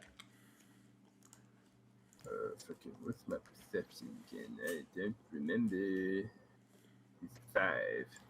Oh, real quick, because I was trying to find this and I want to make sure I have my numbers right. I only just am now catching this. For the attack rolls, a D20 plus Dex plus proficiency? Mm-hmm. Okay. And then the attack roll is just your Dex, or does that also include the No, proficiency? it does not include proficiency. Okay. So I've got some numbers mixed up. I just need to correct that. Thank you. What did you roll, sir? I rolled an 11. Okay. So you look at this creature across the river, and you can see that it is a humanoid with dark, almost blue-black skin.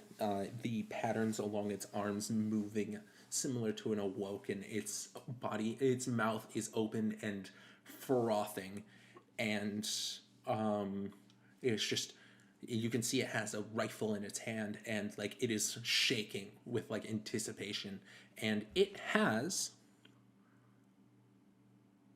a lot of hit points. I will DM it to you.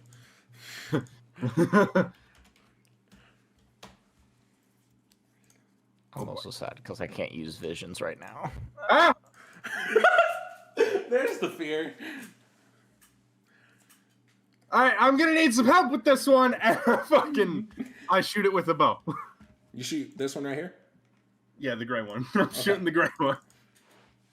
Make your attack roll, sir.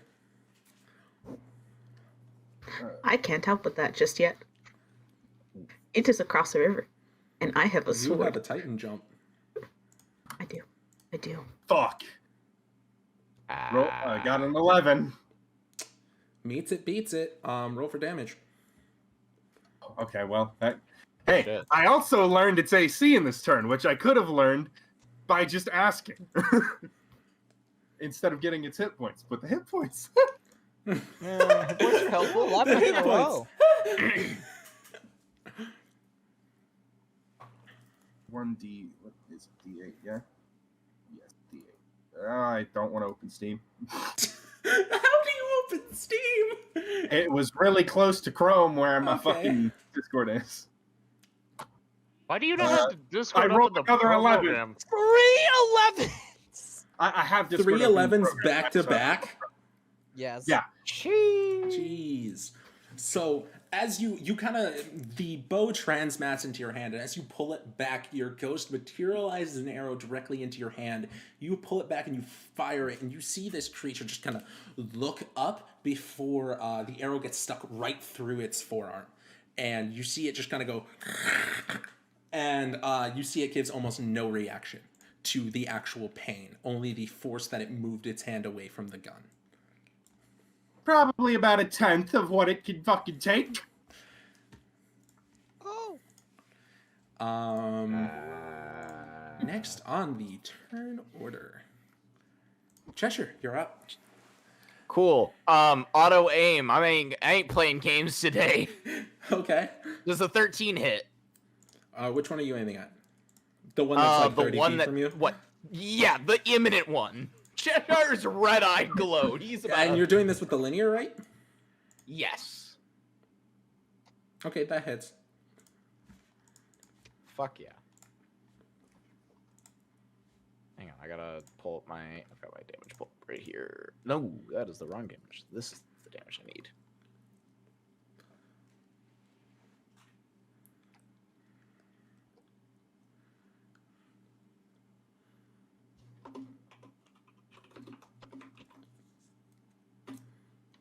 Fuck. Oof. I hate existence. What's the damage? Sure. It's 5. What? I rolled a natty 1 on one of the Oof. D6. The other was a 3. And then a +1. So you see this thing kind of like on the ground, just kind of snarling at you. And as you charge it up, it hears the sound and tries to move, and it reaches its hand out to grab the ground. And as it does, you fire at its movement. You move your weapon to react to its movement. And as you do, you blow a clean golf ball sized hole straight through its hand. And you can see that there's singes of solar energy around like the point where it just clean cut through. And you see that its hand whips back from the impact. It slowly hits the ground, then gets back up. You can see that its arm is shaking from the effort, given that most of the bones in its finger is now gone. Okay, which health bar is that? That's that one. Okay.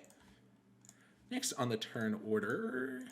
I still have a bonus action. Oh, you still have a bonus action. Where that's is... Yes, where is Echo relative to me? correct. He is about 5 feet behind and then about 10 feet up. I'm gonna move 5 feet and I'm gonna blink up to him. Not in a cowardice move. No, it's to be able to provide cover. Cheshire is in tactical mode. Hell yeah. So next up is this fella. That's the one that Nicholas Pepsi's scared of. As it No. went into its forearm, you see that its hand moves back and grips onto the weapon, and it raises it up to fire directly at you, Pepsi. Yeah, of course. Yeah, of course. Oh god, what's its plus to hit? I forgot. I have to go back. Jesus Christ.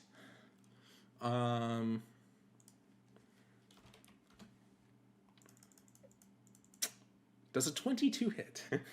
What? Can I say no and have that be true? No. You can see that it has almost like a automatic rifle, and you can see as there's no magazine to it, but as it goes to pull the trigger, you see the coil on the side kind of turn and spin up red as it fires 3 shots at you. You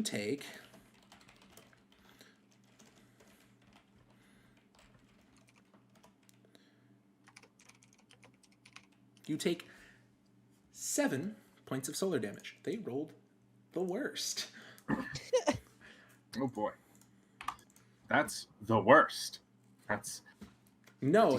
Like understand. As I said, it's automatic, so it got advantage on its damage because automatic fire, and it still rolled just poor. Oh, what a shame.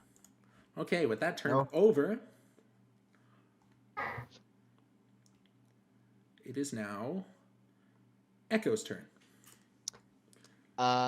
Seeing as there is a pretty much undead Exo charging at he and Cheshire, Echo is going to kind of shift, resteady himself, take aim, and fire.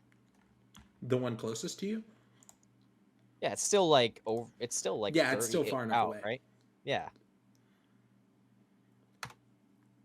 oh, Natty 20, yeah! baby! Let's go. Nice crit. Let's Nice crit. fucking Okay. go! Double the damage dice. 2d10. That's I'm willing 2d10 to bet that's a plus. So it's gonna be plus 5 from my dex, and then plus 2 from uncanny hits. Mm-hmm. So it's gonna be a plus 7. Mm-hmm.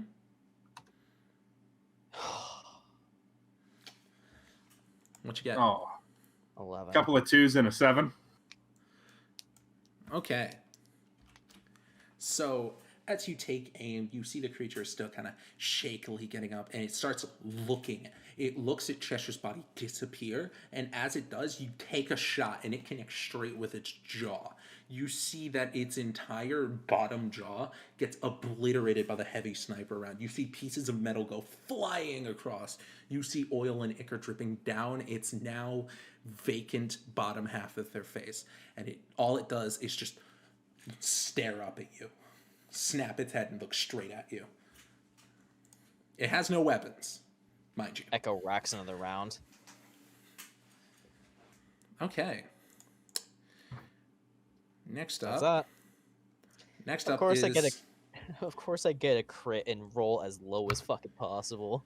Well, almost next as low as up possible. is the other enemy that you have to deal with. You see that there is, it's another Elixni. It seems a bit smaller in size, and you see there's knives trammed straight into its forearm. You see it takes it out, starts running at you guys, and once it gets within range of, it's going to dash up to you, and once it gets within range of you, is going to yuck the knife at Cheshire. You're nice and shiny. Gonna yuck it at you.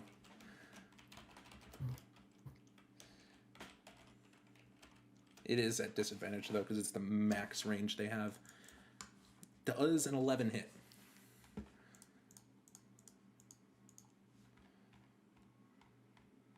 Cheshire. Sorry. Does an 11 hit? Actually, it does not. Okay, so you see that it brings its arm back. You see blood dripping down its arm as it shucks it at you, and you see by like it gives like almost a yell. You can see foam dripping down its mouth, and as you do, you get enough time to see it, and the tactical parts of your brain start scanning and realizing what it is. Your head snaps to the side as the knife just goes straight past you into the tree.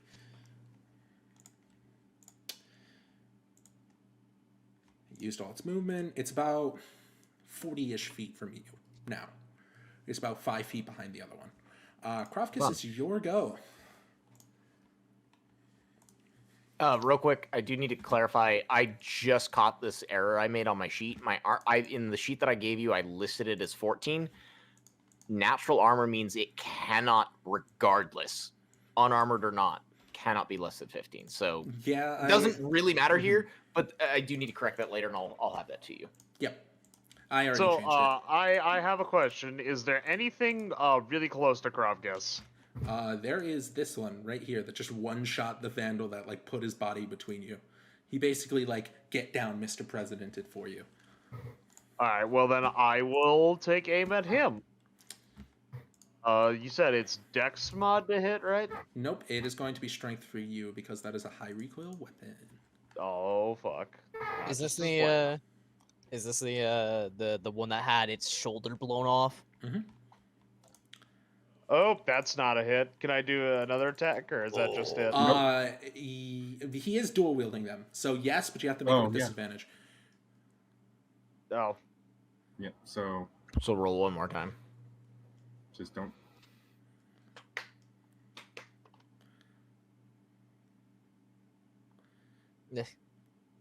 An 11. You forgot to add your proficiency bonus because you're proficient with it, and a 13 hits. So, roll damage. Remember, you roll your damage die with advantage because of full auto. I mean, it's only a D4 with advantage, but That's right, it's a 2d4, isn't it? it's you type 2D4 and then KH1 or ADV. KH1, and then plus... 1 plus your strength. Wow. You didn't do that right. Yeah, No, that's he not did. correct. Just Is it? Well, No. technically, he rolled max, so hey, that is 5 damage. I don't think you did that right. No, but I can see what he rolled. I double checked it. Only 5 damage, that's not a lot. Technically, it's 6. it's max. No, because with automatic fire, you roll with advantage. You roll damage dice with advantage. So that's what that was supposed to be. So max damage is 5. So you see, so this hulking behemoth fires down your friend, and you, in quick succession, you see both your machine guns are already out. You are already aiming down, and you beat down this guy, and it isn't paying attention to you. In the first burst, you're not quite used to the recoil with your main hand, and it fires wide, the burst going above its head. And as it turns towards you, you kind of get that click. You've been working with weapons before, you understand, and you manage it with the other hand, and you just let loose a burst that connects with its chest piece, breaking pieces of armor off. And you see it kind of like get stumbles back a bit and takes 5 damage. But So which this one is is the that? one with a lot of hit points, right? Technically not.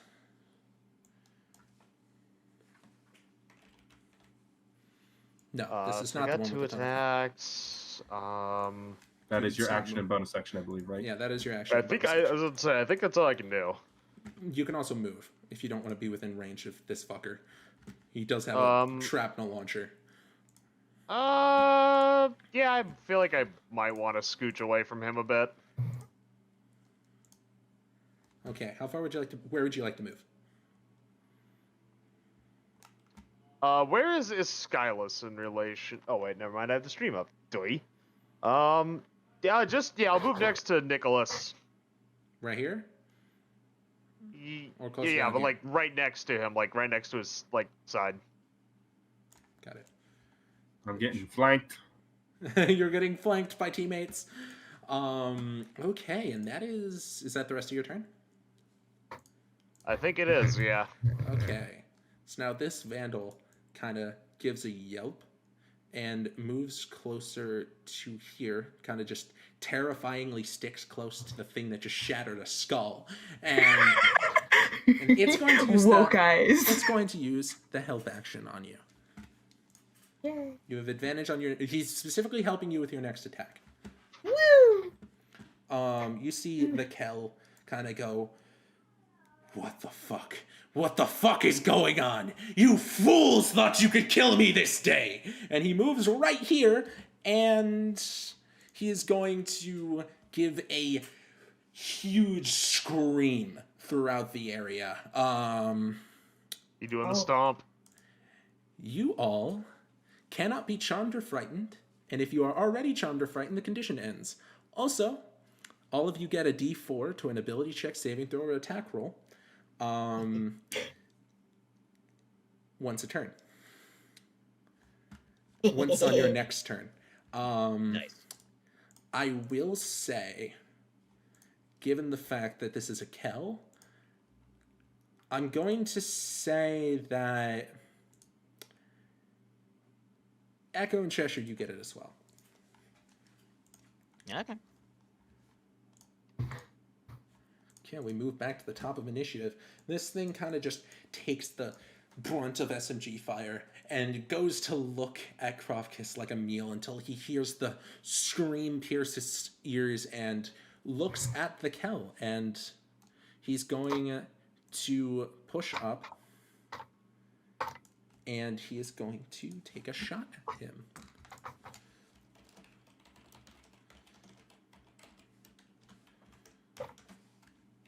And that is a definite hit. He's going to load up his shrapnel launcher, and you see a blast of several flame particles connect with the Kel. You see he backs up and gives like a grunt as parts of his upper arm have holes in them that are now like searing. It doesn't seem too severe, but you can tell that his arm is in genuine pain. And that is the end of his turn. Esskilas, you are up, friend. It's me! I'm not gonna do anything to the one across the river yet, but it's a bonk time. It's bonk time? You're gonna bonk him? I'm gonna bonk him. Okay, you're gonna move up to bonk him? Yes. Okay. So I get advantage because of the Vandal. Vandal gave you help. He's gonna draw his attention. Yeah. It's just advantage on the first attack, right? If I bonus action bonk. If you bonus action bonk, it won't have advantage. Can I wait to use the 1d4 on the bonus action bonk? You want to hold it? I want to hold the 1d4 from the kill. Or is that not a thing? How? Explain. Can that you to me re-say what the Kel's ability is? You can add a d4 to any attack ability saving throw this turn until his next turn. Okay, I'm going to use the advantage on the main attack, but I'm going to use the d4 on the bonus action punch. Okay, go ahead.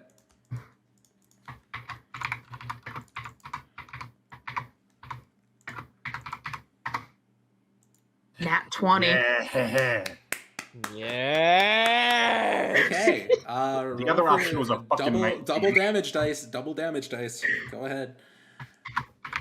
They're the crits we've been looking for. Fuck me. 22. Jesus Christ. God damn. Okay. So Dead.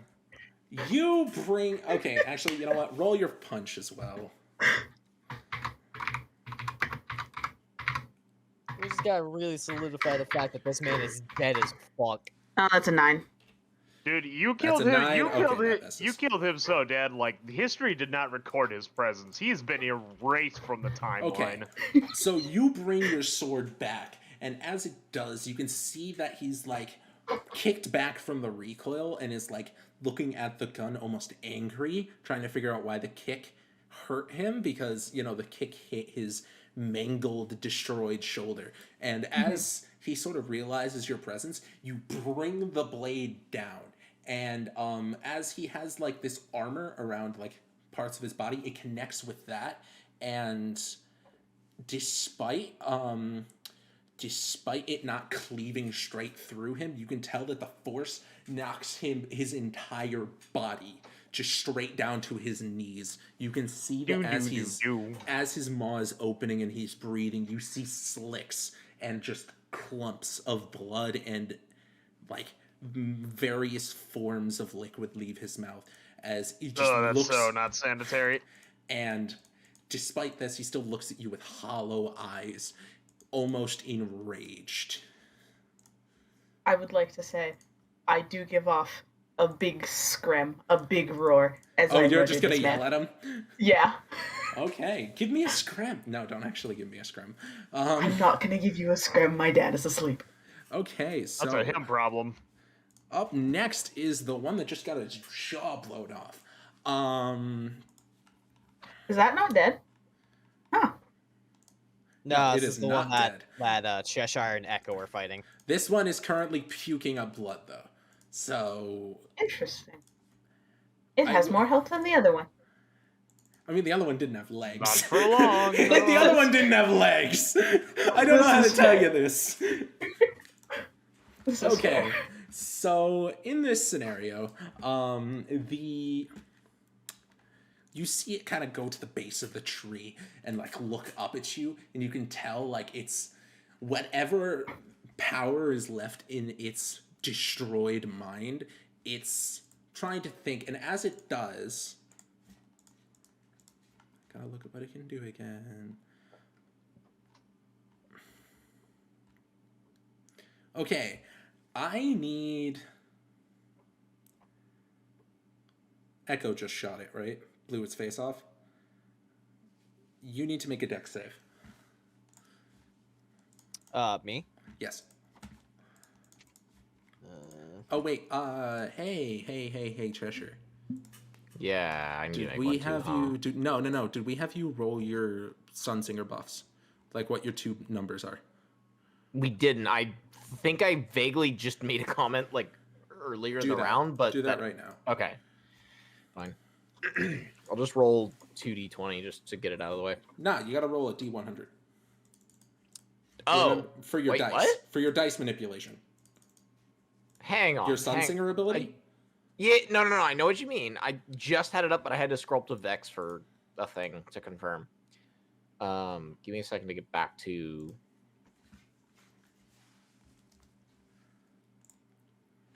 Excuse me. Bless you. This thing has... I way underestimated how much damage you guys can do in a turn. I mean, bit. I'm not doing a whole lot, but because I have bad. I dice. have dealt 11 damage twice. I've I have dealt. dealt emotional damage. I've on dealt a- bunk. Emotional. Jad has dealt 5 damage. I dealt 11. Especially 11 on a crit. I dealt also. You guys, 5 I damage. think you mean Eskilas. I've dealt 41 damage. Okay, I'm gonna roll your dice right now, Cheshire. Hang on, I know. I was just double checking. What's it under? It's under your Sunsinger. It's page 91. Thought it was on. Oh, I was on 90. That's why. So I'm gonna say you roll Right. for it instead of me. Now that Okay. you found it. Roll your D100, sir.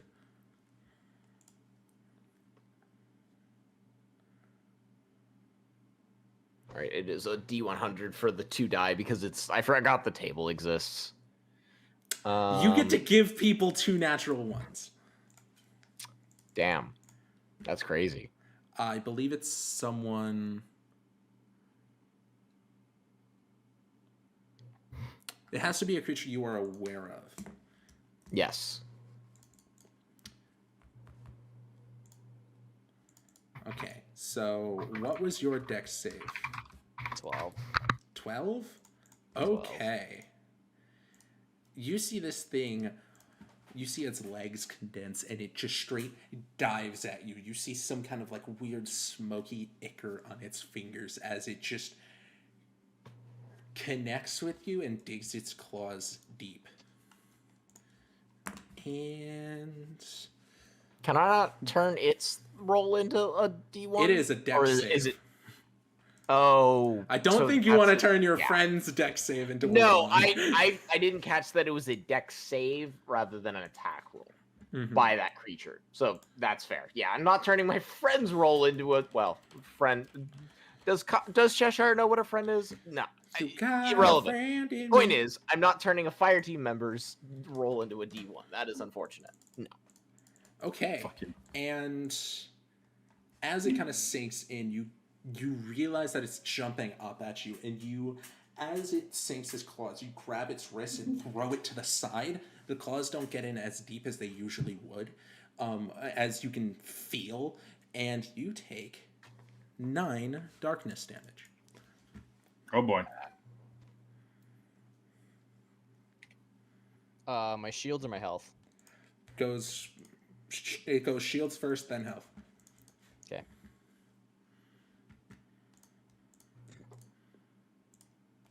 And as it catches itself on the ground, it's then going to take a swing at the closest thing to it, which is Cheshire. This thing has 2 attacks and no health. Yay. I didn't think this through.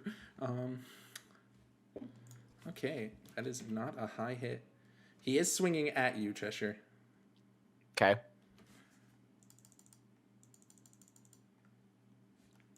Does a 16 hit?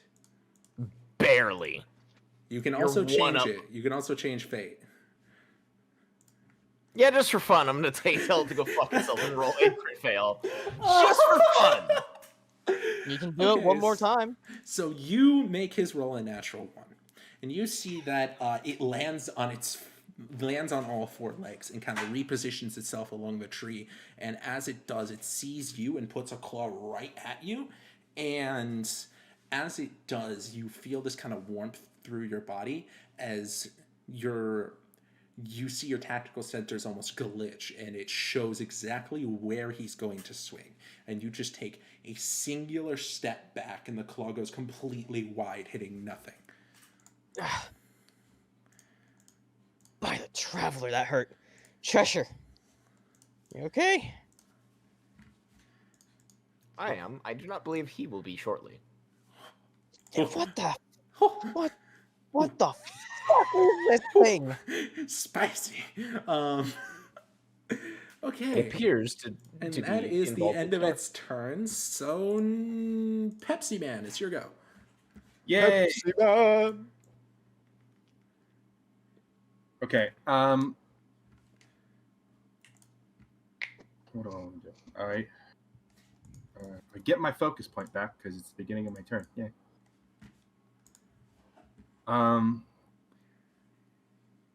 So that one attacking Cheshire and Echo. It is hundreds of feet away. Can I see it?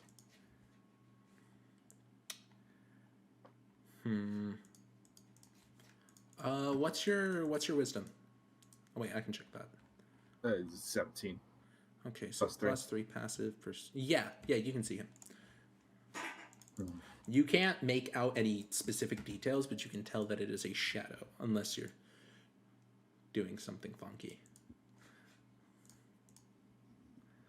Are you doing something funky, Mr. Pepsi Man? I'll give it another turn. I'm going to I'm going to take another shot at the dude. The dude across the way? Yeah, across the river. Okay, you can add a d4 to it.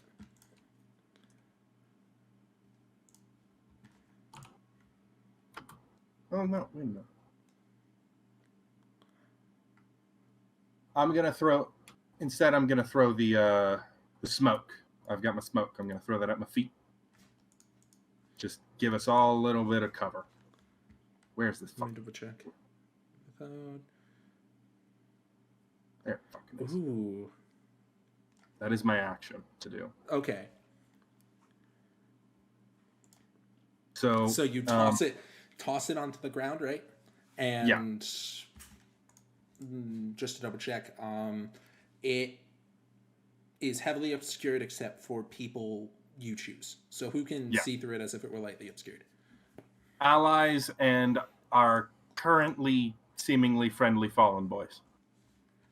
It is a 10-foot square.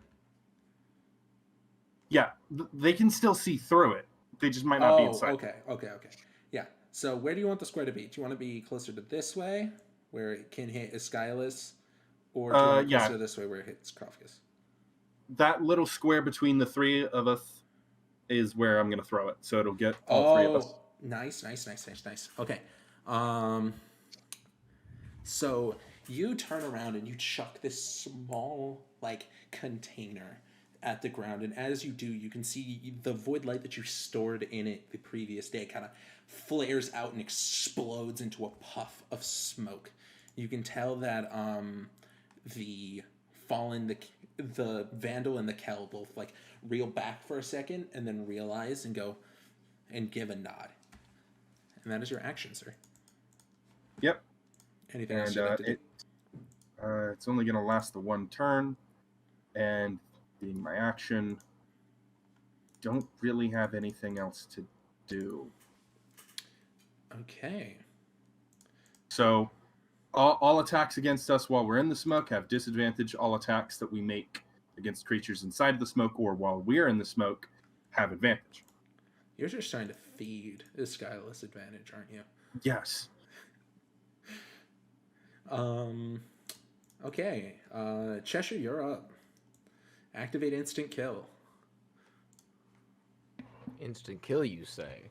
So you have one that's about 5 feet from you. And you have one that is about 40 feet from you.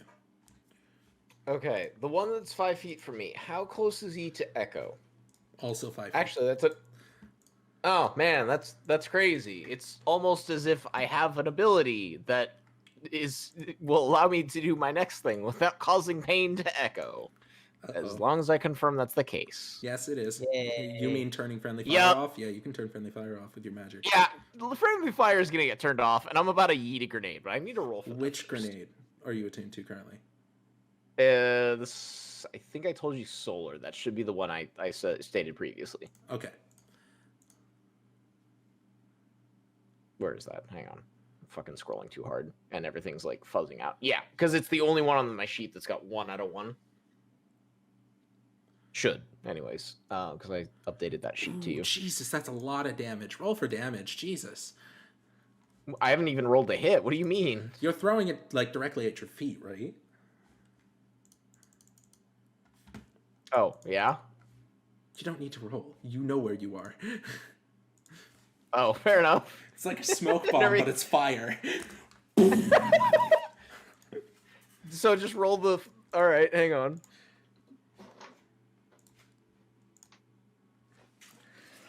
Depending on how much damage this does, I might be up. Okay, 12, and it needs to save on a con saving throw if it's still alive. No, it's exactly dead. How would you like to remove this thing off the face of the planet? Cheshire is going to take one look at it, look over at Echo and say, safety's engaged. Do not be afraid, or do not be alarmed. Blink, or no, start to toss the grenade, blink out of the radius, and reappear right as the grenade hits bang on the target. Oh, what the? All you feel, Echo, is a nice, warm sensation and the smell of burnt dead. Oh my. You hit this on the ground, you see it turns and gives like tries to do a screech, and all you hear is a gurgle before its entire... before its entire body just gets blasted off the tree in flames. And you blink back and you start falling about 10 feet and you just curl and land lightly on your feet. Well, not lightly, you're heavy as hell, and you leave an indent directly into the dirt where your feet plant. But I'm unharmed. The dirt, however, has been harmed. Yes, the dirt has been harmed. And with that... That is my turn. Yep, now we get to go to the other one that's your friend.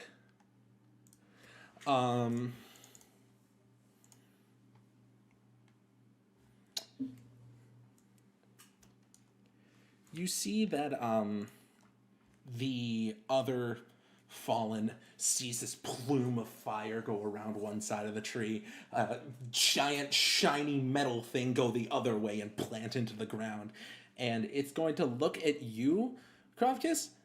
Not Krovkys, fuck me. Oh. Cheshire. Make a dex save. Alright. I mean, I'm...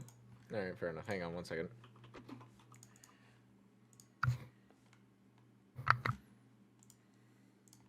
Yeah, it's only con and charisma. Feels bad, man.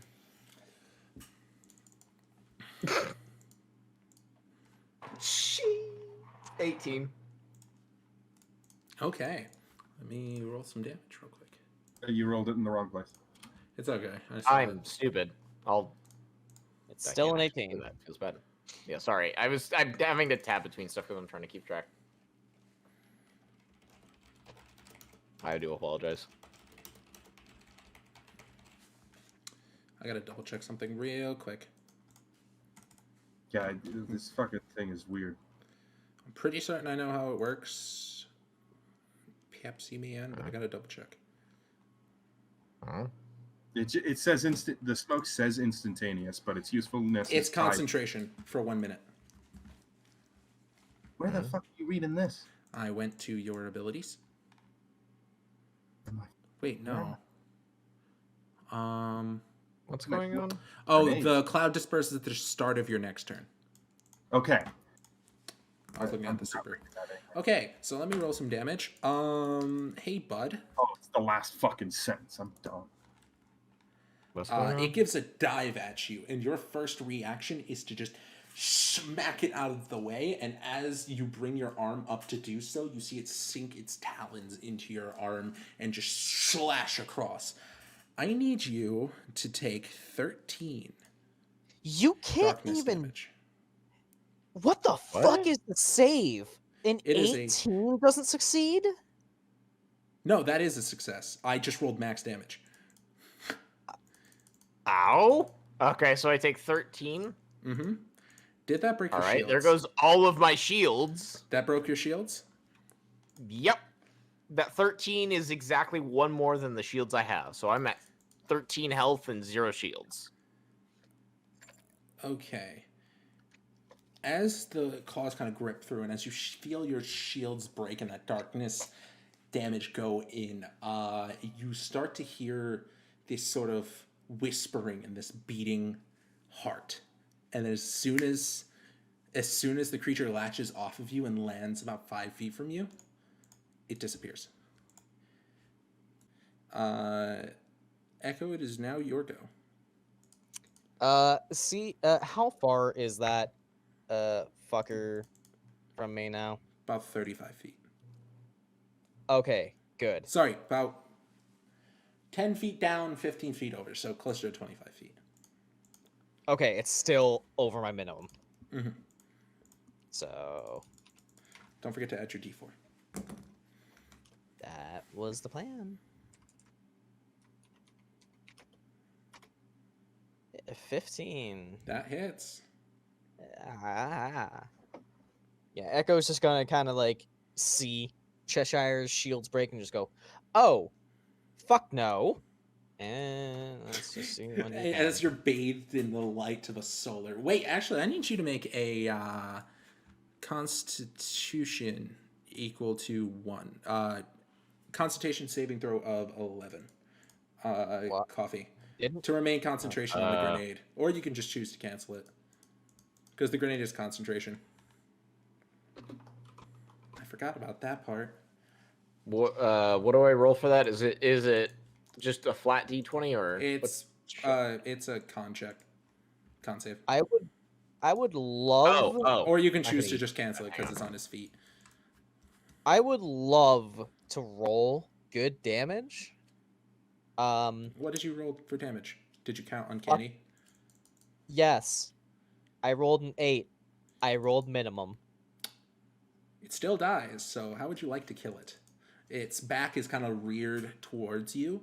Like, its back is to you, and it's kind of like in between where it's sort of landed to the side of Cheshire, just on its back. Like, its back to you as it kind of like gets ripped off of him. Yeah, so Echo is actually going to shift in the tree, kind of angling himself so that Cheshire isn't in the line of fire.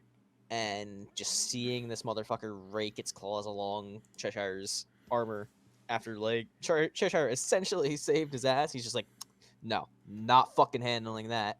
Or not fucking having that.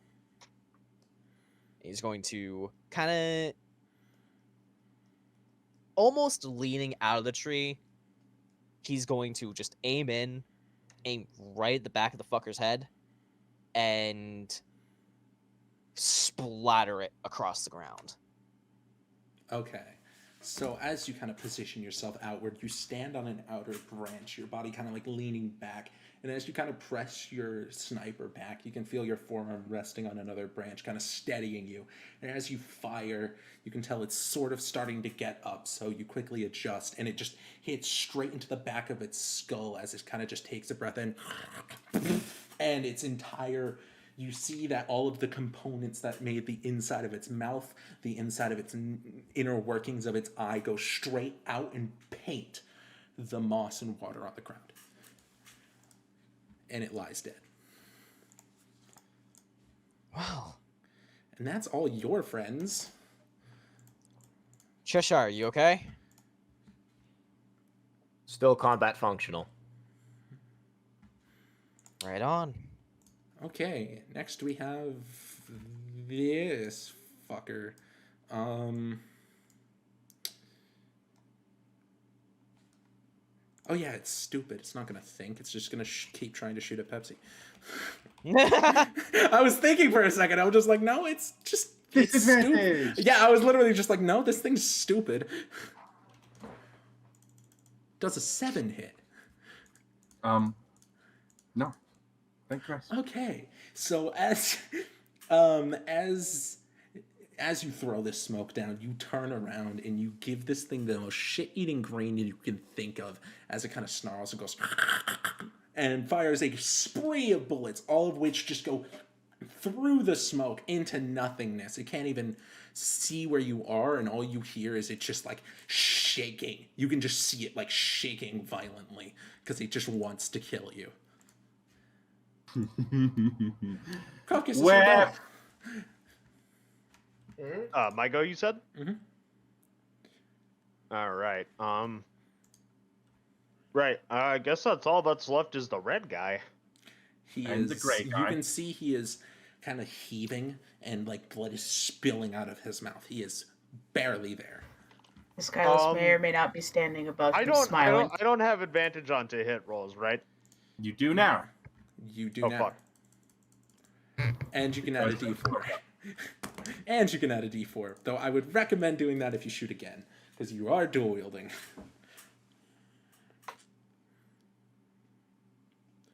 14 to hit. Yeah, that hits. Roll some damage. It's ADV 1d4, right? It's 2d4. Or it's ADV 2d4. It's 2d4 ADV. No, it's 2d4 KH1. Also works. KH1 plus... Yeah. ADV is the one that we've been using with Blade's campaign. Yeah. Mm-hmm. Also, it just did I do that right? No, it but looks that's like fine. KH1 just keeps breaking. It keeps breaking for Krovkys. Poor dude. Okay, so what's your strength? It's just a straight +1, isn't it? Yeah. So with 5 damage, yeah, he's dead. Oh, I don't get to do a how do you kill it? It just dies. You know, I was going to ask that, but honestly now, yeah, nah. Oh, you fucker. How do you want to spray this thing down? Okay, well, so first off, Krovkys is just gonna, like, spin his, like, SMGs around once, unload, like, mag dump. There is no trigger discipline. He's just holding it down, sprays this thing full of lead, and then as it's tottering, he's just gonna whip around and use, like, the kind of, like, pointy spine on the pointy spines on, his left side arms, and just Oh, so you're getting close him. to him? You're getting close to Yeah. him to slam into him? Okay. Yeah, and then he's just gonna use those spines and just slam it into its eye sockets and then just yank forward. Okay. So you still have your bonus actions. You can still shoot the other SMG. So I'm guessing you're just mag dumping with the first one. Yeah. Okay. So you see this thing just up an entire thing of blood, and you take your moment. You spin the SMG in one hand. You full cock your arm out, fully lock it, pull the gun down to compensate for the recoil as you just let forth the entire magazine. You see bullets go into various places of his body, and you can tell that this thing is on like death's door. It is heaving. It is literally only standing because its legs are locked. So you just move up and you just shoulder check him straight into the ground, where it gives its last death twitches. Yeehaw. So that's that out of the initiative. All that's left is the big guy, huh? Yeah. Yes. The one with totally not 94 hit points. How did you do that math? He knows the hit points. Yeah, I just asked. Oh, that's right. I forgot. I forgot that. I confused it for the other guy that you do the hit points of. Okay. No, I'm following now. I got my guys swapped up. We're good. I only knew And this guy's also- hit points. And also, he has 94, not 95. Do your math. I said 94. Oh, fuck. I was the stupid one. I have Yeah. goofed. Okay, so now it's your friends' turns. Ironic. You see, Wait, didn't Krovkys have another attack? Yes, Krovkys does have another attack with his SMG. Oh yes. Yeah, you is have your Grey bonus Guy action even, attack. Is Grey Guy even in range? If you aim, you didn't use half your movement, so you can take an aimed shot. Okay, I would like to take a name shot then. Okay. Just make a normal roll, because normally you'd have advantage. But normally you'd have disadvantage, but disadvantage and advantage cancel out. 15 to hit. Okay, that is a hit. I think its AC was like fucking 11. 'Cause I Okay, fucking so rolled a bunch of that's... weapons. Where did the +5 come from? That's because it's +3 because that's my dex, and then +2 No, because you of add proficiency. strength. No. Fuck! It's high recoil. And you don't Damn add your it. bonus to damage rolls. And you don't have proficiency bonus. Fuck.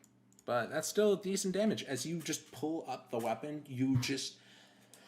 now you have kind of gotten comfortable with the weapons, and as you sort of let forth the other weapon, you let the bullets fly, and it kind of just...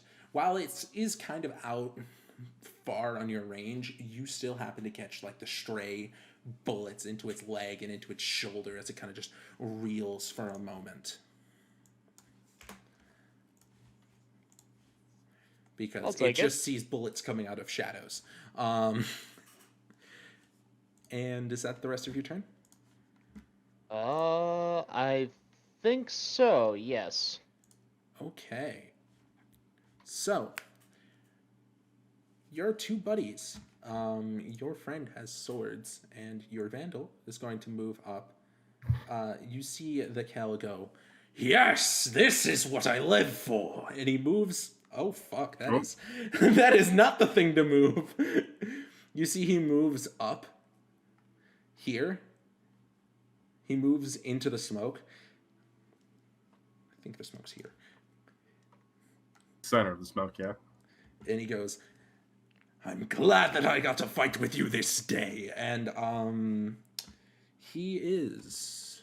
Is he gonna start screaming about how they can take his lands, but they can't take his freedom? Die. Die. Oh, wow. Okay, now I have to roll. You see he goes to the creature, and you just hear a flurry of different words of Fallen. While you can pick them out, it would be mostly safe to not repeat them. So he's just cussing out this dude. And So Esskilas and Krovkys know exactly what he's saying. oh yeah, I'm not going to say it because I don't want to come up with too many swears. I can and will. This fallen captain seems most upset. Oh yeah, because now you can understand languages. I forgot about that. Oh god. Hold on, Coffee. So you said that you know what I forget which game this is from, but it's a robot and it just goes like angry emotional state detected. Or no, it's like salty tears detected. Okay, so Cheshire's a little bit that's better than that. Let's I know. make an attack That's with what the I thought of. You see that the vandal is. This was the vandal that originally took the mask and was like, spring the track. You can tell he is pumped. He is fucking excited. He pulls out his little pulse stinker and goes to fire, and you see just out of the spree of maybe 3 or 4 bursts, just a single one hit. He was too excited. He didn't really compensate for the recoil, and it just connects with the thing's like foot. It did exactly 1 damage. So you're saying he got too excited and blew his load early? I'm gonna fight you. That was so easy. Yeah, I have to roll a save for him spewing those insults. Yes, he fails that save.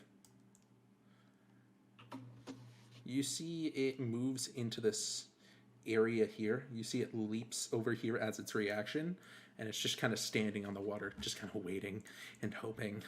Yes. You can tell that its eyes are locked onto wherever the voice came from in the smoke. Top of initiatives, Eskilas. Bunk. That's a 10-foot radius centered on the captain. So if Eskilas goes just right of me, he's still in the smoke. Bunk. I'll do that. I'll go just right of Nicholas. So right. Wait, did you say 10-foot radius? Yeah, it's a 10-foot radius, not And this diameter. is the center. Yeah. Okay, yeah, that works. I moved the captain. A bunk. You're gonna bonk him? I'm gonna bunk him. Okay. I don't have advantage, correct? I will say, given the fact that there was a raging river between you, I'm going to say no. Haha. Then I recklessly attack. My smoke gives advantage. I thought you're not a barbarian. Striker gives reckless engagement. Striker gets reckless engagement. Striker gets angry. I can get angry. So Pepsi, kind of think of it like you just got disadvantage, and then the advantage to cancel out the disadvantage, and then you just got advantage again. Oh, so you're not gonna just turn I'm it not off? just gonna. I'm not gonna turn it off altogether. If you're gonna stack abilities, I'm not gonna like double stack it. But at the very least, if you want to counteract to give in, like I'm not gonna just destroy that.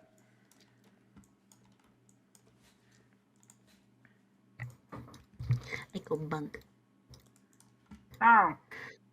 So I like, bump. if there was the help action plus the smoke bomb, and you had disadvantage, you would have advantage. I rolled a 25. That's definitely a hit.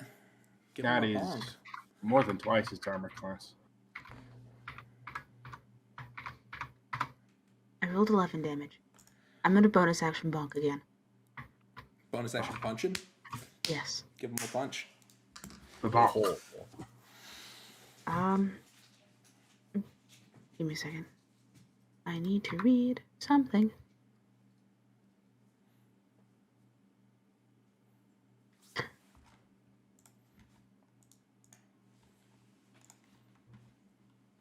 Yeah, okay. I don't get advantage with this. I don't think. No, you get advantage with all attacks. Reckless engagement is till the end of your next turn. I'm gonna double check it. I'm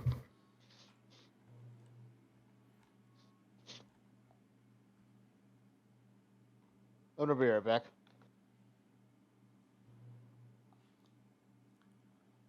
Yeah, until... Oh, sorry, until the end of your turn. So you have until this turn to hit the shit out of him.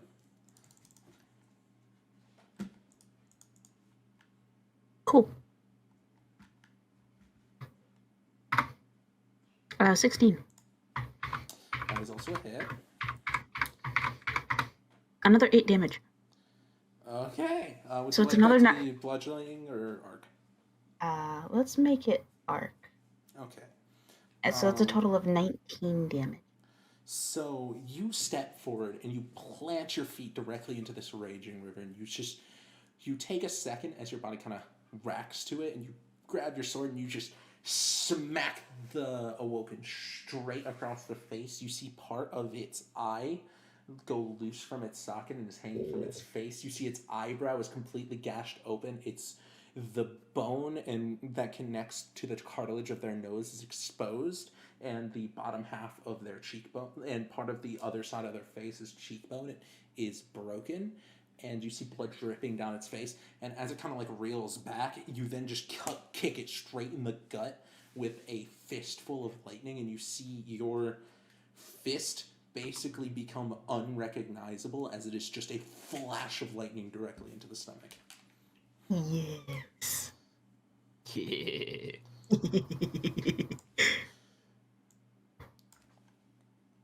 Bunk. Okay, Kerbunk. Nick, that's you. Yay! I get to. And then you get the people at range that are gonna beat the shit out of him. Yeah. Kill mode Because engaged. they're in range. They're in range for both of you. Oh ho. No, the smoke dissipates, so I'm just gonna jump to the side and Make your take a recharge shot. roll. What's the recharge roll? Like, It's, what am I recharging? Your melee? Oh, I just do that at the beginning of my turn. I thought I had to do something about It's a that. d6. And you No, have to get it a works. It works the same way as like the breath weapon attacks for dragons. I got it back, don't Did you get a 6? Yes, you got it back. What the fuck? I? What the fuck? Why do all of you guys roll decently high? What the fuck? I'm gonna shoot him in the face. I don't like his face. His face is weird. Okay, make an attack roll.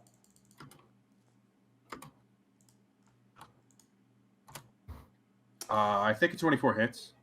Yeah, that kind of hits. Roll for damage. I'm gonna. What the fuck is the special name for this thing? Amplified hits. I'm gonna add a d6 to the roll. Okay, go ahead. This is a lot. I wasn't ready for this. Oh shit! I lost track of his hit points, but I just dealt 7 more damage to him. Okay, and as you kind of pull back your, as your ghost materializes another arrow that you knock back, you channel like this feeling into your gut, and you see that the tip of your arrow kind of glows this void light as it just goes straight into the thing's gut. It goes inward and sucks in a breath, but you can tell that it is just keep on keeping on. Well, fuck! It's still gonna take a bit to drop dead. Cheshire, it's your go. Make your recharge roll. Oh ho. Oh. That is a D8, and you have to get an 8. Yep. Isn't it 1d8 plus my modifier? Nope, it is a straight Or no? just D8, and you have to get. And also, at the end of combat, like if there's a long enough period of time, it's just considered a success. Fuck. Okay. Dude. You don't get your melee back. I mean, your grenade back, but it's your go. Fair enough. What's the closest one to me, or is it just the It's one just closest to him. me? It's just him. What's the range? That's all I need to know. Given where you are currently, it's closer to about. You'd have to move a bit, but you can get within 300 feet easily. I'm gonna have to roll with disadvantage then. I have a max range of 340, so if he's inside of that, I can roll, but I'm gonna have to roll with disadvantage. Mm-hmm. Is it space dis or no space dis? Echo. I haven't had to do it like that. It's a 6, so probably the fuck not. Do you only have a +1? Oh, sorry, that should be an 8. That should be a +3 with proficiency. Okay. So not a 6, but an 8. Got it. Still not great. I think its AC is 11. As you charge up Yep. this blast, You can see that its face kind of cocks to the side as it gets smacked by the sword, right as you're aiming for a shot for its face, and as its head cocks to the side, there's just a blast of solar light going straight past it. And you can see that, like, and Eskilas, you see this too, you bring the blade down and you just see a flash of red go right past your head. Not past your head, but past the enemy's head.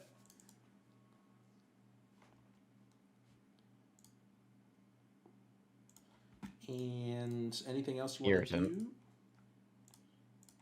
Wait, do you have to roll to recharge your blink?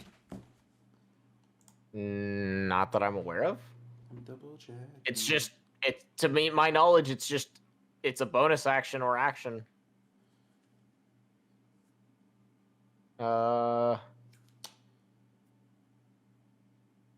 Hang on, I've got it in my character sheet. I see it. Don't Yeah, make you're me good. stupid. You're good. It's just a bonus action. You can blink closer using, just to get within range. Or you can heal yourself. You have that too. I mean, I've only lost 1 hit point. It's not worth burning a heal. Don't you get unlimited heals? I said, don't you get unlimited heals? Are you talking about Divine Blessing? Yeah. I mean, that's her shield hit points. Fair. Oh, no, I see what you mean. Well, no. It doesn't say I can do it to myself. It just says I can choose a creature within 10 feet of me and grant them Blessing of Light. It doesn't say I can do it to myself. Mm-hmm. So, you moved far enough away from Echo. I forgot. Mm-hmm. Okay. Yeah, and the blink would burn my bonus action, so that's basically my turn. I'd have to move. I'd be moving all of 25 feet plus my movement speed and the blink, so not really worth the movement unless he goes out. The target goes outside of 340. Mm-hmm. Echo, it is now your go. You are also muted. I know. Oh, okay. I've just been coughing. That All right, guys. I'm gonna say it. This is fucked. And he's gonna take aim, and he's gonna fire. Okay, it's within your range. Does a 25 hit? I don't know. Yes, it does. Watch me roll min. Jesus. I didn't roll min. I got 12 damage this time. Nice. You can you kind of just take aim for a moment, and you start kind of seeing which parts of its body would be the easiest hit. And as its kind of head cocks to the side, and you see its body lean, you see that its legs are planted into the ground. With a single shot, you just take out the entire back half of the thing's calf. Dude, it's organic Jenga. Organic Jenga. Jesus. Okay. Am I wrong? Hey, yo. Yes, but also, God, dude. Okay. It is now this fucker's turn. This fucker is gunning straight for him. You both get opportunity attacks, but that's the names of the game, unfortunately. Who gets opportunity, me or Nicholas? Both Nicholas and Eskilas both moved out of his range because charms.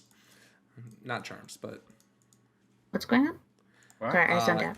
Opportunity attack. This boy moved right across both of you. He's still yes. within 5 feet of me. He is still within 5 feet, but he moved from... yeah, he still wouldn't be an opportunity. And bonkening. You are bonkening? Okay. You don't have advantage. I rolled a 13. That is a hit. He has almost no armor, but all of the health. 12. Okay. You can see as he kind of runs, you can see he's kind of like hobbling on that leg. So you just stab him directly into the. You kind of just smack the other end of his leg, and he kind of hobbles and gets back up. And as he does, he is just slashing at this Kel. You can tell that a piece of his chest piece is cracked, and the captain kind of takes a few steps back, kind of stunned, as this kind of black smoke is billowing off of his chest.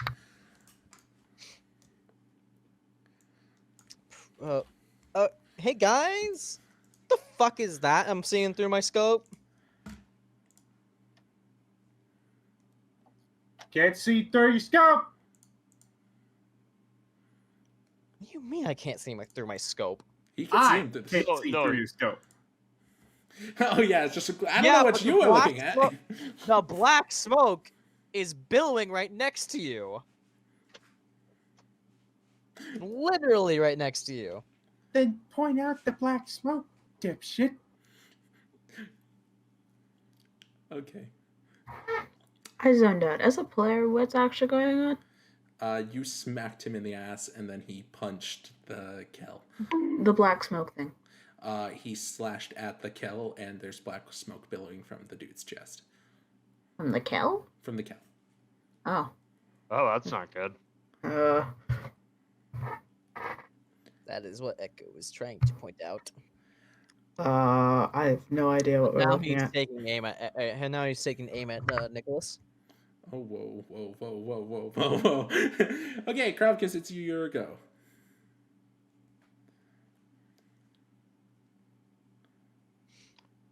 Alright. I'm just taking another look at my rolls, making sure I don't fuck this up. Bang, bang, bang, bang, bang, bang, bang, bang.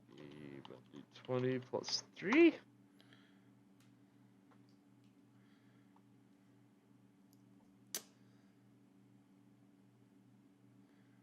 Okay. 17 hit, I assume? Yes.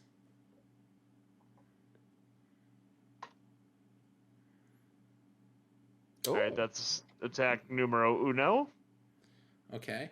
And as it's kind of like billowing, you send a spray across the side of its body, and you can see that like it indents and kind of like pushes him a little bit, but he is just fully focused on this Kel. So, okay, so that means one of two things. Either one, he is beefy boy, or two, he's just ignoring the agony. Okay, and now you gotta make a second attack with disadvantage. I did establish he had 105 hit points at one point, right? Yes. Huh. I think Jazz has ignored it.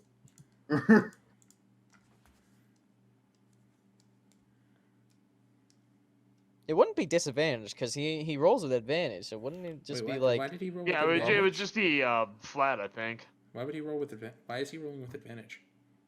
Because Smoke? Buzz. Huh? Or I think it was No, Buzz. the smoke ended No, on was it his not turn. Buzz? Ah. Let me look at the roll. It's only the one turn. Yeah. It Well, still would've the been a first, 17. yeah, the first roll would have still been a 17. Okay, so make your second shot with disadvantage. It still would have been a 17, so I'll say it hits. Makes sense. Roll DIS, D20 plus 3. Nope. That's Um, a So you fucking yikers, let dude. loose with the. Wait a second. Actually, we're gonna have to go back on that. Oh, I see what you're doing. So you mag dumped with the first weapon, right? I see. what you're doing. Basically. Okay. So you go to put forth your first weapon, and you just hear a sickening, horrible sound. Oh click. no, I ran out of ammo! Doesn't use your action to shoot him. Though you are going to have to reload. And you can see that the Kel is just like, you just dumped the entire thing. What did you expect to happen? God, I'm kicking myself because I did it. I was like, yeah, Magnum, because I was thinking like normal Destiny logic. Like, oh yeah, you know, infinite kinetic ammo. I don't have You to do have reload. infinite kinetic ammo, but you still have to reload. It's not bottom Yeah. mag. Yeah, me and Big Smart. So, since you have proficiency and only cost an item interaction, you can quick reload and re-roll your dice for an attack. Okay. So just re-roll the last one then. No, reroll the first one. Okay. The second ABV, one- yes, no. No. Okay. So Just straight normal. roll. Still So, hits. 12? Roll your damage. Oh shit! All right. Roll 2d4 plus 3. Okay, that's max out of 7. So as you click, you can tell the creature kind of tilts its head and looks at you for a second before the kill kind of grabs his shoulder and goes, "No, you're dealing with me." And as he grabs him, you just let loose a flurry into the thing's stomach, and you can tell that like it is like heaving. It is tired. It is not doing great. Top of its turn, top of the Kel's turn, the Kel is still burning, and you can tell that he has like, he spends just his entire turn just trying to like claw at it before just kicking the creature back. Let me roll for that. Okay, and you can tell that the creature gets kicked back into this water. Oh fuck, it had to be 15 feet, right? Of course it had to be right into the water. And then that's another dex save. Fuck me. Well, the first one wasn't a dex, but that's a save into a save. And it fails that one too. Okay. I love dice. Doesn't everyone? And you see that it kicks it into the water, and as it lands into the water, you see the river just start to take it, and it bounces off a rock into the water, and then slowly regains its composure all the way back here. That hurts. Get Still fucked. standing or prone? It is still standing, unfortunately. For those of you who are in Blade's campaign, I'm sensing Chain Devil 2. Top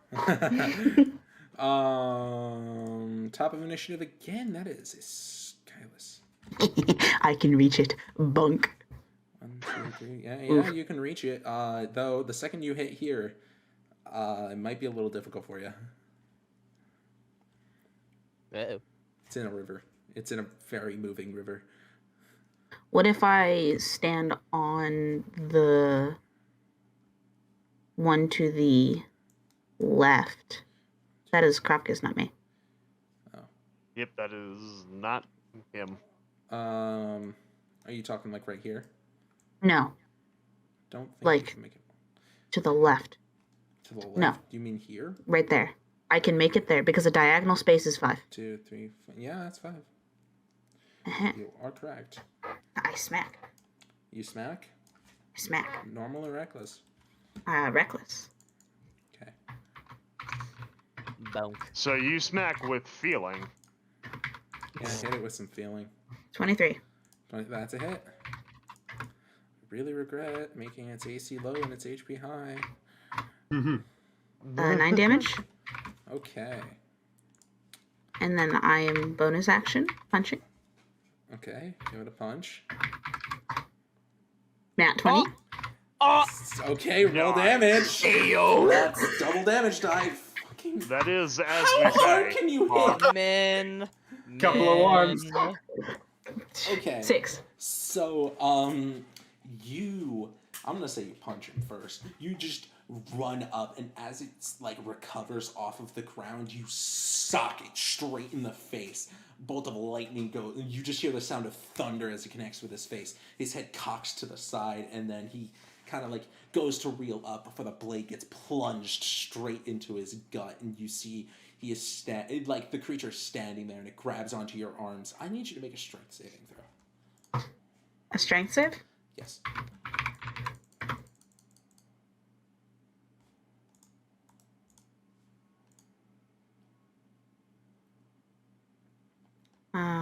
Give me a second. I'm making sure I'm doing stuff correctly.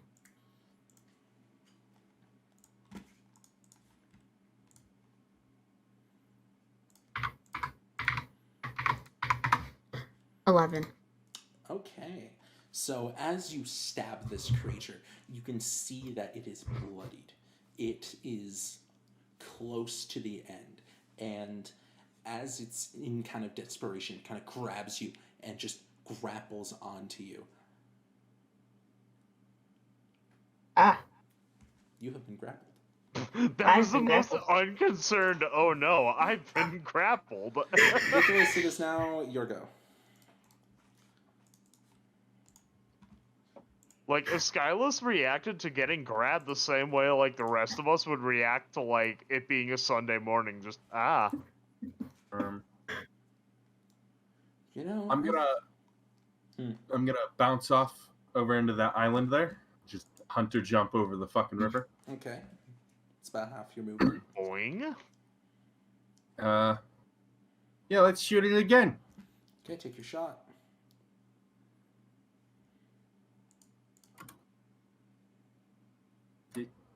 Yeah, 17 will hit. That is a hit. You are correct. And I'm gonna hit it a little harder. Just a little bit harder. Yeah, Okay. just a little bit. Just a little bit. A little bit. Fucking, I think I rolled that last time too. No, I rolled 2 points better in total. It's Okay. a total of 9 damage. Dude, we have been rolling shit for damage. Except for Eskilas. Eskilas has been rolling Eskilas has been God. having god rolls over here. Hey, I rolled good on my grenade. That's true, you did. Echo has only missed once. No, he hasn't missed at all. He has just had really unlucky damage. I haven't I- missed. I just can't roll for shit. So think as that as it's kind of grappled, it feels an arrow stick into its back, and you just feel a heave of blood go out onto you, Eskilas. I need you to make a con save now. oh. This is what I like to call death's door.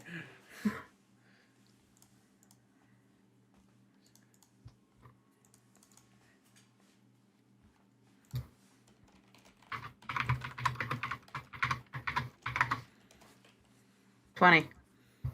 Hey, Okay. dirty 20. You can see as it kind of just starts heaving and this blood goes on you. You have the reaction time as you can see it kind of like sputtering out. You kind of put your hand up and you can feel it kind of like sting along the armor plates, and you can feel that like black billowing smoke across your armor, but you are fine. Okay. Cheshire, it is your go. Oh boy. Is he still Also- within 340? Actually, Feet. he's closer to that now. What's his distance? He is about 280. 120 is my not Not disadvantage. aiming. No, you can aim. Aiming increases. Yeah, but I thought You that wouldn't have applied dis- to that you- first marker. No, so the way the 3 markers go is the second marker is what you get a disadvantage on if you're not aiming, and then the third marker is what you get disadvantage on when aiming. Yeah. So when aiming, my max is 120. No, when aiming, your max is The later. 340. What? No, no, The no. third no. number. Yeah, that. I'm confused. So the first and second number are your effective range, and then the range you get disadvantage on. So your effective is 15, and then disadvantage at 120. And then aiming, you don't get disadvantage until all the way until 340. So you're saying that from 120 up to 340, I have regular roll, and it's If you only were outside aiming. of 340? If If I'm aiming. Yes. I mean, Lamau, imagine not having auto aim. This brought to you by the Vex Hobgoblin Gang. This brought to you by Exo Gang. What's good? I mean, Vex Oh, Gang. Yeah. 340. If it's between 120 and 340 while aiming, it is at disadvantage still. That's what I thought it was. But you now get to hit it as long as you're aiming. Yeah, but now you can take a shot. Yeah. That's what I was. So, hang on. So, am I hitting it with regular roll or disadvantage? That's what I'm trying to. Disadvantage. I Okay, that's misread what I thought that. it was. Excuse me. Yeah, like That The is middle a hit. range. Roll for some damage. You got double 16s. Oh, that's actually 19. I keep forgetting that it should Oh, be prop bonus, plus yeah. 3 because not that it matters that much, but I mean, hey, that is 2 points higher. Yeah, roll for some damage. And that is a Coffee really 2d6 out here like Vex supremacy. You're literally Yes. out here. Why is it the same? It's the same 3, 1, plus 1. It's the same roll. Why is this linear cursing me? As you Get kind of fucked. blast another shot into it, you see that one of the legs that it was currently standing on, or like holding down Eskilas, completely, the bottom half is completely gone, vaporized into solar, and it leaves another upchuck of blood. That is another Constitution save. I am so upset, and I will tell you why later. 12. Oh, You take 5 darkness damage. Oh no. 5 darkness. Whatever shall I do? better than the 13 I took from max damage. Yeah. Hey, what? Yeah, that was max damage with disadvantage. I almost screamed.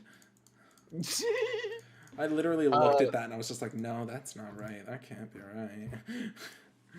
These rolls have just been fucking. It's either been cooked. complete unlucky or complete luck. It's been no one the red dude has hit every hit. The red dude hit every hit, and then this gray dude can't hit shit. Okay, is that the rest of your turn, sir?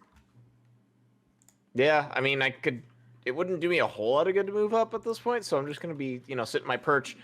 Just eye flashing red at the target, just, please, enter my effective range. Let me show you what I can really do. Okay, Echo, it is now your turn. Yeah, I should Echo's also gonna have one more natty 1 to bestow. once more. Echo's gonna kind of like shift a little bit, just kind of stabilize his weapon, aim down the scope. All right, 2 shots left. Let go of my drinking buddy. And blam. That's Roll it. hits, roll damage. No, you don't even have. I'm not even gonna lie. You don't have to roll damage. He is dead. I wanted to, anyways. Yeah, roll it. I rolled Go min ahead. again. I rolled min again. How? Why do we keep getting such good hit rolls and then our damage is just wah wah? So Robo as supremacy. it's grappled with Eskilas, you take aim and you hit right in the center of his throat, just severing its spinal column from the rest of its brain, and it just slumps there. And blood trickles out of its mouth for the last time. Final con save. I had And it one. is dead. Actually, no. I was tracking the wrong weapon.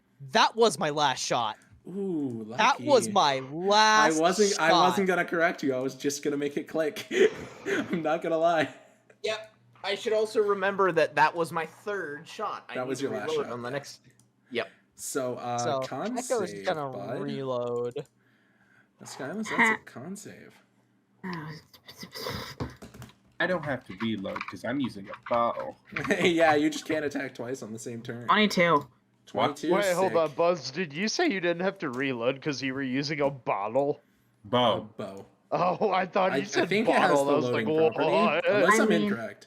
It to might be just fair- not have the loading property. No, it doesn't have the loading property. I didn't have to reload either. Shut the fuck up. Your Shut sword up. clicks empty. Your fork. Okay, that's a funny one. I'll give it to you. Not my tactical spork. Also, guys, Tactical I may or may not have been keeping damage or keeping track. I dealt 90 damage throughout the entire fight. Dang. Okay, so Quinn really I'm out gonna here say putting us this on his just back to and just- infuriate Cheshire. You brought that creature down to 1 HP. I hate existence. Cheshire, while not accustomed to the feeling of anger, the best description would be irritation because that target should have died. He is noting this for later. Okay. And also with the end, is that the end of combat? Yep, that is the end of combat. Because I I- return to blue. Or I guess it's his eye. Sensor. I try shaking all of the nasty gunk off into the river. Well, that was something. Uh, That was fun. Target's eliminated. All right. You can see the Kel is kind of just, he's finally put out the smoke on his chest, and he's just kind of like looking over himself and double checking while the other Vandal is just closing the eyes of the decimated other Vandal. I think we know what happened to the missing Fallen and the missing Guardians. Or the missing Risen. Yep. Okay. This doesn't make sense. Something. Talk. It's no longer safe here. Talk. Can we get someone? Go You ahead. wanted to say something? Can we get to a location, Echo? Can we get to a location that is a mite less infested before talking? No. We need to bring these Risen back. I'm asking Talk to transmat them, so we can give them proper burials and maybe even get an investigation into this. You're saying talk, not talk. Yeah, Talk. I'm tired. That is fair. Split your ass. I'm trying, yeah. My bad. It is quite late. If you all are heading out, I will give you the coordinates to my base. I will pass it on to your superiors. Whatever resources you need, whatever men you need, I will see it done. My cat just deafened me. Let me say that again. No. I only missed like part of the last half. I heard the key stuff. Eskilas will give a nod. Cheshire will speak up, saying, detailed investigation will clearly need to be performed. Will we be transporting the bodies of the felled targets as well for additional investigation and analysis? If it is all right with you, I would like to take my brethren back. I was about to say, let the Fallen take their dead. We'll take our own. Acceptable. Okay. And with the agreement to separate and deliver the dead, that's where we're going to give an end to this. Yay! This session 1. Yeah. Hey guys, I went bunk.